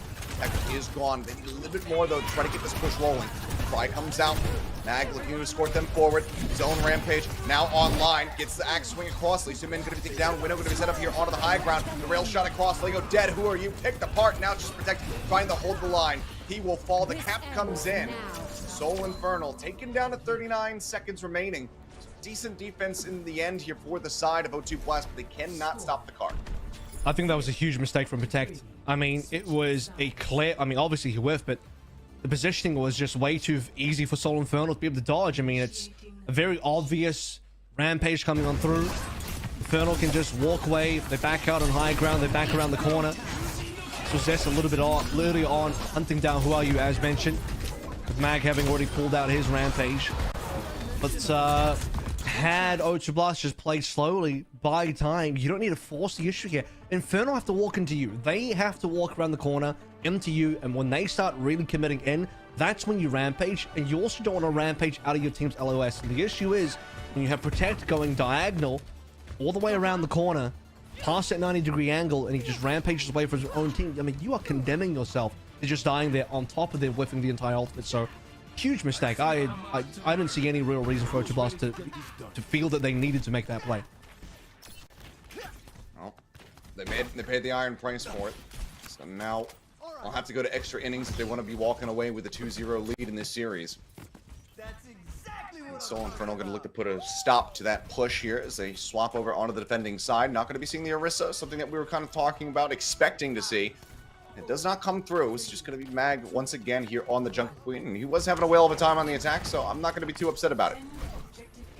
That means that Infernal are going to have to get a little bit aggressive on this defensive side and sort of play in the faces of O2 Blast. O2 didn't get to do that on A because they had a player sniped out immediately. I think it was actually Who Are You that got sniped by MN3, which MN3's been able to get a number of first kills. So the same can happen for O2 Blast. They don't have the instant burst damage, but they can get a lot of damage from this turret form of Prophet. Not this time though. Lead the kills, and you can see the HP bars right now from the side of O2 Blast getting beaten and battered as they advance forward. I think Mini Pack just going to be snatched up there by the side of Who Are You. They're pinching on multiple fronts at the moment, and MN3 gets completely corralled into the side room, ends up getting taken down. Good opener found. Mag now pushed out of position, has to rotate back around over towards the point, but Prophet will fall, and that's going to be the lion's share of that damage taken away. Zest down to a sliver, however, Fix as well, nearly killed off. Push coming through. Who Are You getting right up into the face, taking low, 4 HP, can't make his way out. Fixa managing to confirm the kill. Hit coming in, another stagger. Window out from Lisa Mid, really wants to try to convert this push into a win, into a cap on this point, but it is just going to completely fall to the wayside. Protect comes away with one additional kill before he himself will fall. 4 men left standing. Soul Infernal hold the line. What a recovery from the Soul Infernal. They lose MN3. It's a 5 versus 4. O2 Blast really should have the advantage there, but a trade onto Prophet makes things very difficult for O2. You can see that while he was hunting for the kill into Zest, had he gotten that kill, things would have flipped back into O2 Blast's favor. The Soul Infernal, they just hold strong. They trap Who Are You, get that kill as well. No DPS for O2 at all. The Soul don't even give up a tick. That is a really nice iFly defense. Oh, and now it's going to be a triple rampage off that ante. Who Are You taken down as Zest dashes his way in. Does gives life to the cause, but he can manage to double up the climb. Prophet as well. Rampage still going to be committed to the fight here from the side of Protect. He wants to try to turn the tides here. Mag and MN3 are both so low, so Fixa has to use the sound barrier. Forces it out, but they still manage to hold firmly. It's the one casualty coming through as Mag is going to be topped back up. Gets the knife pulled into Lego. Takes him down for some further stagger, and now it's less than 2 minutes remaining on this attack from the side of O2 Blast. Big I was looking optimistic coming through from Protect to throw in the extra rampage while his team was losing. However, enforcing the sound barrier, it slightly becomes worth. I mean, it's 2 big ticket ultimates off the board. Opens up Who Are You's Blade here. I think beat Blade here would be very strong, especially if you can double up the value from countering Zest as well. And it is going to be the double DPS ultimate. It's going to use one at a time. Go for Inventory first. Oh, and he's going to get taken out. Lego on the exchange. Now Blade pulled by Zest, dashing forward, looking for Who Are You, who found Thick some moments before. Mortality Heal going to be taken out. Who Are You winning out of the fight once again. He consistently has the number of Zest. Protect's going to be taken down. Second tick established on the point for the side of O2 Blast. And I don't know if the Recon disc can really come through, but Mag is still going to be trying for it. Pops the cry. Gets that extra healing up, or extra health up, I should say. But yeah, he is just going to get taken down. Just far too much damage to deal with. You now backpedaling here alongside the lines of MN3. Did not want to give up any additional staggers. His Fixa also fell. Cap comes in just shy of 3.5 minutes, and that is not a lot of time, especially if Soul Infernal can find some form of card control. Yeah, I mean, O2 Blast, again, you just go back in time slightly here. The play from Protect, he really put everything into that part. He wanted to win that hand, and he does. He gets the sound barrier out, and that opens up Who Are You for a massive blade, and Who Are You delivers when his team really needs it. Now O2 Blast get to play on top of B, but it's going to be Who Are You down first. It's Soul Infernal, wastes no time. Rampage through, catching on to 3, losing mid as well. Going to take down the only person who had not been receiving that ante. Tech just links around the backside. It's going to try to stay alive, but Fixa moving forward. Once they try to push him back away from the spawn, will be able to successfully do so. They get the kill. Now they're in a very far forward position. Likely need to disengage, but it looks like they're actually going to try to commit to this one, at least for a little bit longer. I think you should spawn camp here because there's no real flankers on O2 Blast. You need to be playing a strong ground game anyway. You're not playing like a poke composition where you need a range difference. So yeah, get in the faces. Set up. Have the window set up. MN3 trying to play off the back of that one. Fixa going to be taken down by Prophet on the opposite side now. Zest is going to fall as well. It's going to be a 2-for-1 trade up. Those two blasts to get themselves back over the cart and try to move this through the gateway. Hacks in, takes out MN3. The cleanup should be found as Protect. Really nice accuracy there on the knife. It comes up with yet another kill. Just further delay here from Mag. Eventually will end up falling, but it's time bought, as you say. Another 1.5 minutes taken away from them as the cart can now start moving forward. Well, when I say spawn camp, I don't mean like everyone look at a door and make sure no one walks out of spawn. It's more like hold up really closely to take fights at spawn, which would still require Infernal to play the comp correctly, which means that you have to play consolidated and everyone can actually play around Skew's LOS, play around the fact that the window's there. Here comes Lee Min though. But on the high ground, forces Soul Infernal back, not giving him this space. The cart in the meantime still pushing forward, getting closer and closer to that bridge. 3 ultimates, nearly 4 held in the back pocket here from the side of O2 Blast. That sound barrier could be absolutely paramount for them. Prophet going to be taken low off the rip, but has the overclock rolling. Just looking for another target so far. Can't quite line up the shots. Gets the body tag there on to Skewed. MN3 as well. Going to be forced low. Ult's going to be expiring from both the Sojourns, and now the beat comes in from Fixa to try to go ahead and force the issue and get them down onto the low ground. Zest pursuing forward. Will find one. Blades pulled. In the meantime, the cart is moving in, and there's just no way to stop this one. Zest, he tries to dash in. He tries to stop it, but they get the cap all the same. Now it's 2.5 minutes of time bank. Zest is going to be taken out. That's a blade removed from the fight. Tech just dips back around the corner and grabs the mega pack. They need to find some kills here to try to stop this, but they're just going to be finding death. Wow. Everybody cleaned up an extended team kill, and now space opened up for the cart to make its way through the final gateway. Yeah, O2 Blast got to have their cake and eat it too there. They bait Soul Infernal away from the payload. They're all chasing after Who Are You, who's blading, and that's after Fixa beat it, by the way. So free real estate realistically for Who Are You, but everyone lives. O2 Blast didn't win the subsequent fight. They get the free cap. Infernal don't get to delay at all. Zest, he's got to make this happen. Blade is pulled. He's looking for a target. Dashes forward. Helps find Prophet. Gets loose in as well. Nice deflect to set up for the elimination. Now, Who Are You and Protect out of position. Will get cleaned up. Kills found. Who Are You just doing what he can to try to get some additional charge. 41% towards that next blade. Line going to be held. Team kill comes through. 1:40 to work with here for the side of O2 Blast. Can still finish this map with a superior time bank. Yeah, it's not bad from Infernal at all. Zest really was able to get the value there. Mag's are the only ultimate available, and you don't want to see Mag make the same mistake as Protect a little bit early on. Play within the team's LOS, bait O2 Blast in, then counter with the Rampage. Use it as a riposte. Doesn't have to be the spearhead, but initially. Has it at the ready. He's just waiting for his lineup here. Kitsune Rush going to be coming out from Lee Min.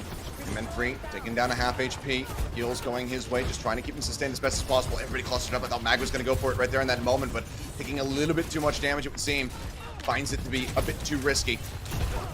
Knife in, gets the pull onto Prophet, hacks across, catches on to Protect, takes him low. Now the Rampage makes its way forward. The cleanup is going to be instantaneous here from the side of the Soul Infernal, and it's a gorgeous fight, perfectly played to get the team kill. Advantage now confirmed for the side of the Soul Infernal, but can they get the hold?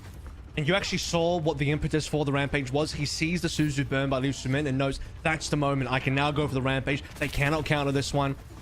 We've got good positioning on this fight as well. My team can push up as I go for the Rampage. Manga's really up forward here. Has to be careful. Okay, beat comes in from Pixar. They want to try to end things right here, right now, but they need to find some elimination. It's going to be M3 taken down. Next, finding that kill. Who are you? However, crucially dead. The shield up from Skewed, managing to find the kill. The rally rolling, trying to keep everybody alive, but Skewed himself will end up falling. He's throws the knife in. Presses it back out of his corpse. Looks for a little bit more. Who are you now respawning? Dragonblade still in hand, still ready to go.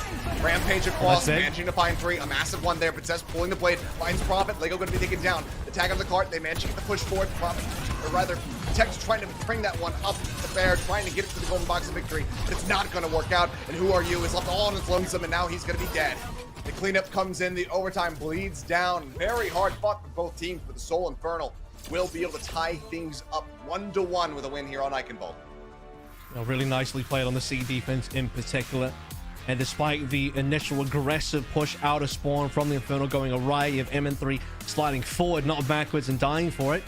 He respawns, gets the frags in a lot of ways. I think MN3 actually carried the Soul Infernal on that Eichenwald map. A huge number of opening picks, and the one that sticks out the most to me again was that first shot into Who Are You on the A attack, which gifted them A and set themselves up for a huge time bank advantage. Well, nicely done here from the side of the Soul Infernal. And one of the things that we were hoping for coming into the series was just some good Overwatch. We didn't quite get it in the first map. We got it from O2 Blast, but this was a much more back and forth map that we love to see, and we hope that that is going to continue, as we do have Flashpoint coming up next. And we'll see who's going to be able to take the lead from there and get that match point under their belts, so don't go anywhere.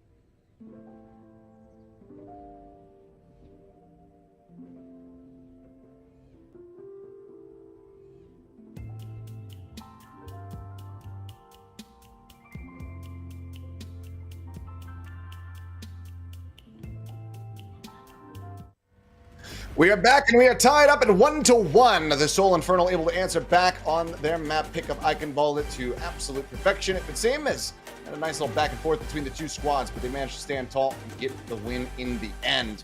And now we have map pick coming through from the side of O2 Blast as we get ready to go into Flashpoint for our third map type. This is why, like, you know, despite the incredibly one-sided loss that Soul Infernal suffered on Oasis, you don't want to just be ringing the death knells just yet, because, you know, we know in Soul Infernal's got more. They've got a little bit more in the back that they can bring out. Haven't seen the final form of the Soul Infernal. They can go towards the Jungle Queen themselves. Over towards Flashpoint, which is our next map. It's going to be Suravasa. Last time we were on this map, last time Soul Infernal played, Mag played like 4 different heroes here. He was on Winston, he was on Jungle Queen, he played Orisa, even brought out the Rhine for a little bit as well. So there's just about everything that the Soul Infernal can do.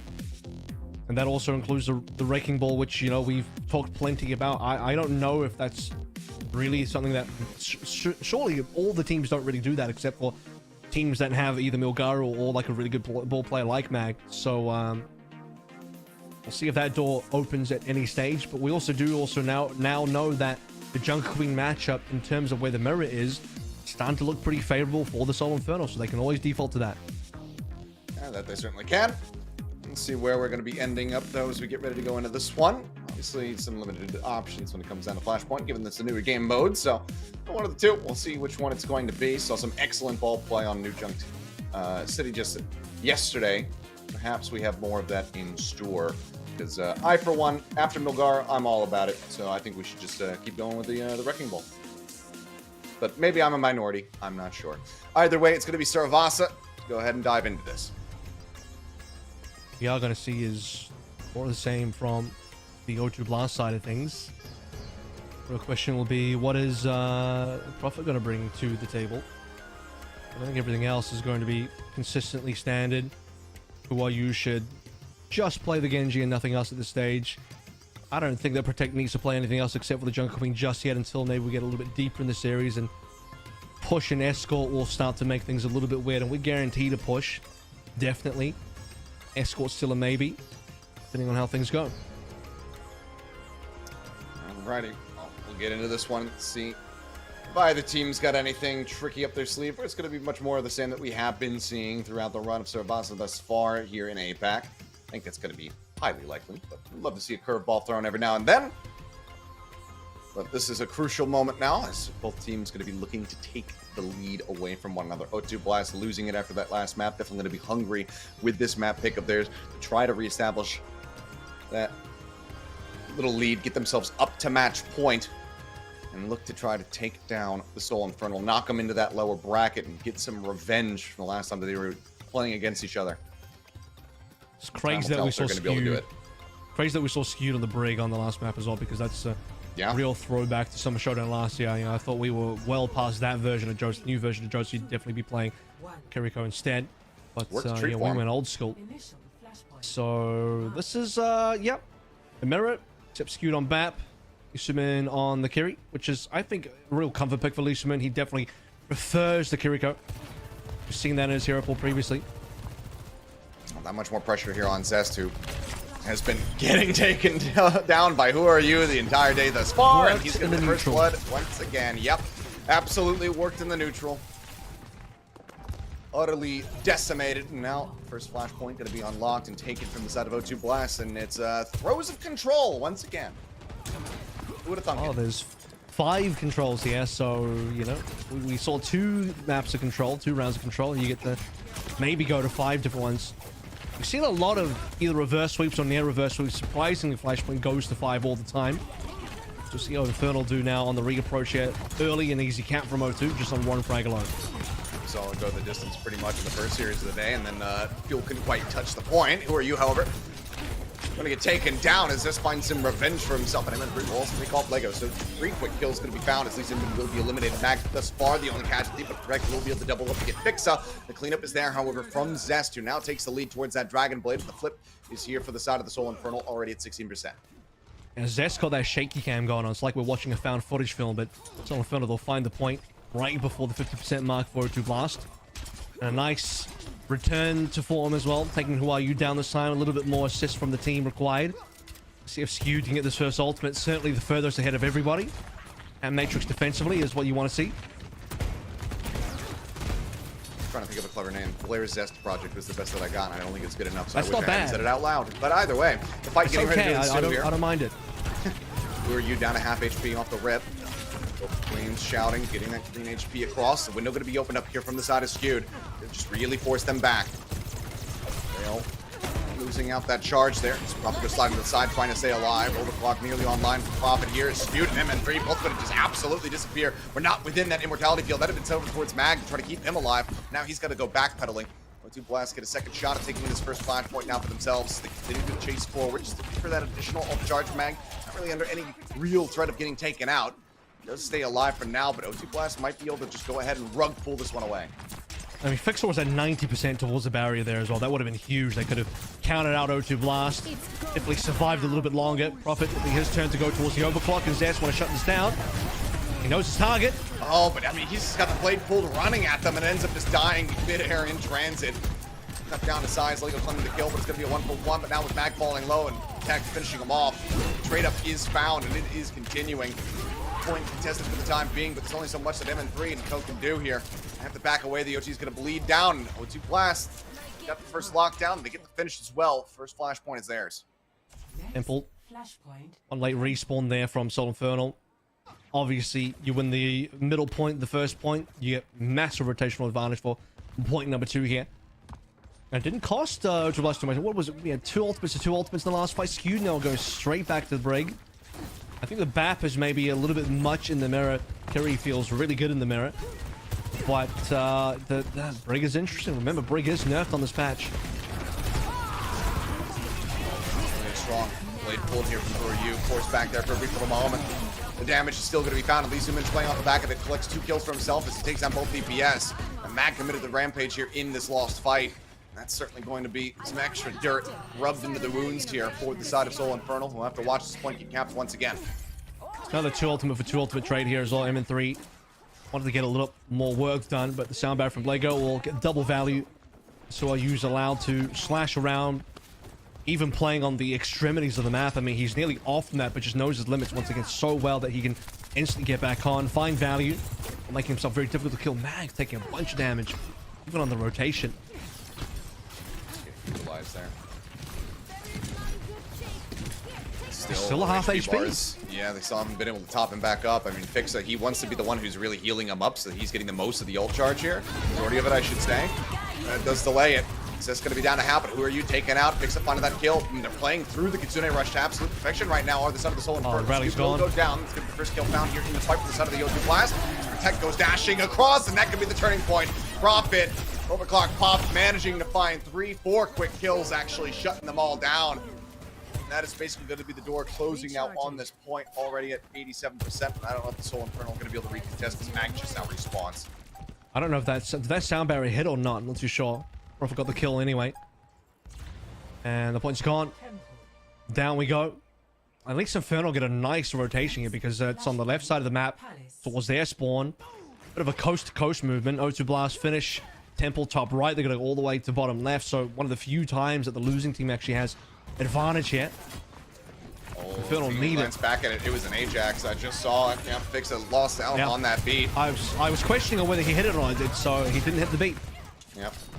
Just a second off from having that one available and keep them in that fight. Crucial timing lost. Now they'll fight to the point. 2 quick kills going to be found. Zest pulling out the blade, but it looks like he's mostly going to be slicing air because everybody else is just dead around him. The rest of the team cleaning them up. So ult does get out of their hands here for relatively free in quotations for O2 Blast. So don't have to worry about that as they get ready to go for the recontest. But Soul Infernal will grab the point. I mean, it's so much better for them to be able to have the early positioning. It matters a lot on this map type for sure. And Infernal, again, they need a lot of help. Although, as I mentioned, it's not really that unlikely to see teams get reverse sweeps on Flashpoint. We've seen it a multitude of times now. Just see if they can ride the momentum wave or not. It's going to be Rampage up and ready to go. But Lego has sound barrier. The snipe from MN3 though. Yeah, it's a bit too soon there. The sound barrier is a little bit too late. Blade pull from Who Are You, however, finding 2. Looking for the 3rd. Zest will end up falling. Slices and dices his way to multiple kills. Tag the last one standing now. We'll get the bleed out there on a Who Are You, so a little bit of damage dealt. A little bit of a stagger, but for the most part, the rest of O2 Blast is just going to be completely fine here. Rotate back over, 70% plus, going to be built up to the side of the Soul Infernal. The recontest not going to be there in time to try to force out a stall. 2 blasts 75 is enough, though. For now. 75 is 1-5 territory, so if Infernal come in, win, flip the point, they win the cap. 75 is enough. So 2 blasts, perfect gameplay now. That's what they need. Rampage and Kachina Rush versus no real counters here. I mean, Skewed is not going to have an advantage. And Protect can sort of just bide his time. Again, wait for Soul Infernal to line themselves up for you. You are the bowling ball. See if he gets the strike. Way down, Rampage at the ready. Axe not connecting. It's going to be Kitsune rushes on either side thus far, but M3 again with the rail shot. Takes down Prophet. Takes it. Going low. Beat now going to be online, so the Rampage comes across. He could try to pop it again, but it looks like it won't be necessary as Protect ends up falling. Like you said, 75%. It's stamina looking like enough as the flip gets ready to come through. Are they going to be able to get there in time? I mean, I suppose because we're on the left side of the map, Otublast have a closer respawn. Lisaman can The TP issue forward. is, Lisaman, because he's Kuriko, he can TP forward, so they can touch maybe, but as you can see, the point is disappearing. It's basically there. Okay, They touch. it's in Okay. advance. Of course, the O2, they're actually getting the flip at the moment here. The shielding's going to be expiring. Prophet taken down. Protect does still have his ult at the ready. Finds MN3, pops a Rampage, dash across, only finds Mag. Skewed, however, still going to be falling low, but just this time he pulls the blade. This time he will find value. Cleans up 2 kills. Slago and Protect both fall. Infernal looking like they're going to be holding on here. They never surrender the point. Still in their possession. Just need to clear it out. With Lisumin dying, that's going to be it. The OT bleeds down. And they keep themselves in this map, but still need to pull off this reverse sweep if they want match point. And you can see there that even with, you know, actually their spawn's on the right, so they don't even have the closest possible spawn. In either case, like, they barely managed to get that touch there.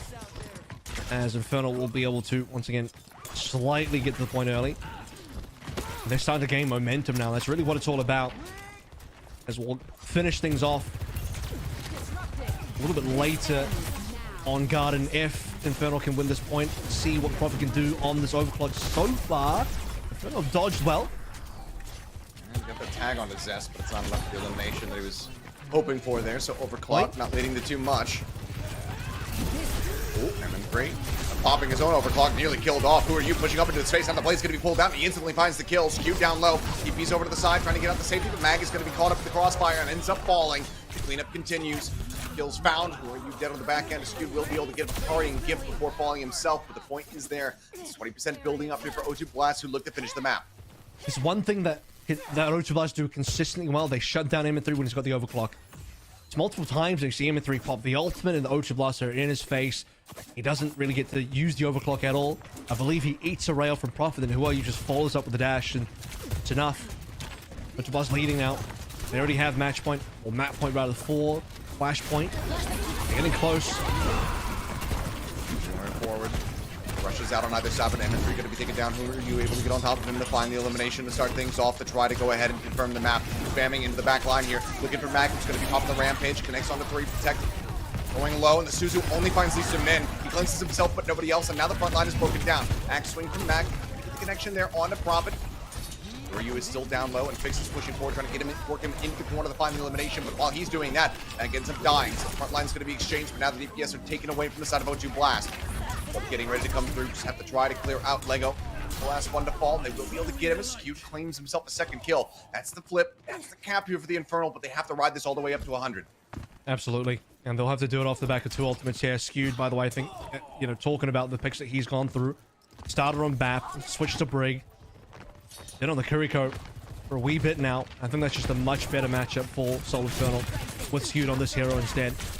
But the Blast, within one fight of finishing this map, getting the lead in the series. Oh my god, that's a shut fantastic down. start. Prophet just shuts him down. The sound there now having to be used by Fixer just to try to keep everybody else alive. Final rail shot, still finding some damage. The kill's not going to be coming through, and MN3 snipes him with a rail of his own.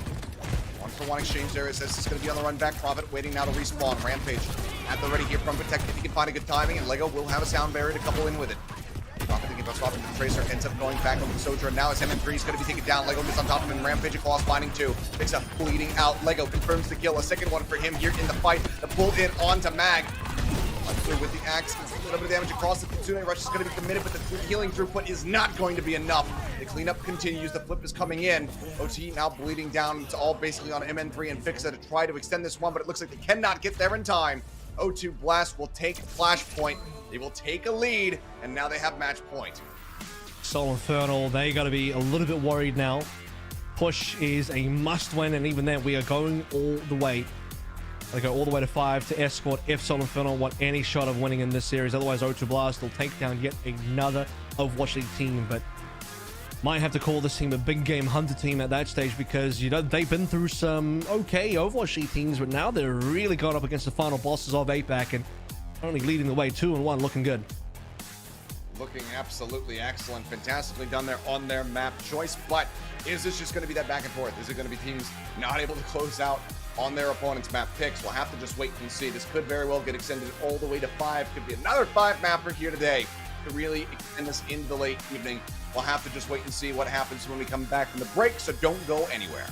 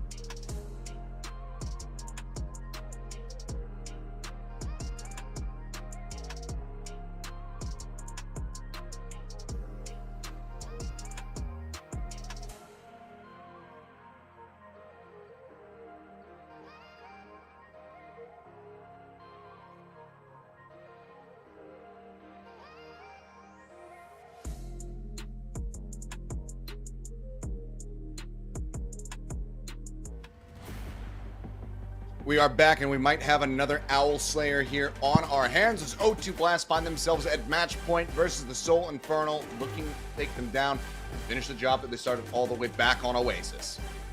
Except this time around, I'm afraid it's big game hunting time for O2 Blast. They're done with the small fry, and they're straight into the savannah with the elephant gun, because Infernal looking beaten and battered, not quite taken down. Haven't quite been able to pop this one on the back of the truck just yet, but O2 Blast, they're getting ready. I mean, the photo op's there. Boyu's got his eye drops ready. He's got his hairpins ready. He's locked in. He's gaming. O2 Blast, if they beat Soul Infernal today, look, I'm not exactly sure how the standings will get impacted, but I think it might possibly buy Dallas Fuel a bit of a chance here, given that the way this knockouts work, it's not about actually winning the bracket and, you know, winning the final of the bracket. You have to have the overall best average map record across both the spring stage and summer stage knockouts, and well, this will impact Infernal's standings for sure. It'll impact the win rate, right? So possibly it gives Dallas Fuel a shot. Not exactly too sure how it's going to work out. We're going to find out when all is said and done, though, a little bit later on. Yeah, once the dust settles at the end of the day, I'm sure we'll have that update coming through from production. But for now, we focus on the here and now, and it's O2 Blast very much looking to take down the Infernal, who do look a bit frazzled here. Rubbing his head, getting ready to try to go into this game. It's going to be Esperanza as the pick here, potentially as the last map of this series, if O2 can in fact finish the job.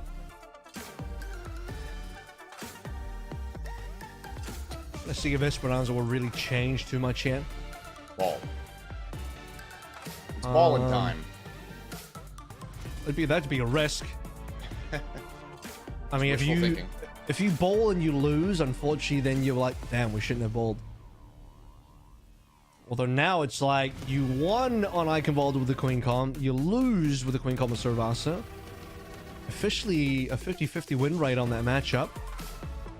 That being said, I think Skewed, well, just a tiny amount, but not really that much. Skewed also did a little bit of mystery heroes on Servasa, which I don't think he needed to do. Honestly, I think we just go straight back to the Jungle Queen where nothing really changes. We're just going to go right back in. It could be.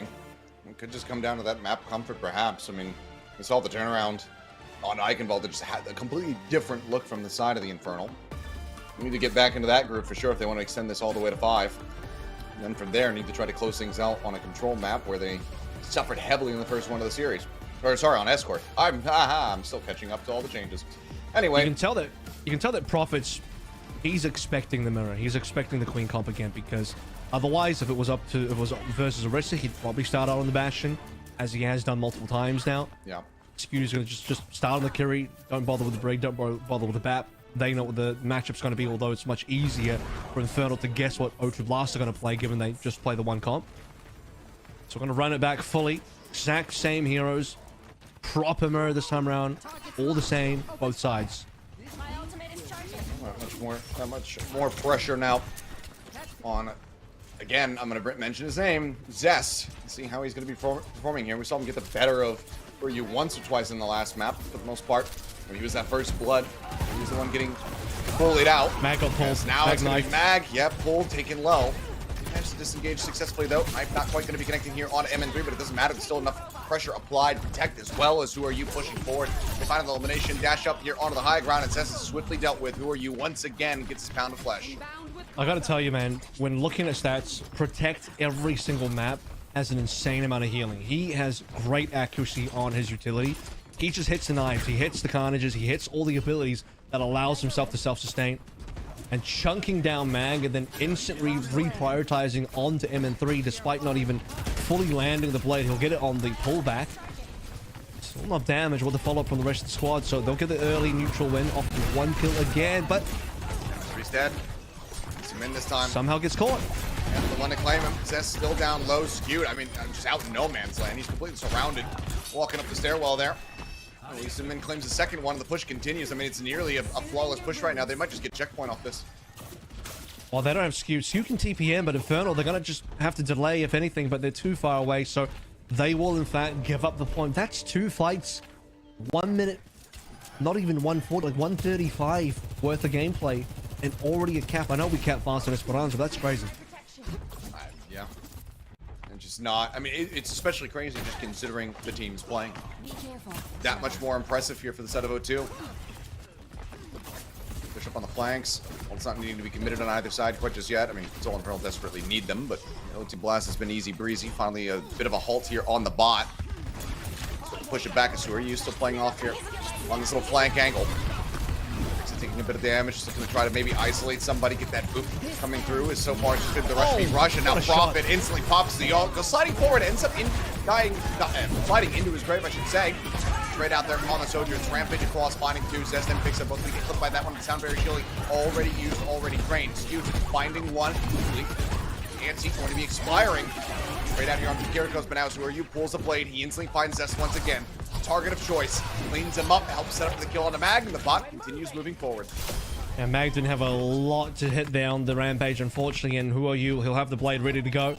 Completely carry the team with it once again, and O2 Blast continue pushing on forward. They had a bunch of ultimates, they expended them, and that's even with Prophet sliding forward, and that was maybe a little optimistic from Prophet. Didn't need to do that, but we're looking at triple digits, and again, flawless so far for O2 Blast. It's been 3 minutes of gameplay, we're already triple digits. One of the fastest full caps up the screen, but a quick double tap, and oh my god, 3 quick kills from MN3. I guess it's in the name. Absolutely shuts them down back to back to back, and finally some semblance of control is found here for the side of the Soul Infernal. The back of a heroic play here from MN3. Infernal needed that. How long does it last? We'll have to see. Because Infernal were, you know, I don't know that we were going to get full cap there, but I think Infernal were certainly going to lose more meterage. They were going to go down 120 or something really nasty, and 110's already pretty bad. They got time to come back. That's the silver lining for Soul Infernal, is that because it's done so early in the day, there's plenty of time on the clock. Got bodied so quickly that you have a chance now. Yeah. Prophet dead off the rip. Another little boom here for them. Then comes down Lisa Min and Protect, both going to be swiftly taken care of. Fix and Mag get one apiece. 7-3 finding another one there is who are you will fall. Zest. Still just trying to get that blade online here. The real push finally beginning here for the side of the Soul Infernal, but even just getting to that checkpoint can still prove to be very tricky. Exactly, and especially because now every fight they lose, they reset so much distance, so not getting the cap is going to be pretty damn bad. I would like to see Infernal, if they have any shot at coming back on this map, to be able to win the next fight and confirm that cap. That will make the comeback much easier. But if O2 Blast, if they have the game in their hands, they'll be able to prevent that. Sound Barrier versus Zest's Blade. Just here onto the high ground. Who are you? Looking to keep Zest and them honest. Locked into the gateway for the time being. He just tries to keep everybody alive. Kitsune Rush is available. He has outpaced Lisa Min in that regard, so could pop it, and he's going to. You sit here on the high ground as they go rushing around the back. Prophet, the target of choice, and Mag will be able to get him. Pulled him forward and is able to finish him off there with the shotgun. Killer Crossman out. Protect. Dashing forward. Rampage used. Only finds Mag, and then Mag gets a 2-for-1 special, slicing across the axe. Fantastic cleanup found here for the side of the Soul Infernal. Very much looking a lot more alive and a lot more awake compared to the start of this map. Pushing forward, and that's going to be the checkpoint established for them. Good value for double support ultimates, and even you look at the Kitsune Rush, realistically just used for one play, but they collect that player. It's calculated. Mag says, I've got this kill. Rush us forward, we'll get Prophet, confirm the 5 versus 4. Defend against Protect with a sound barrier, and Infernal were able to just put Mag in a position to win them. The Mag didn't even have to use his own ultimate, so Infernal, their opportunity to win is really here now. They want Prophet again. Can they get him? Yeah, they finally will be able to hound him down. It's actually the Rampage from Mag that finishes them off, but it's going to be a trade out on those Sojourns once again, and the bot gets stolen away here from the side of O2 Blast, just trying to work that to the opposite direction. Who are you now? Pulls the blade, looking for a little bit more. Skewed, dead to Protect's knife. Here's back into the corner of the bot now. That here stagnated. So we'll be able to find Lego, but it's a bloody back and forth here with Soul Infernal barely coming out on top. Kilna, who are you? Very much confirming the fight win. And they still have those forward spawns as well. And that's a scary position for Infernal, because who are you nearly clutched that one up, but Mag and Co just hide in the side room, and who are you respects it, doesn't want to dive directly into Mag, and there's plenty of sustain available. And low numbers gameplay is still really good for the Jungle Queen as well. Mag knows he's safe, even if he had no supports, he can just self-heal. Infernal make that work. M3 pulls a trigger. Pop on either side, overclocks. Bound for both teams, and Prophet gets the finishing shot on the Skewed. Was down to half HP. Second Kitsune Rush delayed a little bit longer. Much more healing taken out of the hands of the Soul Infernal, so they have to backpedal, give up some space. They can't continue to push the issue quite yet. Wait for that rejoin. Just try to stay alive, so no further picks going to be given up. Void Spawn was there for Skewed, also has the TP for it. Now that's going to be lost as the bot pressed back across the starting position. I mean, in another 3 minutes, we've put this distance gap down to 30 meters, so suddenly looking quite doable for Infernal. And in the final 3 minutes here, still a lot can happen. Zest low HP, but it's Skewed that pops the ult, but nothing online for O2 just yet. Rush is used, but it's going to be MN3 taken down. Effective to find that kill. Now the beat's going to be dropped in here from the side of Lego. Fixa holding on to one of his own. Does he decide to commit it to the fight? Looks like the answer is going to be no. We just have to give this one up. Mag delays a little bit longer, ends up getting taken down. Bot delayed, getting some distance, but obviously they're going to get this back into a push position pretty damn quickly. O2 are probably not going to get any distance off this, but they're going to reset the payload all the way back in Infernal spawn, and that's a damn long run back distance. Plus also getting their own forward spawn unlocked will be nice. Don't know if they'll be able to really use it, considering that Infernal can rush the payload back equally as fast, but if O2 can just delay time now, you can tell they're not going to just force a fight just yet. Play this one slowly. Put all that timer down, and the less time we have, the more likely O2 win. Rush going to be coming through, but Protect's taken out. Skewed finding an elimination there, and now Elysium Min going to be dead. This Kitsune Rush has found absolutely nothing other than a kill on Zest, and that is not going to cut it here. Distance still very much in their favor, but Soul Infernal shut it down. They look to get rid of those forward spawns. Who are you? Might just miss out on this one. Some really good shots from Skewed there. Kunai damage straight into the Dome of Protect. Oh, you managed to get the forward spawn, so O2 Blast are going to force a early fight again. They're setting up on the high ground. Infernal will definitely have to use ultimates here. But really, this is not even the most important fight yet. They have to win this one and then a couple more. Latest pull here from Who Are You, but he's going to be forced back now. Zest diving forward. He's looking to try to take down Prophet, but the protection is going to be there, and Elysium Min managed to strike him down. Protect in the front line, however, doesn't manage to fall. Kills. Fixer will be traded out. DPS and tank for DPS in support of the opposite side, but now Skewed is dead as well, and that's going to be supportless now. Look side of the Soul Infernal, who are looking to try to stay alive, but MN3 cannot hold the high ground. Prophet strikes him down, finds a third, builds up the rail, and just puts it right through Mag's skull. The bot again being shipped back over towards the Soul Infernal spawn. And time dwindling, 40 seconds remaining. Soul Infernal going to have multiple fights in overtime if they want to win this one out. And it's going to be OT confirmed here as our final fight territory. Or final fights, plural. Many required, as you mentioned. I think I'm looking at least 3 here, including this one here. So number 1 begins momentarily. And for O2 Blast, again, delay the timer. They don't have to force anything. It's Infernal that must make the move happen. And MN3 has to save there. We just saw what Prophet did with the overclock. MN3's been shut down multiple times. Now he's been a prime target of O2 Blast. He's dead again. Prophet catches him mid-slide. Headshot. Go ahead and confirm the kill. Rampage across Pines 2 and Fixes instantly dealt with, bled out. Magnout taken down as well. And that should just about be it. The bot continuing to push as the OT bleeds away. And my god, they have done it. O2 Blast joining the ranks of Sin Prissa as the Owl Slayers defeat the Soul Infernal 3-1. And O2 Blast, they couldn't do it in spring with a completely different roster. They failed to take down Infernal, but here in summer, O2 Blast, they get their meta. Who Are You gets his Genji meta. Everybody on this team essentially gets the one trick, the hero that they love the most, that they are the best at. And for O2 Blast, it is a godsend, as they are God Slayers themselves. We talked about them hunting down the big game. And for this bracket of B, there's no bigger game than the Soul Infernal. Smiles on their faces as they've now locked their place in the finals. And guess what, by the way? O2 Blast are a team that can, in fact, make a run for playoffs. It is possible. They are one of the few teams where it is possible. So there is a world where this is not official confirmation, because we got to go look at all the maths and stuff behind the scenes, which I've yet to do properly. But O2 Blast, I think if they win the finals here next week, you might actually see them at playoffs, and they are looking damn good. And Infernal got some work to do behind the scenes, as now their win record for all of the knockouts combined starts to look a little bit shaky. I'm sure Dallas Fuel is celebrating at the end of that. Yeah, for sure. I mean, like you were talking about, this has to impact their odds as well.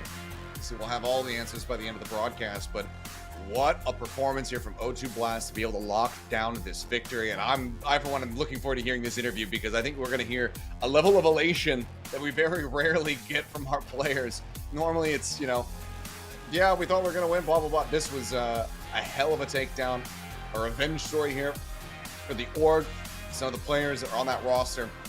And just, again, another incredible performance from this young man right here. Who are you? We keep talking about it. Best Genji in the world, perhaps. He continues to make a very strong argument for it, and he put that very much on display, consistently dipping Zest throughout this series. And it wasn't even a completely flawless series for Who Are You. There were some difficulties there. You could tell that Infernal, after map 1, started to really put the pressure on, but it was map 1 straight away that you saw some, you know, as you mentioned, some really big gaps being granted.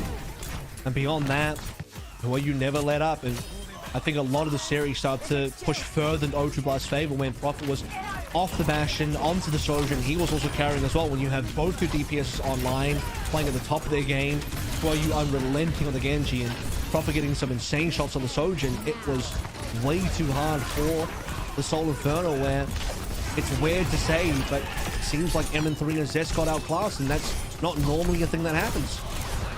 No, not at all. I mean, Zest was the one who was just regularly collecting up those players of the match awards. I mean, granted, yes, a lot of that was on the Tracer when he was just getting pulse bombs onto enemy Tracers and whatnot, but we know that he is still a very strong Genji in his own right. But today, the difference between the two, which is absolutely staggering, it felt like pretty much every blade pull from the side of Who Are You, unpunished, value found, consistently just shutting down the likes of Zest at every twist and turn. We got a real, I mean, just look at stuff like that. He just knows his limits so well, goes off the map, comes back in. Shades of Miro playing Winston, primaling off the map. But in any case, this is like, this matchup is versus like an ancient Edo period Samurai and a Genji versus cosplayer Genji in 2023, right? That's maybe a little bit harsh, but you know what I mean, because Who Are You's an ancient player himself. He's been around since the very beginning. He was already the best Genji back then. And in 2023, still seems to be the best today. Right up there near the top, that is for damn certain. An unbelievable performance from him, and hopefully the one that we get to hear from in the interview, which is now ready. So we'll go ahead and pass this over to Unknown for the translations.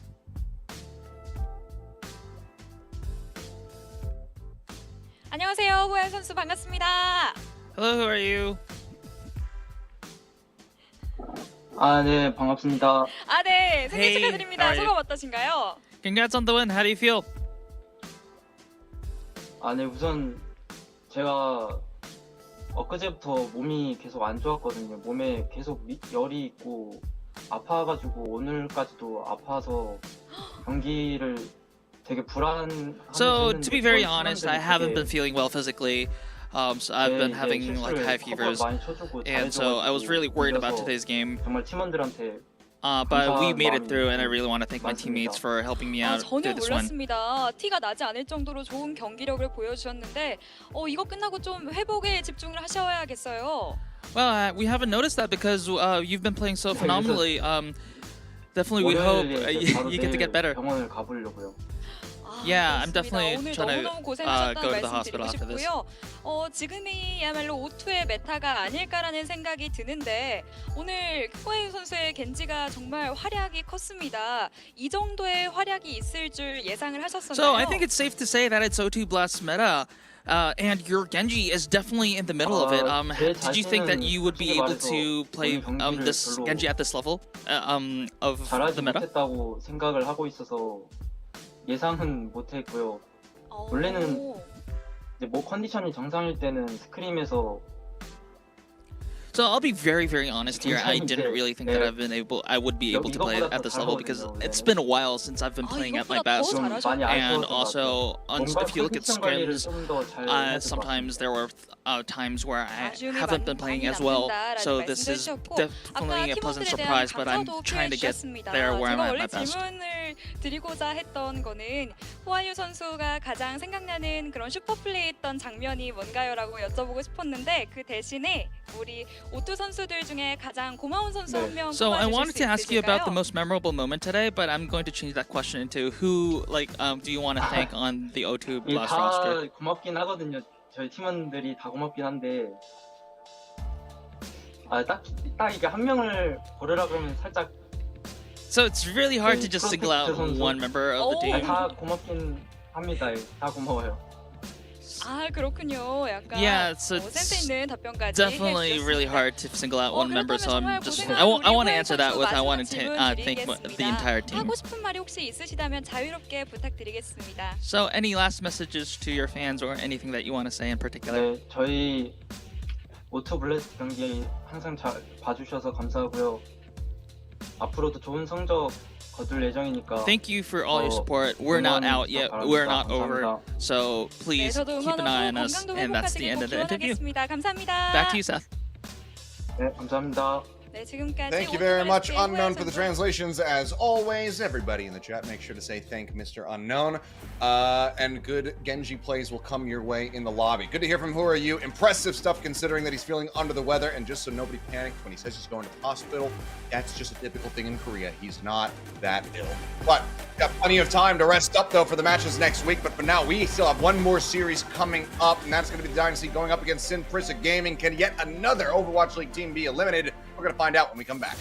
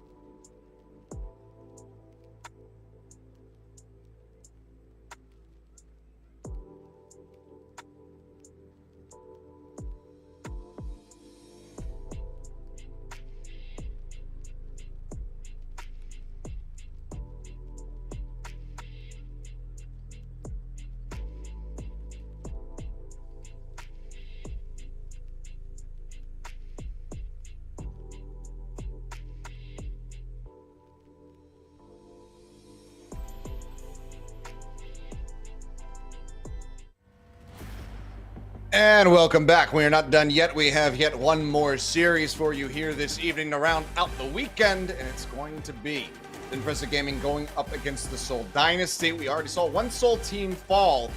This is into the lower bracket. This would send Dynasty out of this knockout stage. Can it happen again? Sinprissa, the Slayers, looking strong. Can they do it twice? Well, they've just seen both Seoul teams falter. But if Dynasty do win today, they get to have another Seoul Bowl next week. I do got to say, though, between SPG and Seoul Dynasty, technically speaking, it's got to be done. None of these teams actually can make it through to the playoffs from this bracket. Dynasty still have a pathway through the play-ins, which they're guaranteed to play through. Sinprissa do not, so they just got to do the best they can, get as many upsets as they can, help their buddies O2 Blast out by rolling through the bracket and maybe taking the Seoul Inferno out after beating the Seoul Dynasty. As this team is starting to, they're growing on me. Starting to become fan favorites. Yeah, I mean, just incredible performances from them. Even just yesterday, found out that we have brothers on this team, which was very much a shock to me. But they have looked absolutely incredible in their play. Really strong performances from them just yesterday. Granted, yes, a little bit of a kind of weaker opponent inside of the Dragons, but the Dynasty are not safe from that same amount of scrutiny that we give to the Dragons either, because it has been a rough season for them as well. We'll see if Sinprissa can continue to be the Overwatch League Slayers. They have now been joined by the ranks of O2 Blast in that same regard. Well, they've, I was going to say beaten the same teams, but that wouldn't be true because Sinprissa were the only ones that played up against the Shanghai Dragons. Seoul Dynasty, they lost to O2 Blast. They beat the Guangzhou Charge. Now they have to try and get past Sinprissa, who, at this stage, have also themselves... Actually, they just beat Shanghai twice, really. So, Sinprissa have done the same team, but they slayed the same dragon twice because they're still farming XP and they don't want to move into the next zone yet until they've sort of just, done the same boss a couple of times. Do I have all the drops I want? Okay, we'll move on to the Tiger now. And then we'll get to the Demon one a little later on. Still give experience. Kill it until it's gray. Either way, though. Is that when you don't get experience? The name goes gray and then you're done. Yeah. Well, Void Enjoyers can rejoice because once again, he is going to be back on at the starting lineup here for the side of the Seoul Dynasty. Saw some very strong performances from him just yesterday, which, alongside him playing Junker Queen, it looked like a bit of a reinvigorated Dynasty compared to the things that we've seen in the past. But this is going to be, in all likelihood, a much stronger opponent for them to try to deal with. I mean, yeah, they look good versus Charge, but Charge have definitely got issues that they've had to get past. Sinprissa did go to 5 against Dragons, and Dragons, they really kind of put their best foot forward for that particular matchup. Wasn't good enough to beat Sinprissa, and a lot to learn there if you are Seoul Dynasty looking from the outside in. You got to reveal a little bit more of your own hand versus the Charge, which Sinprissa will now have seen as well. They know that, especially with Void, and very easy to determine what the matchup is going to be. So for the rest of SPG, it's just coming down to, well, what do they want to bring out to the table? I don't know if you just want to do the ball straight away on the control map. I think that's something you definitely want to save for the flashpoint. But Milgara's played plenty of things across the board. I think you just run it all the time. But yeah, I mean, we have been seeing the Orisa from him as well. Aid, somebody who's just been absolutely destroying when it comes down to that Bastion performance, but Aldo was the one who was very much in the spotlight after yesterday with his performances on everything that he was touching. I believe we saw, Tracer, we saw May. I think even the Soldier 76 was worked in there. And it was just star-studded the whole way throughout that series. So I'm expecting more performances like that from him. This time, though, he is going to be going up against the likes of EasyCon, who also had a whale of a time on Bastion, and then the GOAT himself, Prophet. And they're both Bastion teams. I think both teams have really leaned heavily towards the Bastion, because you will look at these Junker Queen comps, or you look at comps that are played with this Seoul lineup, and it's like you can tell that some teams lean heavy towards the Genji. You can tell that some teams would rather play the Bastion. The Sim is always optional in there. Some teams would, you could do the double hit scan as well. You even, technically speaking, if you're going to do Sim and Bastion, that kind of is double hit scan in its own way. We're going to go towards Lijiang Tower, which is the Brawl favored map, which I think is very expected by the Seoul Dynasty, given that they want to be forcing Junker Queen the entire way through. So this will be a good one to start out on. All right. Good old Li Zhang had a little minor departure from that at the beginning of the last series, but we're back on track now, it would seem. It seems bringing this map to the forefront. Straight back onto it for an El Clasico. Let's see who is going to be able to get that first blood, get that initial map win under their belt. There's a lot of eyes here on the Dynasty. Obviously, high expectations that they haven't been able to meet throughout the season thus far, and they do not want to falter at this point. Might not be the playoffs quite just yet. Might not even be able to make it into them. You know, even if they can make a run through this tournament, but can that playoff profit form get unlocked? It depends on what hero he's playing as well. You know, Sim is not the biggest carry hero, so you would need to see profit onto something like an Echo, something like a Genji. But Seoul Dynasty have been so heavily, again, leaning towards the Bastion. It means that profit has to play more slightly supportive role on the Sim.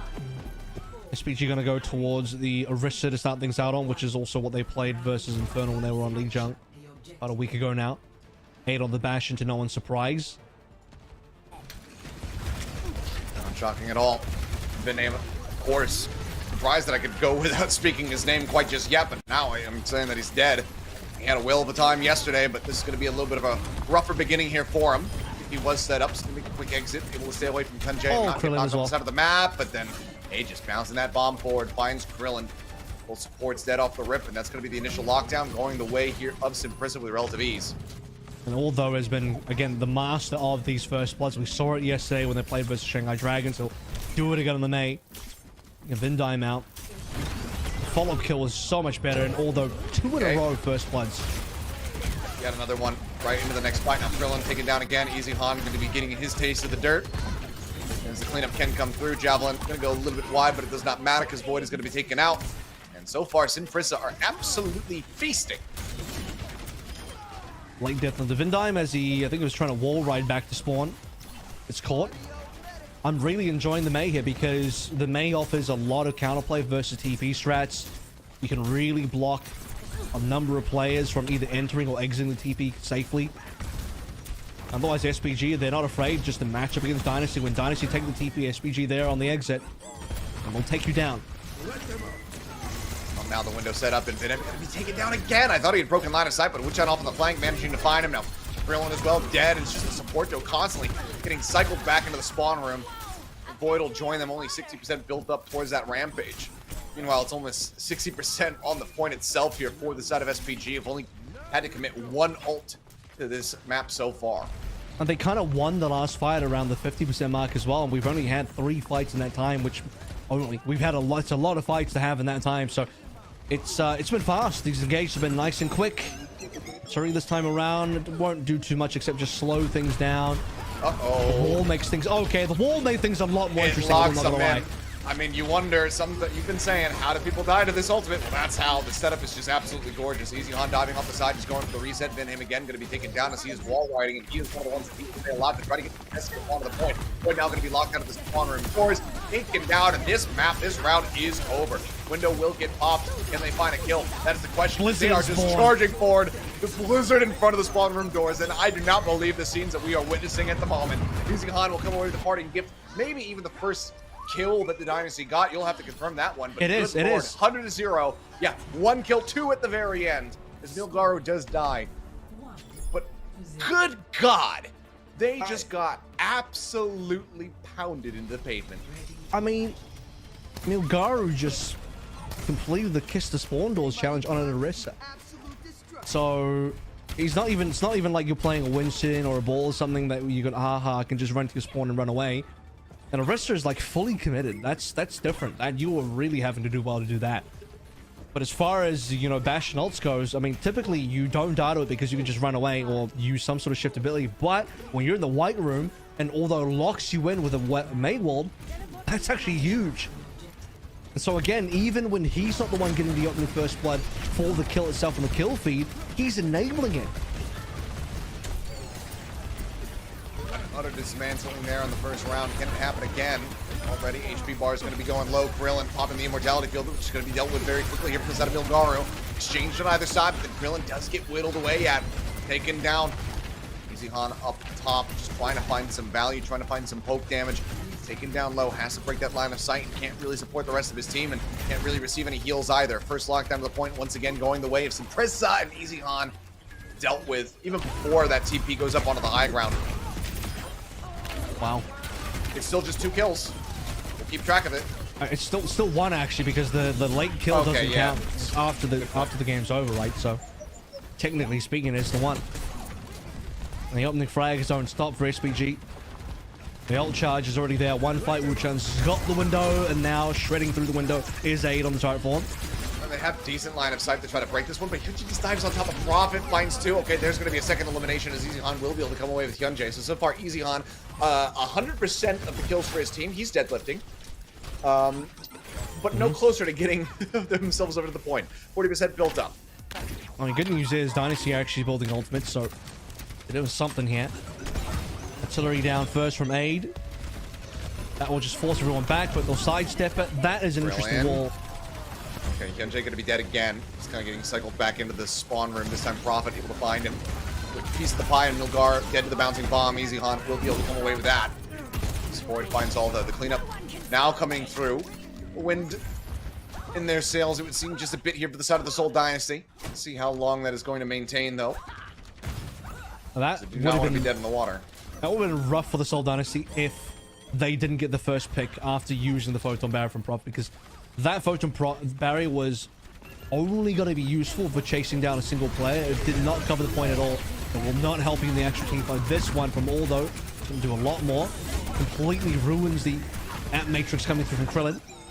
Okay, artillery strike going to be coming through. Sound barrier going to be dropped in as well by Vinham, and Prophet already taken care of. Hyunjae again, somehow finding a kill. There's her jump from Milgar, cleans up Krillin. The rest of the team just going to get swept under the rug. Vinham trying to stay alive, trying to delay, cannot do so. Back in control here, Arson, Frissa, making their way up to that final fight territory, and they still have a window, and they can take a forward position once again. I mean, things have slightly improved by, well, actually, improved by a lot for the Seoul Dynasty, given that they managed to get 35%. They won an actual team fight. They're not completely stuck in the through this spawn. window, but Prophet's already dead. Aid quickly comes up with 2 kills. They just can't try to TP back. They will be able to find a 3-man, 4-man anti actually off the back of that one, but then Void is dead. See the rotate around the backside. Vinham is just trying to get in a position where he can go for that last second test, get that tag, force out the OT, but he's already been dealt with, so now he's staggered. Now it's very much on Void, who's off the side of the map. Come again? I don't think he will be. I think he's going to just stay in spawn for this one. Honestly, even without that, they probably don't touch, but yeah, it's not a good look. Replay observers, help. Show me what just happened. Maybe Hyunjae got the boot again. I would like to believe it. And then force them off. I mean, that is the only acceptable scenario. Void is off the map, out of the chair. Bellassari is going to come in next map. That's what it looks like to me. Aid is all smiles as he finishes the map flawless, 0 deaths. Simprissa, scenes of what we saw from O2 versus Seoul Infernal. Both Seoul teams getting giga stomped on the opening controls today. Yes. I'm sorry. I'm still in a bit of a lack of words here, but either way, Simprissa, what a hell of a way to kick things off. Map pick going to be the hands here of the Seoul Dynasty, but much like the Infernal before them, we need to see a completely different team coming into the next map if they want to have any chance of taking down Simprissa, because they are here, they are ready to frag. We'll see what happens and which map we're going to be going to when we come back in the break.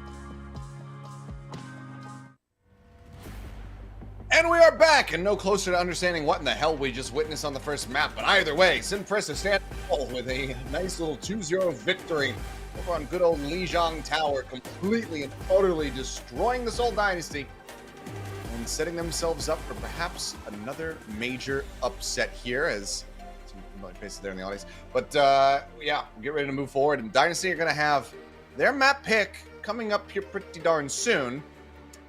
Where do they go to try to find success is the question.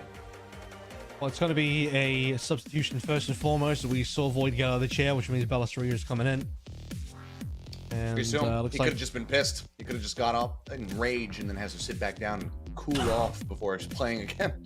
He rampaged out of the chair.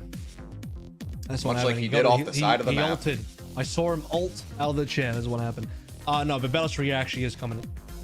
We're going to be heading over towards Midtown, which means we're going to play some Orisa. And, you know, I'll give the same spiel I gave Seoul Infernal after map 1 where they got demolished, which is to say, look, it's not the final look for the team of Seoul. They got more that they can show, and the more that Dynasty can show is playing some Bellasaria Orisa compositions. Yeah, I mean, we'll see if that is going to be the difference makers. We do see him right there on our screens, hair worked back through the headset headband as per usual. Fans were rejoicing just yesterday with the return of Void and, you know, the gameplay that we got to see from him to help deliver the victory, but very rough beginning and a very different look comparatively. So we'll see how Bellasaria is going to be faring, because he himself only got to play, what, 1 map yesterday, but still had a quite a strong performance in his own regard. So we'll see if that is going to be a big difference maker here versus this very fired up Simprissa. Because, I mean, I could have said, you know what, I could see Simprissa winning this series. I could see them taking down the Dynasty, you know, further just becoming that Owl Slayer squad. But I did not have them spawn camping and blizzarding in front of the spawn room doors on Lijiang on my bingo card. So we're a little bit off the expected and beaten path. Well, they were beating down the doors on the Seoul Dynasty. That's what happened there. But on Midtown, they can change the fate of Dynasty slightly, as the entire game plan and style of the Dynasty will shift gears. As I mentioned, Orisa versus Orisa. No, there will be no Wrecking Ball gameplay on Midtown. This is just not the map for it. It still comes a little bit later on. One more map later on Flashpoint. I think Milgaro definitely brings it up next map, but for Midtown at the moment, Orisa versus Orisa.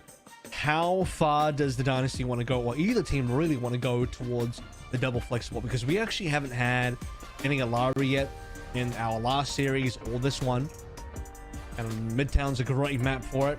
Hangzhou Spark played a little bit of that and saw Pineapple actually get an insane highlight with the Alari ult to the Captain Sun on Midtown, so that was pretty cool.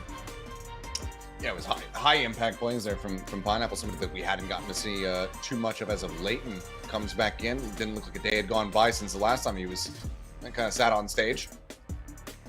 He's very much comfortable, but Dynasty, can they find their comfort? That is the big question as we get ready to go into this one. And it is their map pick, so we should suspect they're going to be feeling a bit more at ease coming into this, as they will be first on the attack. SPG starting off on this defense, and nothing shocking seen here. Although on the Mei, I don't know if he'll stick on to this for the actual mirror itself. You have to expect that with Bellasaria in, it's not going to be all Junker Queen, so I don't think SPG are necessarily reading this wrong. They know what the matchup's going to be, although he's just going to play the Mei anyway. Krillin's now also going to lock in the Alaris. There we go. That's what I was looking at. TP broken, by the way. Alright, working their way forward here. Decent amount of damage. They do force them up here onto the high ground for the time being, so they concede the underpass. Still TP across now. This teleporter going to be taken down. So the exit strategy is eliminated for the time being until that comes back off cooldown. Still just going to poke and prod their way out of the fire station now. Well, they have the high ground to play with, which for their comp is ideal. And they also have the slight lead for Matrix on Vindane. Spoken for now. We are going to lose time for it. Oh, that's quite aggressive from SPG. They use an Ice Wall to get up there. Yeah, Emil Guy just runs at EasyHan. Up into the top, and EasyHan gets taken down. Aiden now taking a lead as Window's going to get committed here. But the biggest thing that they would have to play off the back of the window is already eliminated. That's EasyHan. He's not in the threat. He's not in this fight. They're not going to get anything off this one. A big overcommit here from the side of Inname as the cleanup continues to come through. I believe an extended team kill coming across here as the first volley very much staved off. I think Dynasty were thinking they could just burn down Milgaro, but Milgaro just shoves Dynasty right back towards SPG spawn, funny enough, because Dynasty had to... Well, they TP'd aggressively, didn't they? And maybe that could have worked out for this old Dynasty, but they just did not expect that SPG would have just shoved straight in. You have to expect that, though. 5 ultimates now just about up for SPG as their own window gets played. Or somebody didn't make the TP. Gallery field had to be used there. Vinham, you can see him getting whittled away at lower and lower. Yeah, he didn't get the TP. Connects. Yeah, he's dead. Point is going to be occupied for the time being here from the side of this old Dynasty, but you hear that sound, and that's going to be the artillery strike called in. Where do they end up landing? Krillin is going to be losing out on one little bit of his kit. Now, the barrier coming up, Krillin up over the top, managing to snipe out. Wu-Chen finds that elimination, but as he gets the floor, he's going to be laying there as Milgaro takes him down. Easy Hunt gets a better evade. Do some adultery there for a brief moment as he's going to be popping that Terror Surge looking for a turnaround kill, and he takes down Milgaro. Sun out now onto two, Hyunjae and Aldo, both going to be falling as Easy Han scoops him up. That's going to be the point taken here from the side of this whole Dynasty fighting back. It looked like SPG was going to have that for a brief little moment, but kill off the back of the Terror Surge really helps seal the deal. And I think Krillin is all starting that off with the Captive Sun. He got a frag off that as well. Prophet throwing in the Photon Barrier from very long away. That helps out the team that's still surviving on the point. And Belos Ria, generally speaking, just living through the Blizzard, living through everything. Double Terror Surges coming through, but it's Belos Ria that gets the kill. And now Seoul Dynasty trying to make up for a little bit of lost time. And to spend quite a decent amount to get to where they are. Wu-Chan on SPG now holding the only ult in the game.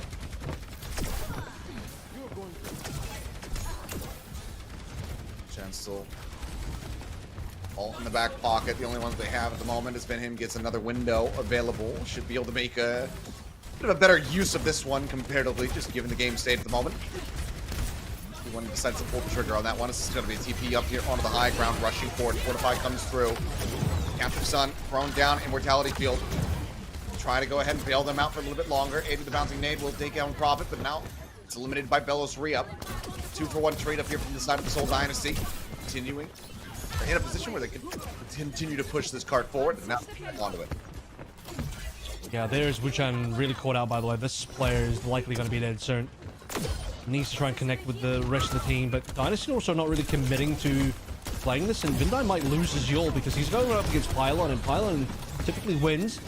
Wu-Chan, if nothing else, is wasting a lot of time. He's wasting his own time, but he's wasting the time of the Dynasty to chase him as well. Yeah. Cart wasn't really moving forward too much. A little bit of rollback there. It's just now really sliding down the ramp into the underpass. Want to go ahead and join back through, but Krillin, another Captive Sun at the ready. Could be monstrous to go ahead and continue to break through this push. This Prophet is about to have that Photon Barrier as well to go alongside of it. Superstar in the back. They don't get aid. Makes it out, although not so lucky. Pylon's cleared on either side. Krillin looking to try to set up the Captive Sun, doesn't really find too much. Blizzard was committed here to try to slow things up a little bit, but now Milgaro is going to be taken down to the front line. Krillin just drawing quite a bit of attention. The cart is rolling forward. You can see, I mean, it's two supports to really try to hold the cart, and they're just going to get cleaned up. Wu-Chan's still around the back side, but Austria pushing up into space, clears out the healing pylon, takes him down. See Ilari gone. A little bit of delay here from the side of Aldo, but the push is going to come in all the same. Just shy of 3 minutes down the time bank for the side of the Seoul Dynasty. Dynasty focusing on the payload there. Well done. Managed to trap SPG out there. Spawners SPG were not together, not consolidated as a team. And with the ultimate spent, SPG just nothing left to play through. Seoul Dynasty now have massive economy pushing on to see still a reasonable amount of time to try and finish the map as well. Yeah. They got the snowball rolling. Certainly get slowed up here in this choke, but Zihan looking to pave the way open. Mortality Field go ahead and deny a lot of that damage away. So got a decent tag in on a couple players, and Milgaro just tucking around the corner trying to stay safe. Air Surge at the ready from both of these Orisas to push forward there with the Javelin, but it's a TP into the back line. Now the window's set up to really just make this completely unassailable for the enemy team. Prophet managing to find the enemy tank, takes him down. Sun Wu-Chan does eventually kill off Krillin, but at what cost? He's lost 2 players, he's lost their tank. Aid now gone as well. So much of the damage that they've been relying on taken out of the fray, and the cart rounds the final corner. There's a little bit of a lack of healing here. It probably gets chunked out, but it looks like the Seoul Dynasty will stay. Photon Barrier to cut the map in half, and Dynasty still in a good position to finish the map, especially with the Terror Surge with the Nusa player. Robin trying to get up into the base there. Guard trying to beam him down, but couldn't get the full charge going. It's dealt with by Wuchen. Nice kill. Get the punish. Should lead to a temporary reset here on the side of the Seoul Dynasty. Got time on their side for a little bit longer, so no reason to take any unnecessary risks, but they also need to try to exit here with their lives intact. Krillin sends out the Captive Sun to try to set up some eliminations here for his squad, but could be an aim and easy con eventually falling all the same, so kind of overstay. They get the ult committed into the fight as well, and that's a big win for SPG. Not clean on the exit though. As Seoul Dynasty will get a couple of kills on their way out as they lose this fight. Oh, Belistria, tricky situation. TP's away. Belistria's life is safe, and that would have been really bad if Belistria dies as well. And now time starts to look quite concerning for the Seoul Dynasty. However, the payload is at the end, so they need one good fight. So I've got ultimates to finish this off with. I like that Belistria's kept the Terror Surge because that is the key ultimate to actually get this cap. Okay, Aid opening. They're about to kill each other. Going through. See if the hits do come in. Yep. Yes, they do. Exactly killed each other. Yep, both of them taken out. A stalemate at the end of it all. But certainly an opportunity potentially here for SPG to get that faster run back for Aid to get set up. I mean, it's looking like an overtime finish no matter what. Potentially get the deny. That trade, by the way, is so much better for SPG because Aid spawn is right around the corner. Whereas ECN has a much longer run back, and that's time wasted for Dynasty. Time wasted, running lower and lower. Window to further buy it. Somebody's got to push over to get the card here. Belstria tagging out, manages to make it happen, nade. but as he shows his head, the nade bounces through the window, gets the kill. Captive Sun going to be lobbed in, but we won't see too much on the back end of that one as the OT will bleed down. A successful hold here in front of Point C from the side of SPG. They do not allow for Dynasty to make it to the end of the map, and they give themselves a win condition. I think slow down a lot, and I think for me it starts with the Krillin. Well, actually, no, it was the Wuchen kill onto Krillin with the Captive Sun, and we noted that, you know, Wuchen kind of just solo Captive Sun to Krillin. But the overarching downflow effects of that was, well, Dynasty were in a 4v5 because, again, Wuchen spawns around the corner. It's a very, you know, greedy ult in a way where you're just using it to kill one player. And he almost didn't kill Krillin, by the way. Had to hit him with the final headshot to enable the kill. But with Krillin down, Dynasty didn't have full 5, SPG did, and slowly Dynasty were just whittled down in the subsequent fights. They lost momentum. SPG then just played their spawn advantage for the rest of the defense. We had the artillery trades from the Bastions, but all of these trades, they favor the side of SPG. And eventually you just don't have any time left to play through. And this is exactly that moment we're talking about as well with the artillery trade. Perfectly balanced as all things should be. Both players having the exact same idea, accepting their fates, and just getting blasted into oblivion. I saw the same thing last week when it was, instead of 2 Bastions, was a Bastion and a Junkrat. And they both went for each other the exact same way. Because if you think about it, it's kind of the same ultimate. Ripped a little bit into more into the artillery. Yeah, it's with a little bit more work involved, but kind of the same ultimate, kind of. Either way, entertaining as is this ball that is now rolling out here from Milgaru, but he stayed out of 15 HP and swiftly dealt with. Krillin shutting it down, says, yep, I know to expect this from you, good sir. Pursues for the kill. Nice little early bump towards that Captive Sun. Milgaru gonna have to reset and go again. SPG have to go to the end of the map here, so they can't afford to be too tricky about this. They have to actually have a comp that has some longevity. Because we're not just playing for 8. I didn't expect the ball to come through this early, but he's going to do it anyway. The issue is I don't know if Midtown is really that favorable for ball. And they are heavily committed to this comp because it's going to take some effort for them to swap off. Like 2 heroes. Sorry, 3 heroes would have to be swapped for them to go back over towards what they were playing before. Helix Rocket's going to be going wide flop it. Dodging out on those. See. Come ahead, gets amped up, takes down Wuchen, getting up into his face. Molten Core nearly online, 25% left to go for that. And no closer to really setting foot on the point here, our SPG.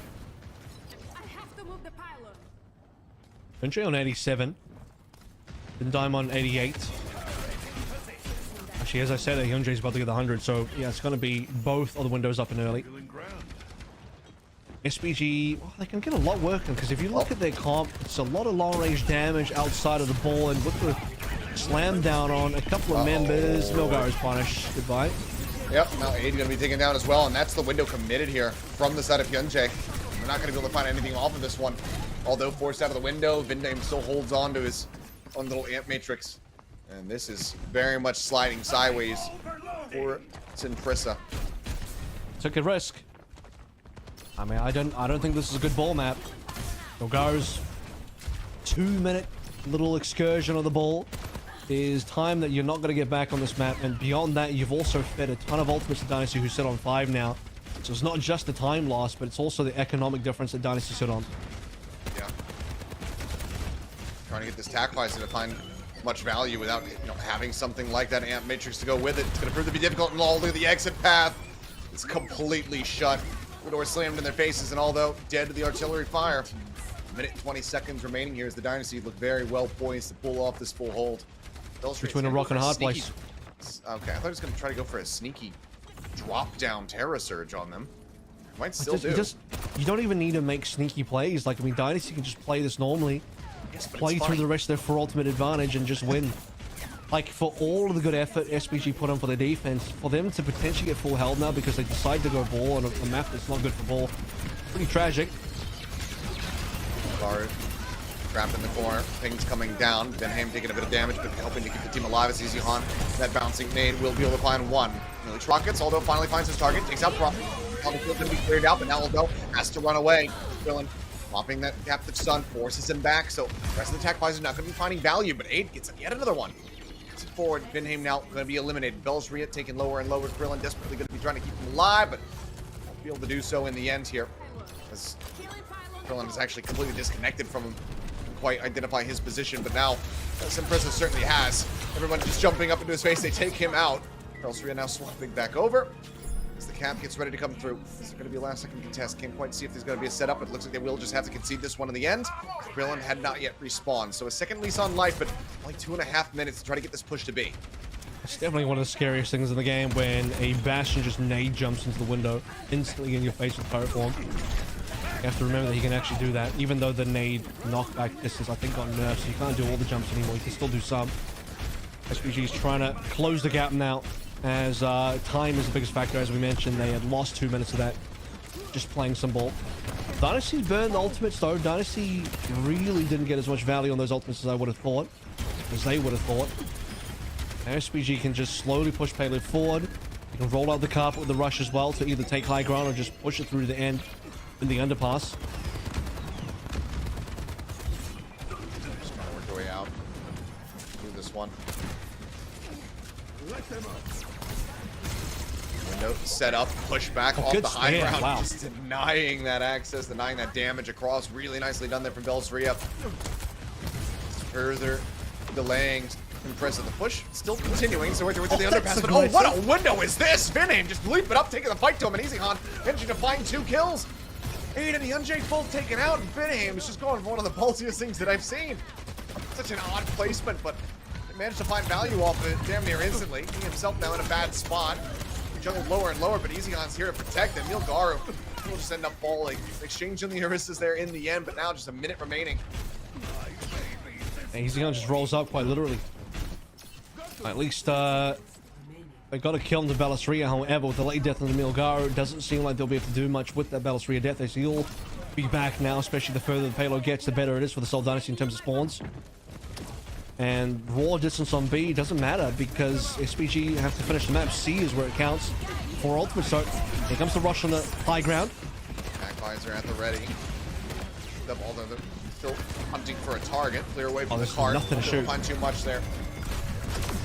And again, artillery fire going to be layered in. Krillin, Captive Sun at the ready. Looking for the setup. Sends it down into the underpass. 21 HP remaining here on this Alar. Still somehow going to be alive. They top back up the Molten Core as well. Rolling from the side of Profit. Just looking to make this as unassailable as humanly possible. And Milgaru will end up falling. Stuck in the lava. Taken down by Bellsria, who's still going to be holding on to that Terra Surge. Push up now onto the high ground. The Immortality Field to try to escort them forward. Terra Surge looking for the capture, looking for the kill. Won't be able to find him, but Vinham gets A. Now Wuchen taken down by Krillin, and that's going to be it. Overtime will bleed away. That is going to be a successful hold here from the side of the Seoul Dynasty, looking much more like themselves, much more like the team that we saw yesterday coming into their map pick.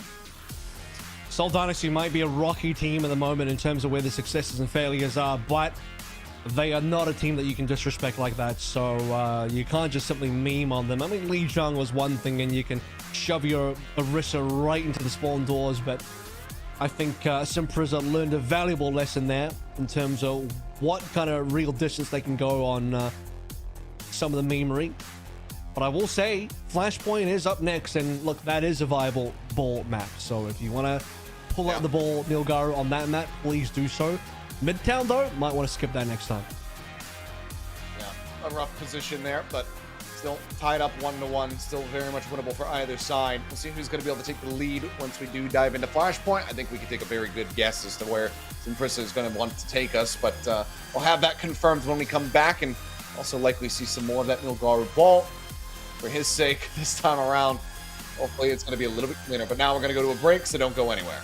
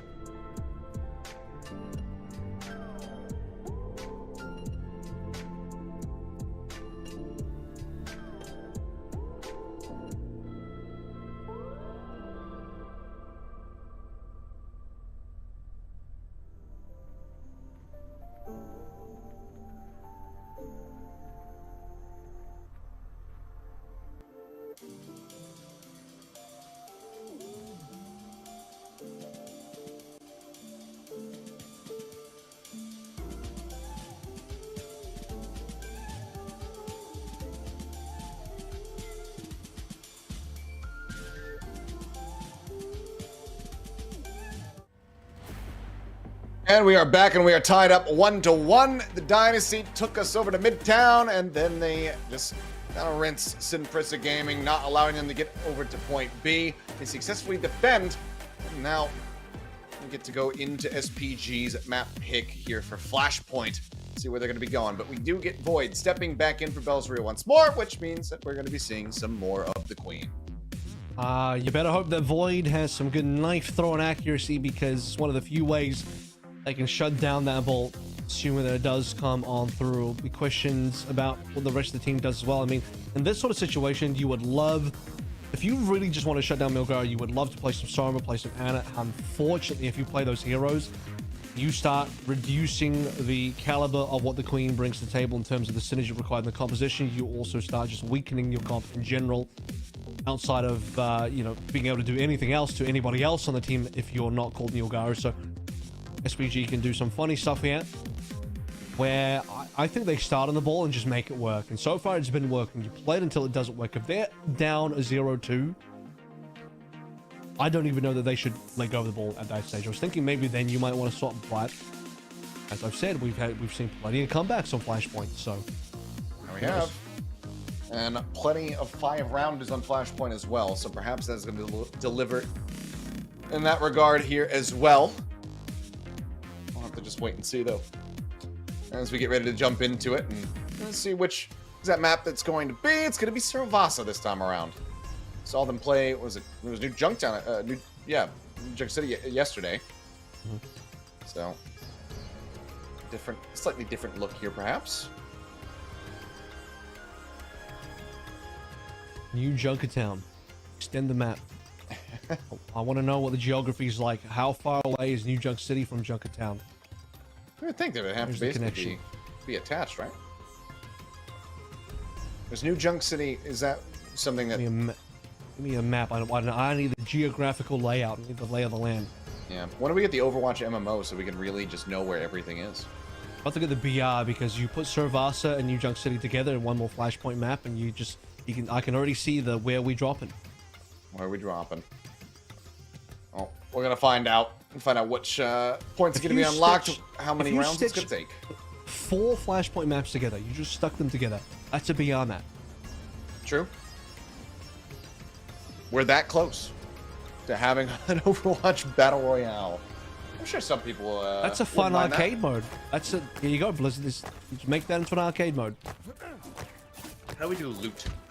What do you loot? You know what? It's BR only in that a circle closes around you, and that's it. Everything else is still Overwatch. I was gonna say, does everyone play May except your walls are permanent, so you can build structures? You know what? You don't need structures in a BR. That's what we also discovered. However, in this matchup, no surprise for Dynasty and SPG. No surprise either. We ballin' straight away. Yep, straight away. Right out the gate with it. Completely unsurprising. As there's the crash through. Looking for Easy Hunt, takes him low, trying to roll up onto the top to get that pile driver through. Either way, the kill's still going to be found. 8 kicking down to the side of the SPG, but Dynasty very much losing out on multiple players here as Prophet utters fire. Nice little push forward though from Void, and he just finds both supports in an instant. He looks to turn the tide to this one. Lugaru is far too low. He's not going to be able to escape, and Void, I think he is angry after that first display on the opening map, because good lord, he comes back in here with a vengeance. Void, he's ulting in real life. He's farmed up the ultimate while he's waiting for his next map to be subbed into. And for SPG as well, I think Milgaru, he kind of messed up his jump up, because he was trying to get on top of one of the bits of geometry to land the slam, and while he was doing that, his team was kind of being rushed down by Void in the Soul Dynasty, so slight misplay on the pacing there from SPG, and it all does have to connect well together for you to get that value.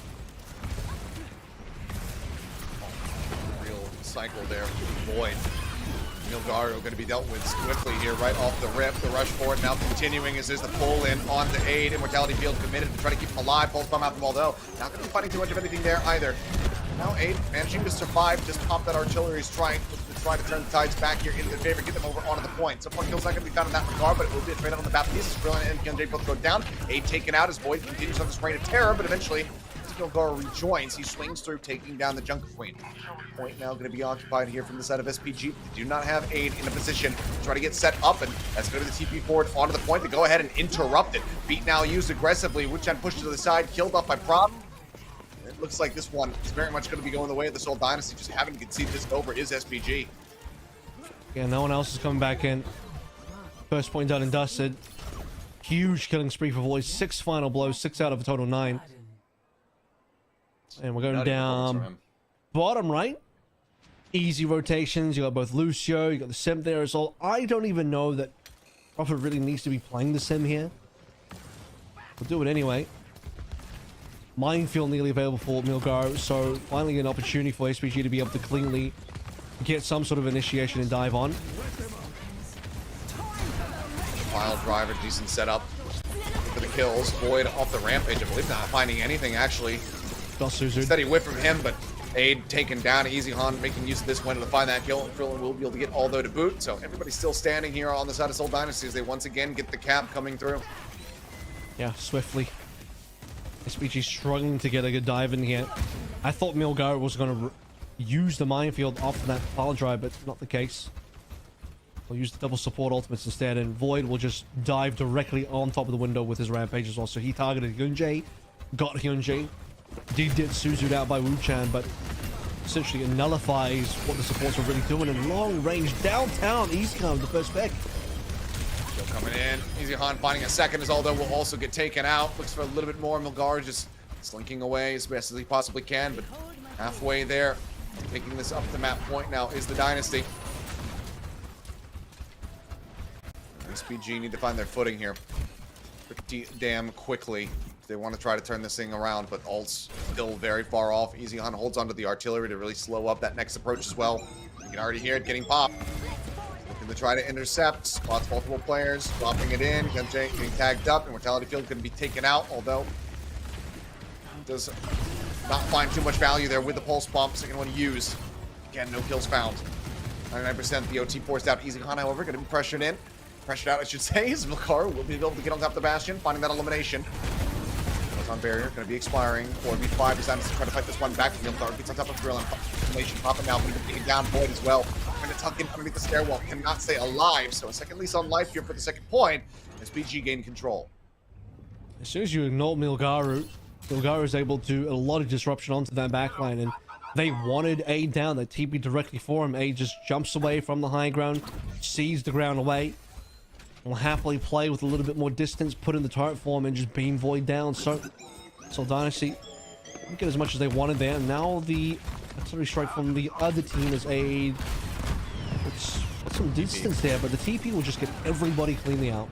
TP to eggs, they're actually trying to push forward to catch Aid there while he was still in the animation, but are unable to do it. Big knockup coming through from Milgaru, pushing Krillin up into the sky. Immortality Field going to be used to come there on the back end as Aid has been eliminated, although again with the pulse bomb, not going to be able to find the elimination. Rampage across from Void, catches on to 3. Chan only able to Suzu it off himself to catch the rest of the teammates, and they end up falling to the wayside. Second point now locked in here for Dynasty as they get themselves up the map point. And top left rotation, that's actually going to be better for SPG. They got to get the rest of the players out, but they should be on point first.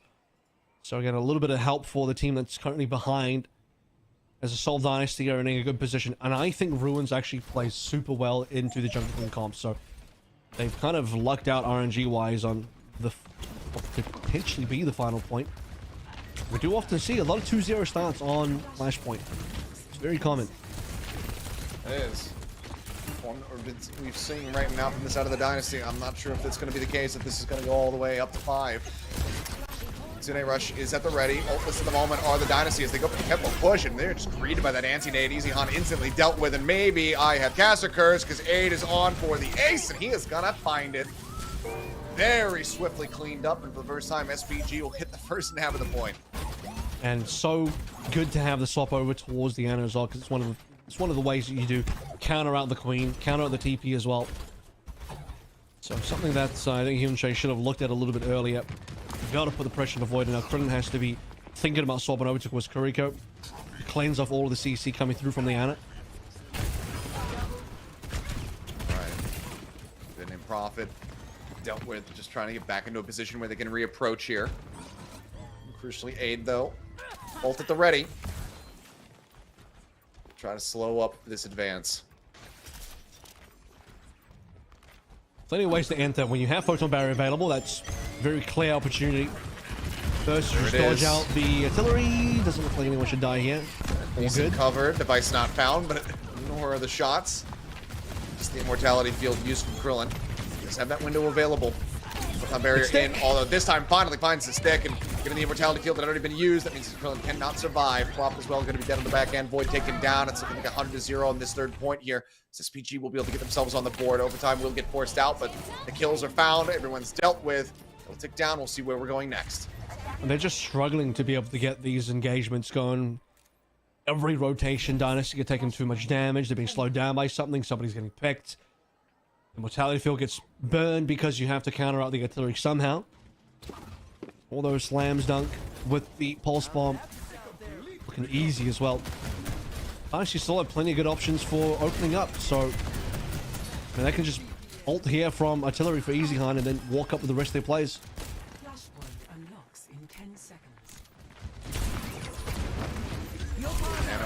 Invested, Hayden, the recipient, is trying to stay alive, trying to counteract this wall that comes his way, but the answering sound barrier is in from Vinheim, just keeping everybody alive, and suddenly SPG just completely disappear. An instant team kill found here for the side of the Dynasty as they once again assert the dominance and gain control of what could be the final point.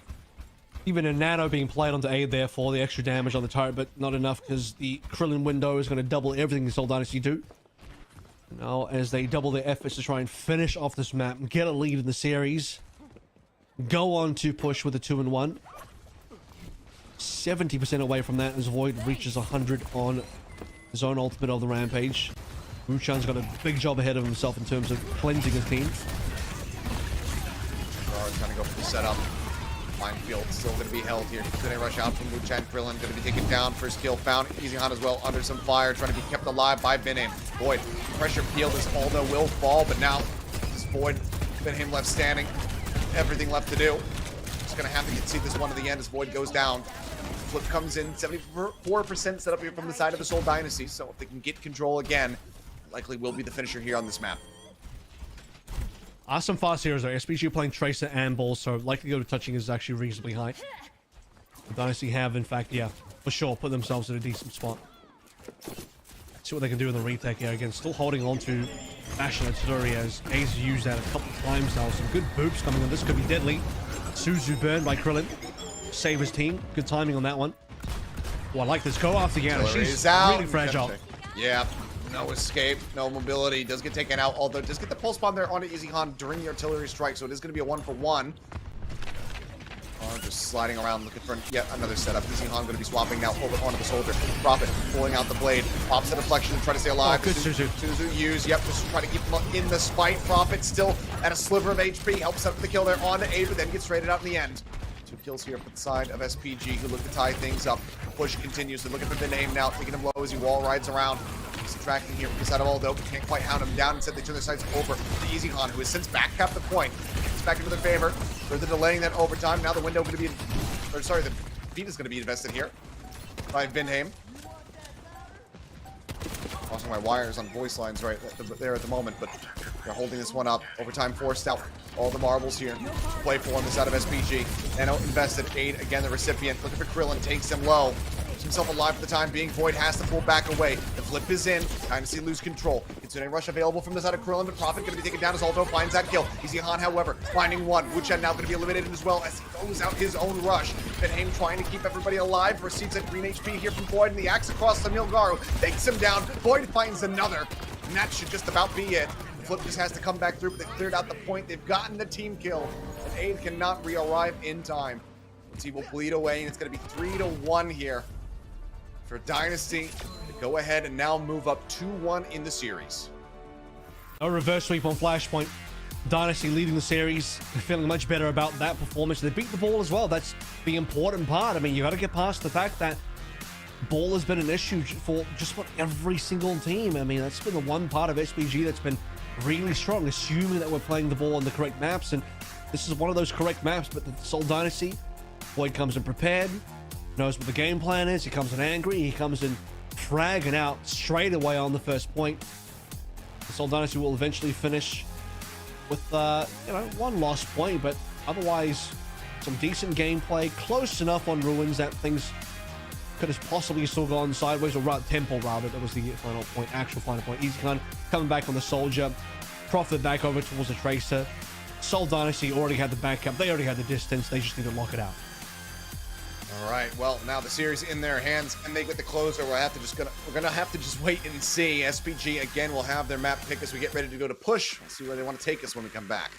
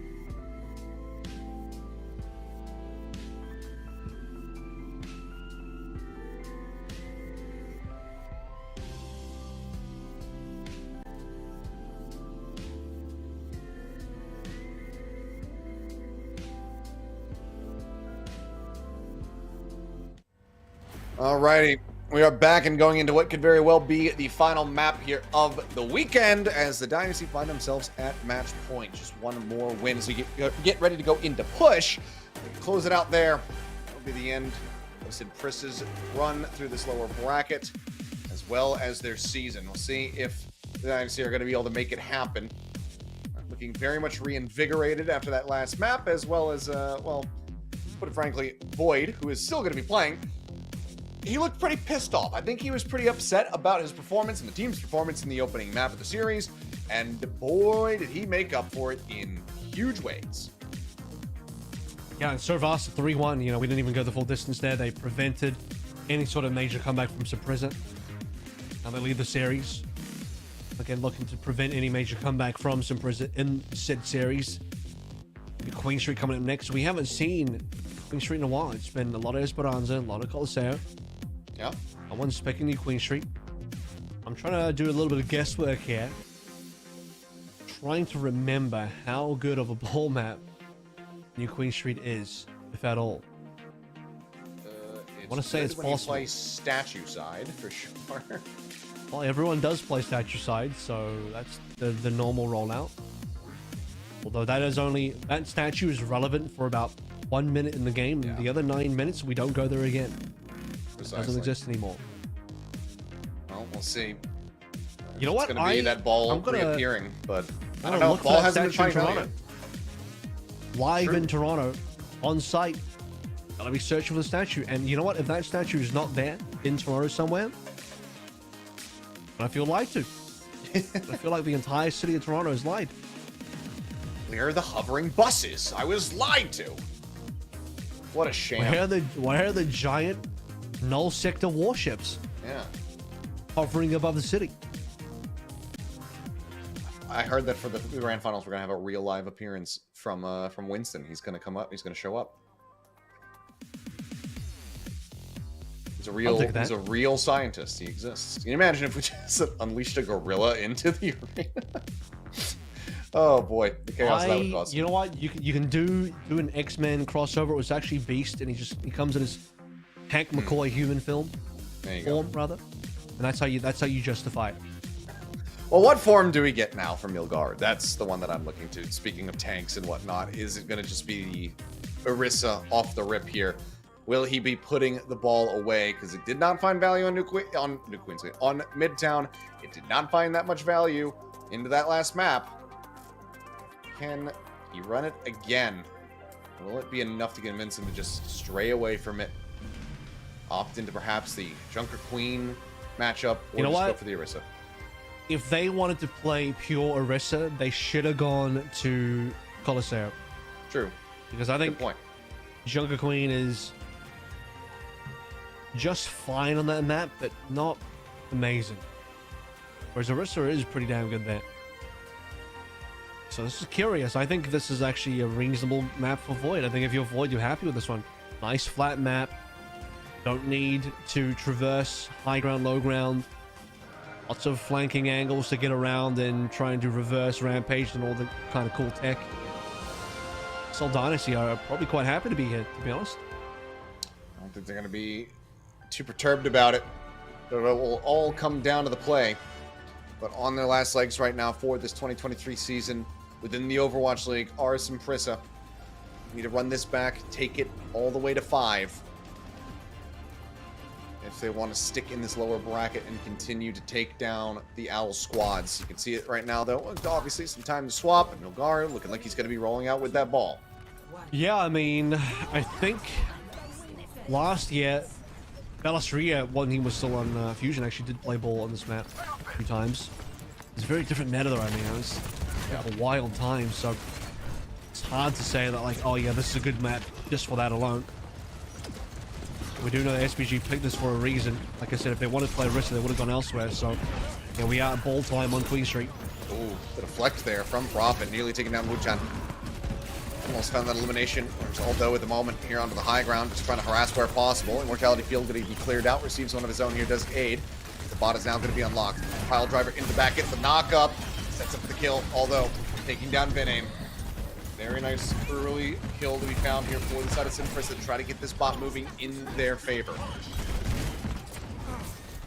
First minute gone, and still no one really winning the neutral, despite SPG getting some minor push. They're still getting some push at the moment. Dynasty seem to have forgotten about the payload, and this is all just free pickings in terms of meterage gain for now. Work it forward just a little bit. 13 meters established there as the HP bars continue to get whittled away out here on the side of the Dynasty. Yeah, as the ult pops it. Bring up the window here, statue side. For some damage, puts a little bit across on the Milgar, but he's not going to be too bothered by that. Tickling him really. Move back there onto Aid. Captive Sun coming through. Aid going to be taken down. That's a line share, that damage that you would want to have to play off the back of that Captive Sun. But Prophet's still going to get caught out as Milgar crashes through, finds Krill, and Easy Khan take it down, and all the easy scoop up onto Vidheim. Taking him down so very low. Quick pickup. Dynasty with the lead for the time being, but it seems like it's not going to last very long at all as they just get rid of Void. He does have a bit of staying power here on this bot. Gets himself up to that rampage for the follow-up fight, but Bot's right back into control here of Simprissa. Yeah, good turnaround from Wuchan, and already back on a 58% by the way, so tons of damage and healing.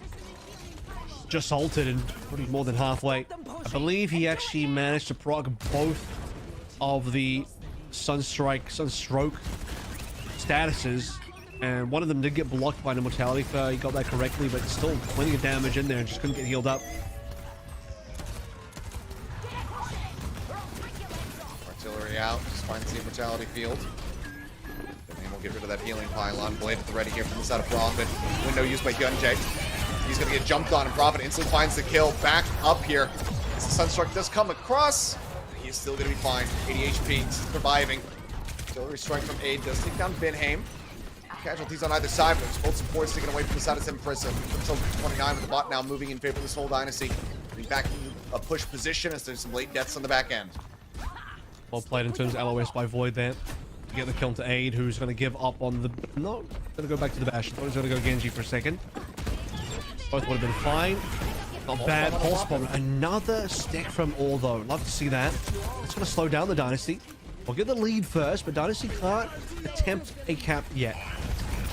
Pile driver in again. Great setup here as Easy on killed himself off actually with the nade. It took Aid down with him. And a 2-for-1, but one that still very much does favor the side of Simprissa, and Void going to be taken down. And once again, you're just going blow for blow. You get the bot, you get the lead. I get the bot, I get the lead. Time to prioritize a little bit more long-range damage now. Easy Khan over towards Soldier. Krillin, obviously, now that Hyunjae's over towards the Ana, you gotta bring the Kiriko out, because you gotta help out Void here. Super important. Nothing to really block out the Rampage, so if Void can find this, SPG are not gonna be happy about it, given that Wuchan is on the Illari instead of the Kiriko. It's a good opportunity for Void to carry this fight. Get the setup. This is the only open moment. Look at that knife pull. Nothing really found it. I mean, drop it. Good dive. Oh, God. Yeah, just up on top, shut down instantly. Made from Hyunjae to go ahead and claim the kill. Lead again, about to be taken here from the side of Simprissa. Minor hiccups for them, but able to deal with it with relative ease. Take the lead, and push their way closer and closer towards that checkpoint. Krillin stuck into the corner, Aldo comes to the rescue, just diving in alongside Milgar, finds that kill. Checkpoint now going to be snatched up. I mean, what a late death. Krillin doesn't die there, and Vidheim and Krillin both get back to the team. Maybe there's a chance of recontesting, but in this situation, absolutely not. Krillin thought about going towards the Illari. He's not going to go back over towards the BAP. I think Kiriko's probably still a better choice. Decide to go for the BAP instead. So we're going to give Hyunjae a really good matchup opportunity now. Rampage still held. Bot getting taken away. Intercepted now. SPG wanting to keep it locked here on this side of the map. So the Mano is available. Just waiting to pull the trigger on that one. Although down below half HP. Getting top back up. Artillery strike now coming through. Just looking to pave the way. Try to clear things out. Vidheim stuck into the corner. Getting beaten and battered, but still surviving for a little bit longer. But then eventually Milgar just dives in alongside that artillery fire to confirm the kill. Prophet falling lower and lower off screen. Dealt with. Milgar comes up with yet another one. Void is gone. This bot continues to push, and finally see SPG very much breaking away from Seoul Dynasty, not letting them get back onto this. Yeah, I mean, this is looking like map 5 territory. SPG are pushing this one to triple digits. Dynasty got ultimates, but they just have no pacing. They have no tempo to actually be able to open up these fights. I mean, they have to be the ones to initiate. They got to actually punish SPG somehow. Wuchan with another ult. He farms these so quickly. Krillin's the target. For the confirmed kill, but yeah, Krillin going to be able to survive as that down barrier comes in from Vidheim. Prophet pulling the blade, gets on top of Hyunjae, finds that kill. Void down to a sliver, however, gets taken out. Prophet finding a second, but I don't know if it's going to be good enough. Gets himself a third, a fourth, and suddenly like it is going to be winnable, at least in this little minor fight. Milgaro will be the 114 one that though. gets away, but yeah, as you say, 114, 3:45 left in the time bank. Decently efficient there on the fight win, but Dynasty had so much distance to close. I mean, I'm super happy if I'm SPG. That's an extreme amount of distance. And we're not playing Esperanza here, where opening cap is super easy to get. Dynasty don't have that yet, and that takes quite a bit of effort. Milgaro is running circles around the Dynasty. At least Dynasty got that fight for pretty cheap. Well played Sound Barrier and Blade, especially that Blade that ended up getting that 4K. Sleep in onto Easy Han, dealt with quickly as Wuchen gets in on top of him. Big Bob shutdown. antied out. Yeah, finished off. Up into the air. And Void is still going to be committing in with his Rampage. Had the window to back him up, I suppose, but Krillin is now dead. That's so much of the healing gone. Vinheim does manage to find one, but now they're all just going to get taken apart. Boss still locked here into the neutral spot. They gain those forward spawns once again, just in time for Aiden Wuchen to go ahead and respawn. Maybe Void felt that he wasn't able to really back away and disengage properly. I mean, they're committed, so yeah, go for it. Now Eashan's going to go over towards the Sombra. They want to have some sort of ball counter, and that really does tell you the story of this particular game, where it's like, man, you're losing to the ball hard enough that you're going to go towards harder ball counters, and Void's even going to come in through on the Diva late in the day. Let's see if it does anything. You can actually eat the artillery hits with the Matrix, so Void should probably do that. Oh, and we have a pause. It's been a hot minute since this reared its ugly head, but seems like it was just a matter of time. But looks like it will be a pause called here by Milgaro. So Sinprissa having some form of issue, which hopefully will get figured out very quickly so that we can get back into the action, get underway here very swiftly. Salt Dynasty have so much work to do, especially on a new comp as well. At this stage, they're essentially playing a full dive. Lucio Kiriko. Prophet still on the Genji. At least they'll be able to counter out Aid effectively. Milgaro is an issue, but this comp will be annoying for Aid. I wouldn't be surprised if Aid ends up swapping away from the Bastion. Bastion kind of gets farmed by the entire front line of the Salt Dynasty. It's been having a rough time of it so far. Looks like, okay, we are going to be all right. Back into the action. Talking about the swap-ups here on the composition, just trying to counteract the ball, and Easy Han will be able to find that first kill, so Milgaro taken down off the rip. Just for the setup, back into stealth, see what the hack target is going to look like here. But still so much damage. There's still so much distance, rather, that needs to come through here for the side of the Dynasty with just 2 minutes left to do it. Yeah, you gotta wait for these hack setups as well. And Prophet's your only other real diver. It's not like you have a Tracer. Yeah, you want to keep the Genji 2 flames bash because that's a positive matchup for the Genji, or at least a skill matchup. Wuchen taken down. Void able to push forward with the rockets, backed up by that sound barrier. Helps find that kill. Prophet, however, going to be eliminated. Nano goes across here onto Aid, finding one, forcing them back away from the bot. Void just having to wait that out.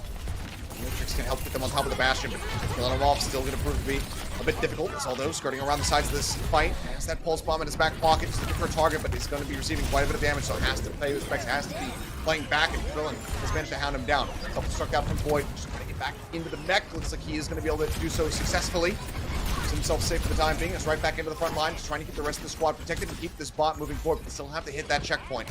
EMP into the back line, catching 2. First target going to be Aid, but he takes one with him. Bouncing nade forward, Easy Han dead. Prophet now pulling the blade, anti out onto 3, pulse bomb. Takes out Prophet, Vinheim now going to be eliminated. Just Krillin and Void left standing with 50 seconds left to go. You have to either have to get the hell out of dodge, or they have to reset right now. Looks like it's going to have to be a mix of both as Krillin does fall and Void tries to stay alive. And Void has to live here because he's going to get mega staggered if not. That'd be a huge problem for the Soul Dynasty.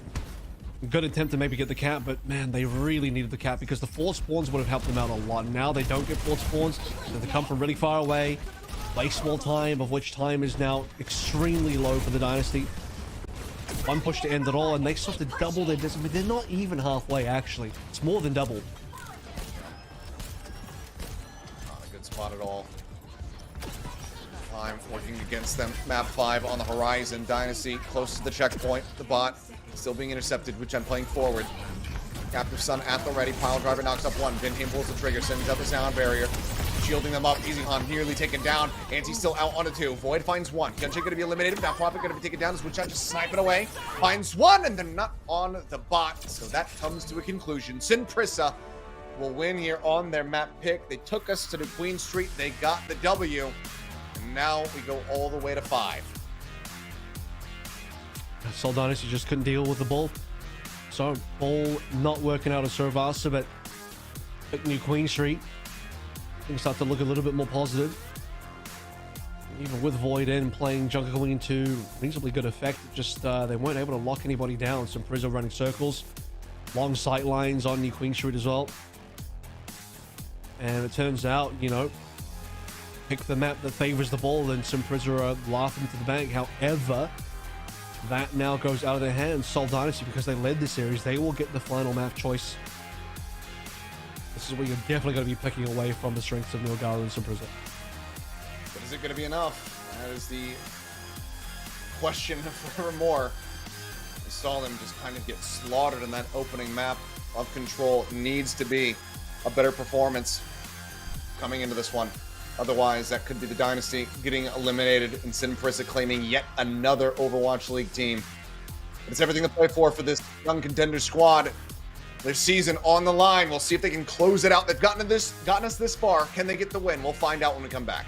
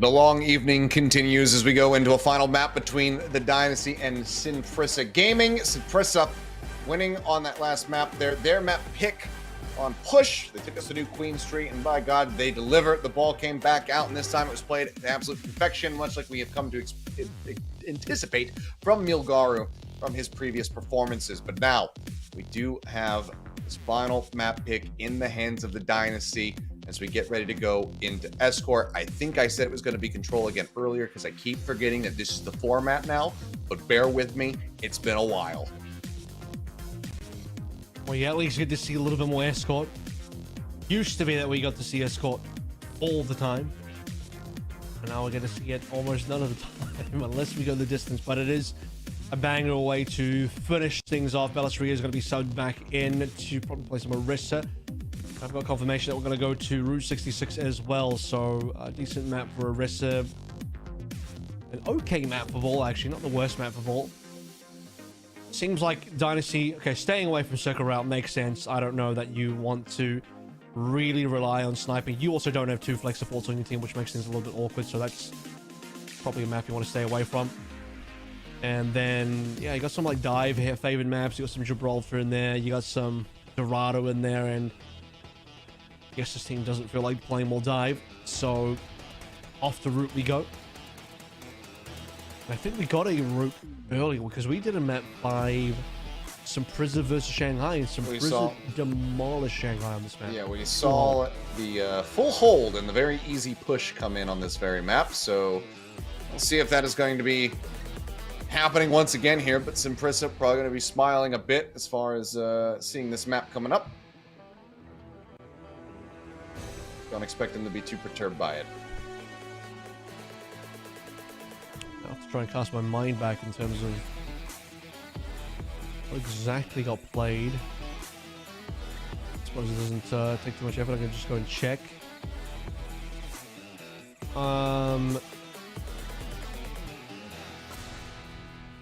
It was over damn quick. Where is it? Hang on. I'm gonna need a second. It's all good. Take your time. We'll just go ahead and get loaded up into this one. This one, surprisingly, Milgaru already going to be flashing that ball. Yeah, but he didn't play ball there. He actually played Orisa. Yeah, he did play Orisa, yeah. Double flex support. A little bit of Bastion, mate. And they just held. They just full held. Dragons didn't get any distance. And SPG just rolled up and won. So we had him at 5, but it was a very quick bet. There it is, same comp again. May, double flex support, Orisa Bastion, Dynasty doing mostly the same thing, but they have the extra sim. Which on the defense is like, I don't know, like I feel like having, I think the Ortho May is a big difference maker. Really. Because it's not like Prophet is gonna, you're not gonna TP your team aggressively into the other team to brawl out. So you're kind of just doing it to rotate between different areas of the map and secure some high ground, which is not insignificant, but Bellasria. Althoug's been doing a lot of stuff on the May earlier. Bellasria off on his lonesome, and yeah, he gets picked off, which I'm able to find that elimination. A little bit of damage there on both of these Alaris, but both going to be surviving for the time being. But without that main tank, without that tank in general, I should say, Dynasty very much have to fall back behind Big Earls, just keep themselves hidden for now. Milgaru, an opportunity to try to take the lead towards that Terra Surge. Made from Easy Han to try to force them back. Hyunjae gets knocked down to half HP, but the healing steadily comes in to keep him topped up. Now, top control Big Earl is going to be established here for SPG. A little bit of free pushing as well. That push is slowed down now that no one's really onto the payload, but with Aid being knocked back, he might have to be the one solo pushing his way through. Window is not getting enough value at the moment. Dynasty have survived. Prophet pulls out the massive shield wall, and SPG are losing the fight.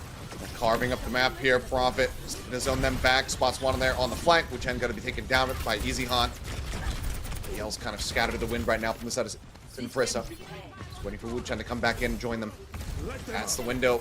Gone from Hyunjae, now popped from Vinhaim. Gonna shove them back even further. Sets it up for Easy Han to make easy use out of it. May wall denies a little bit. Now Aid gonna be popping that artillery strike to see where they land. There's Prophet, potentially caught. And last shell. A little bit too late to try to actually confirm the kill. Prophet survives. Jump up into the air. I'm not sure if that actually connected. He's only able to get one, but Aldo finding one. Krillin getting taken down by Aid. Kills going to be found. Easy Hunt able to exchange one back. Bellisria javelin forward, finds Aldo, but he himself under fire, taken down, and that should be Cap. Here coming through onto A, so a bump up in the time bank here, just over 4 minutes to work with. Yeah, not bad. Wu-Chan actually gets 2 players there, gets a couple of detonations as well, and SPG will be able to push their way through. After a little bit of effort required. Again, the original window from Hyunjae left a little bit to be desired. It seemed like Seoul Dynasty were able to recover off the Photon Barrier from Prophet, but maybe not the case, as it was a very low lethality, low kill kind of exchange from both teams until the end. Straight off the rep, Krillin will start things out on Aldo. We have a lot of praise to Aldo's ability to find first bloods, but this time he'll be first blooded. Takes him out. So we get into a bit more of an open spot. Finding value with this Blizzard can prove to be a bit more difficult.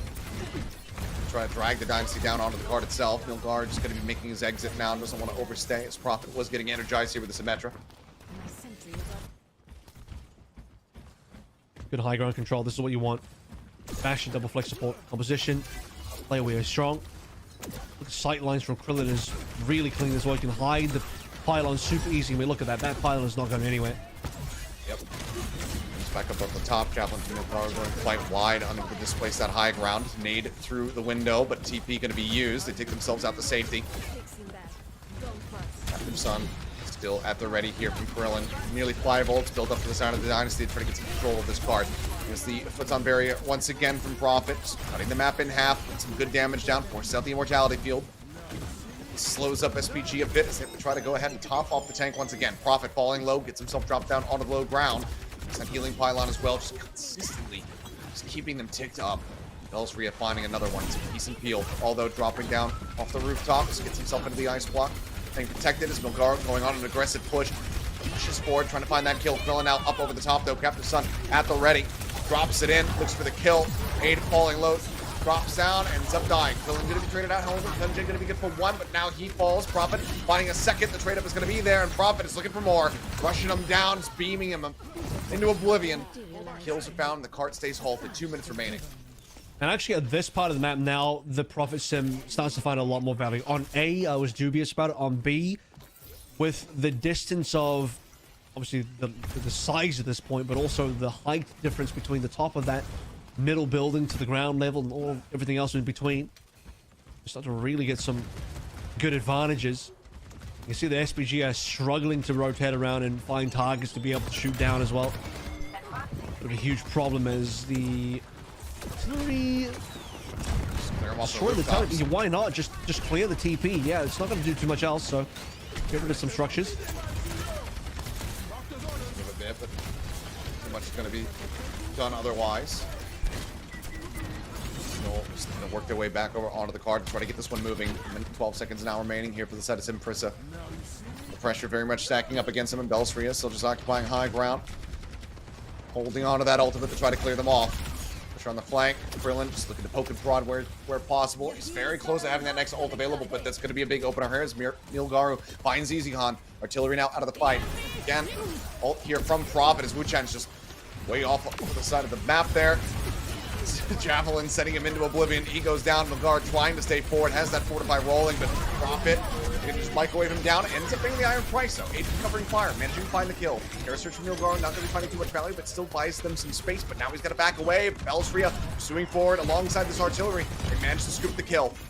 Javelin going wide, but now just 27 seconds remaining here for the side of SPG, and they're still losing members. Aid, a very late death. Although, speaking of late deaths, gets taken down. Easy to find him. That's a massive stagger. Yeah, I mean, this is going to be rough now. SPG are basically going to be onto the OT as they sought to find a way to touch as well. And the payload distance, this is the double-edged sword. They pushed it a fair amount, but now, in order to touch, they have to walk up quite a wee while as well. Bellisria guarding it. Will not stop Milgaru from initiating the final touch. But still, height advantage is there. Oh, I think the Captain just got the one. Right up on top of him, gets the melee, hit the takedown. Hyunjae, 8 dead moments before. That's just going to be the cleanup coming through. Suddenly, Milgar is the last one standing, but not for long. Take him down. And this time around for SPG, it's going to be a bit more of a brutal affair for them here on Route 66. Really clean from the side of the Seoul Dynasty. They successfully defend about halfway to point B. I think, again, once more, no real issues there. There's plenty of ways to get onto Big Earls. You get to B, and I think the mobility of the Seoul Dynasty, their double flex supports that can instantly jump up on top of the roof, the TPs from Prophet that can help everyone else move around as well, set up on the off angles. Seoul Dynasty have just such great LOS control on B. Payload got okay distance, but realistically, you want more. That's still not quite enough.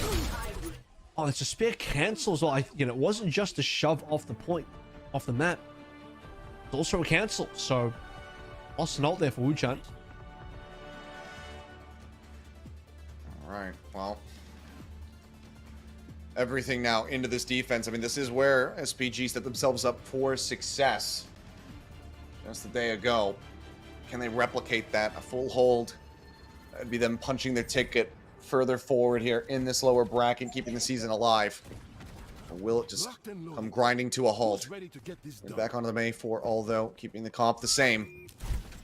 Dynasty have been looking riled up, fired up, and ready to play. Well, the May is certainly going to be a lot of value on A. So we can sort of block off a lot of angles, especially in the early choking. This first phase of A, very good for all, though. Seoul Dynasty, they're not going to change anything either. Both teams will play the exact same as they already have. Very back positioning from SPG. They don't even want to play for the rail cards. They're going to just go straight to Big Earls. Right here, hugging onto the corner. TP up onto the high ground. There's the push in, and it works absolute perfection here for the side of the Dynasty. Aid going to be taken down nice and early. Hyunjae now dead as well. Wuchen left out the dry. Just cannot survive. Taken out. The defense is crumbling very early on here for the side of SPG. Extended team kill comes through, and that opens up so much space here for the side of the Dynasty. Yes, SPG, they will have an opportunity to go for a recontest, but it needs to be damn clean to stop this card.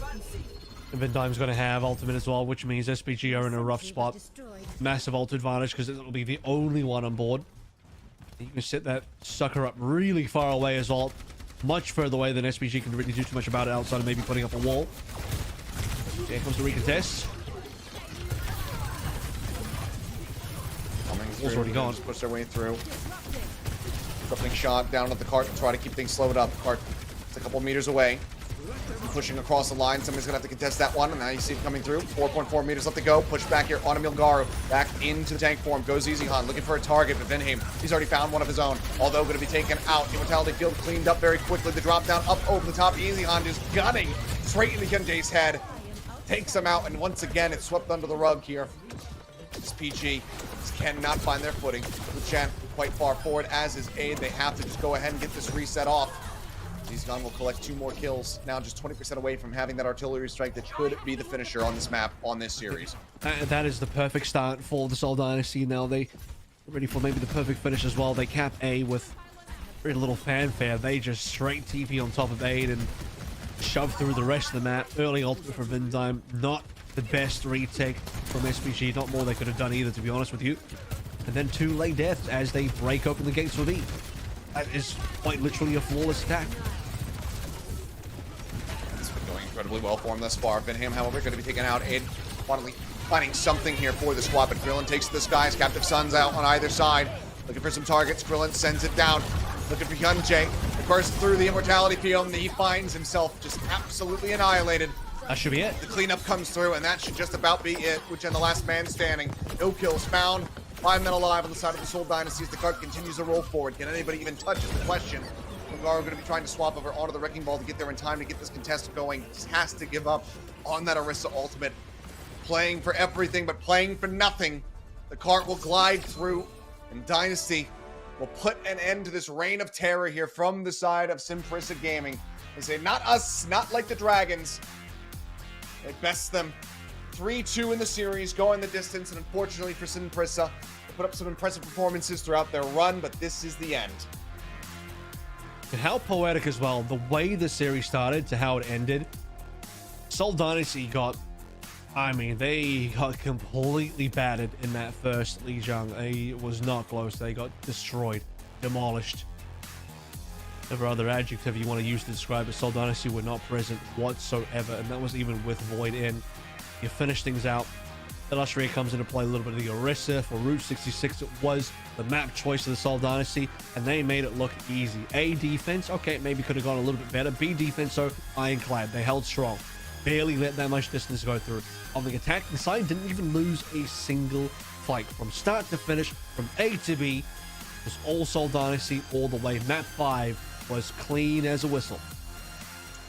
Well, they even things out here for the Seoul teams in the end by getting the win.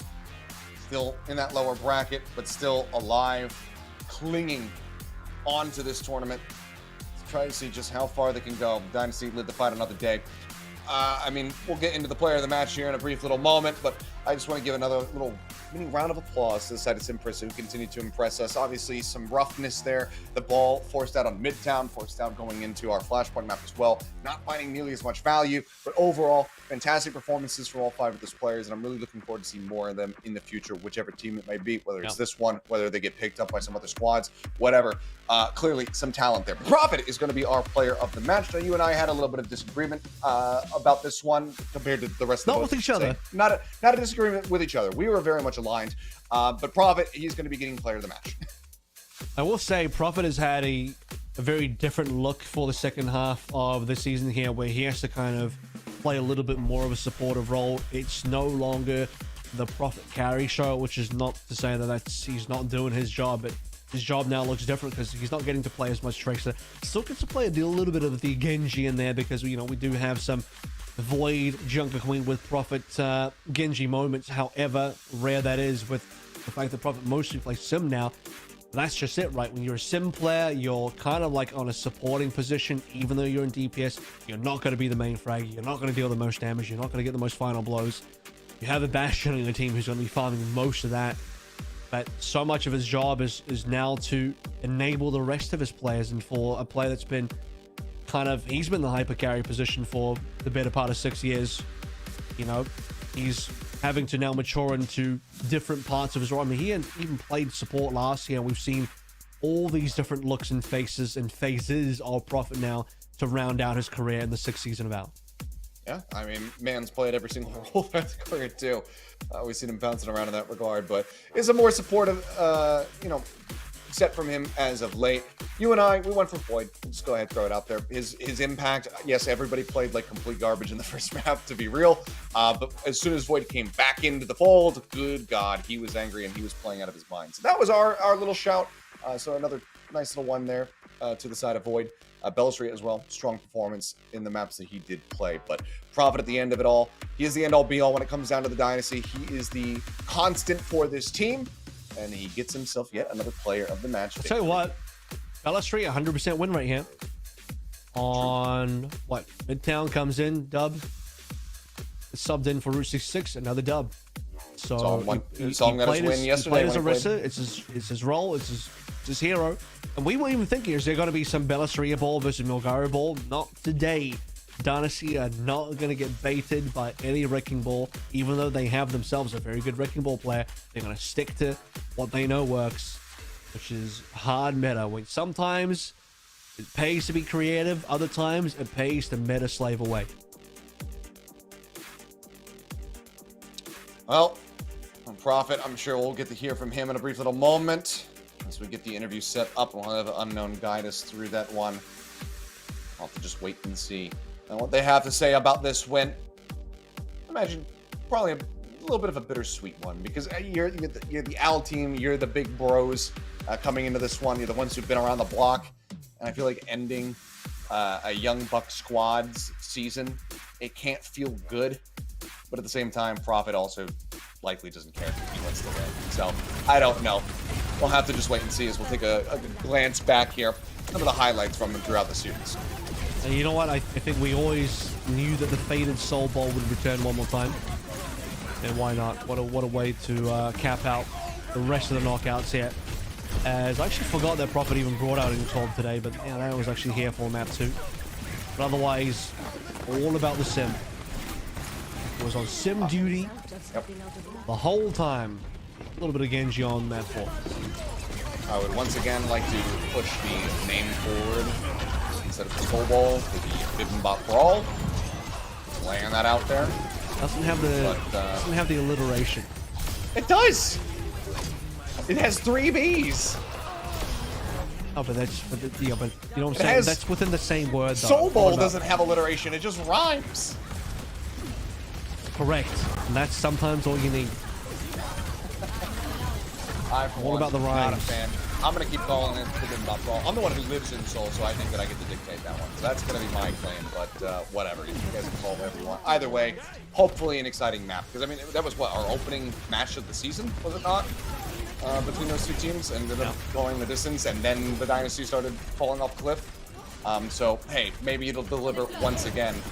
Because, I mean, after today, Infernal certainly looking very killable. Dynasty looking like they are very much capable of being able to rally back and get themselves in the driver's seat once again for the series. But it looks like, since we have the interviewer down on stage, we're going to be jumping into the interview. So I'm going to go ahead and pass this over to Unknown.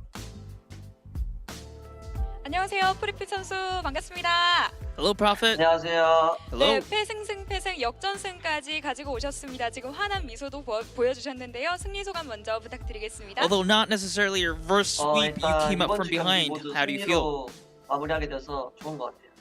Well, I 아, mean, 그렇습니다. 오늘 we 정말 좋은 started, 모습 많이 we ended the day and 보여주셨는데 also started the day with a win, so I guess it's very good. 보여주셨습니다. 이 광자 방벽으로 상대 진영을 가르기도 하고 특히나 이 순간 이동기 플레이가 정말 돋보였는데요. 얼마나 연습을 하면 그렇게 한 몸처럼 움직일 수 있을까 하면서 Well, 감탄을 all 한번 around, 봤는데 the team maneuvering with the Symmetra was really, really impressive. 팀적으로 원래 상의를 하신 However, 건지 how 프로피 much 선수가 have you been 개인적인 practicing this, and 판단으로 also 그렇게 who 하신 makes the 건지가 calls for 궁금합니다. the TPs to go in and out? 다 같이 러쉬를 하는 조합에서는 팀적으로 맞춰서 다 같이 깔고 저 혼자 할 때는 제 생각으로 깔면서 하는 So 거. usually when we go in together as a team, whoever gets the best angle calls for the TP. If I'm trying to like do a individual flank or something like that, I make the calls individually. 운영이 정말 좋았었던 서울 다이너스티인데요. 지난 시즌에 샴발리 수도원이 기억이 날 만큼 굉장히 좋은 모습 많이 보여주셨습니다. 이 플래시 포인트에 So 대한 your 서울 flashpoint 다이너스티의 strats are 자신감은 really 어느 정도가 impressive, 될까요? almost reminding us of how Dynasty was unbeatable in Shambali Monastery at Spring 플래시 Stage. 포인트 맵 How 자체가 confident are you in 안정이 많이 Flashpoint? 일어나는 것 같아서 저희가 잘할 수 있을 것 같아요. 계속.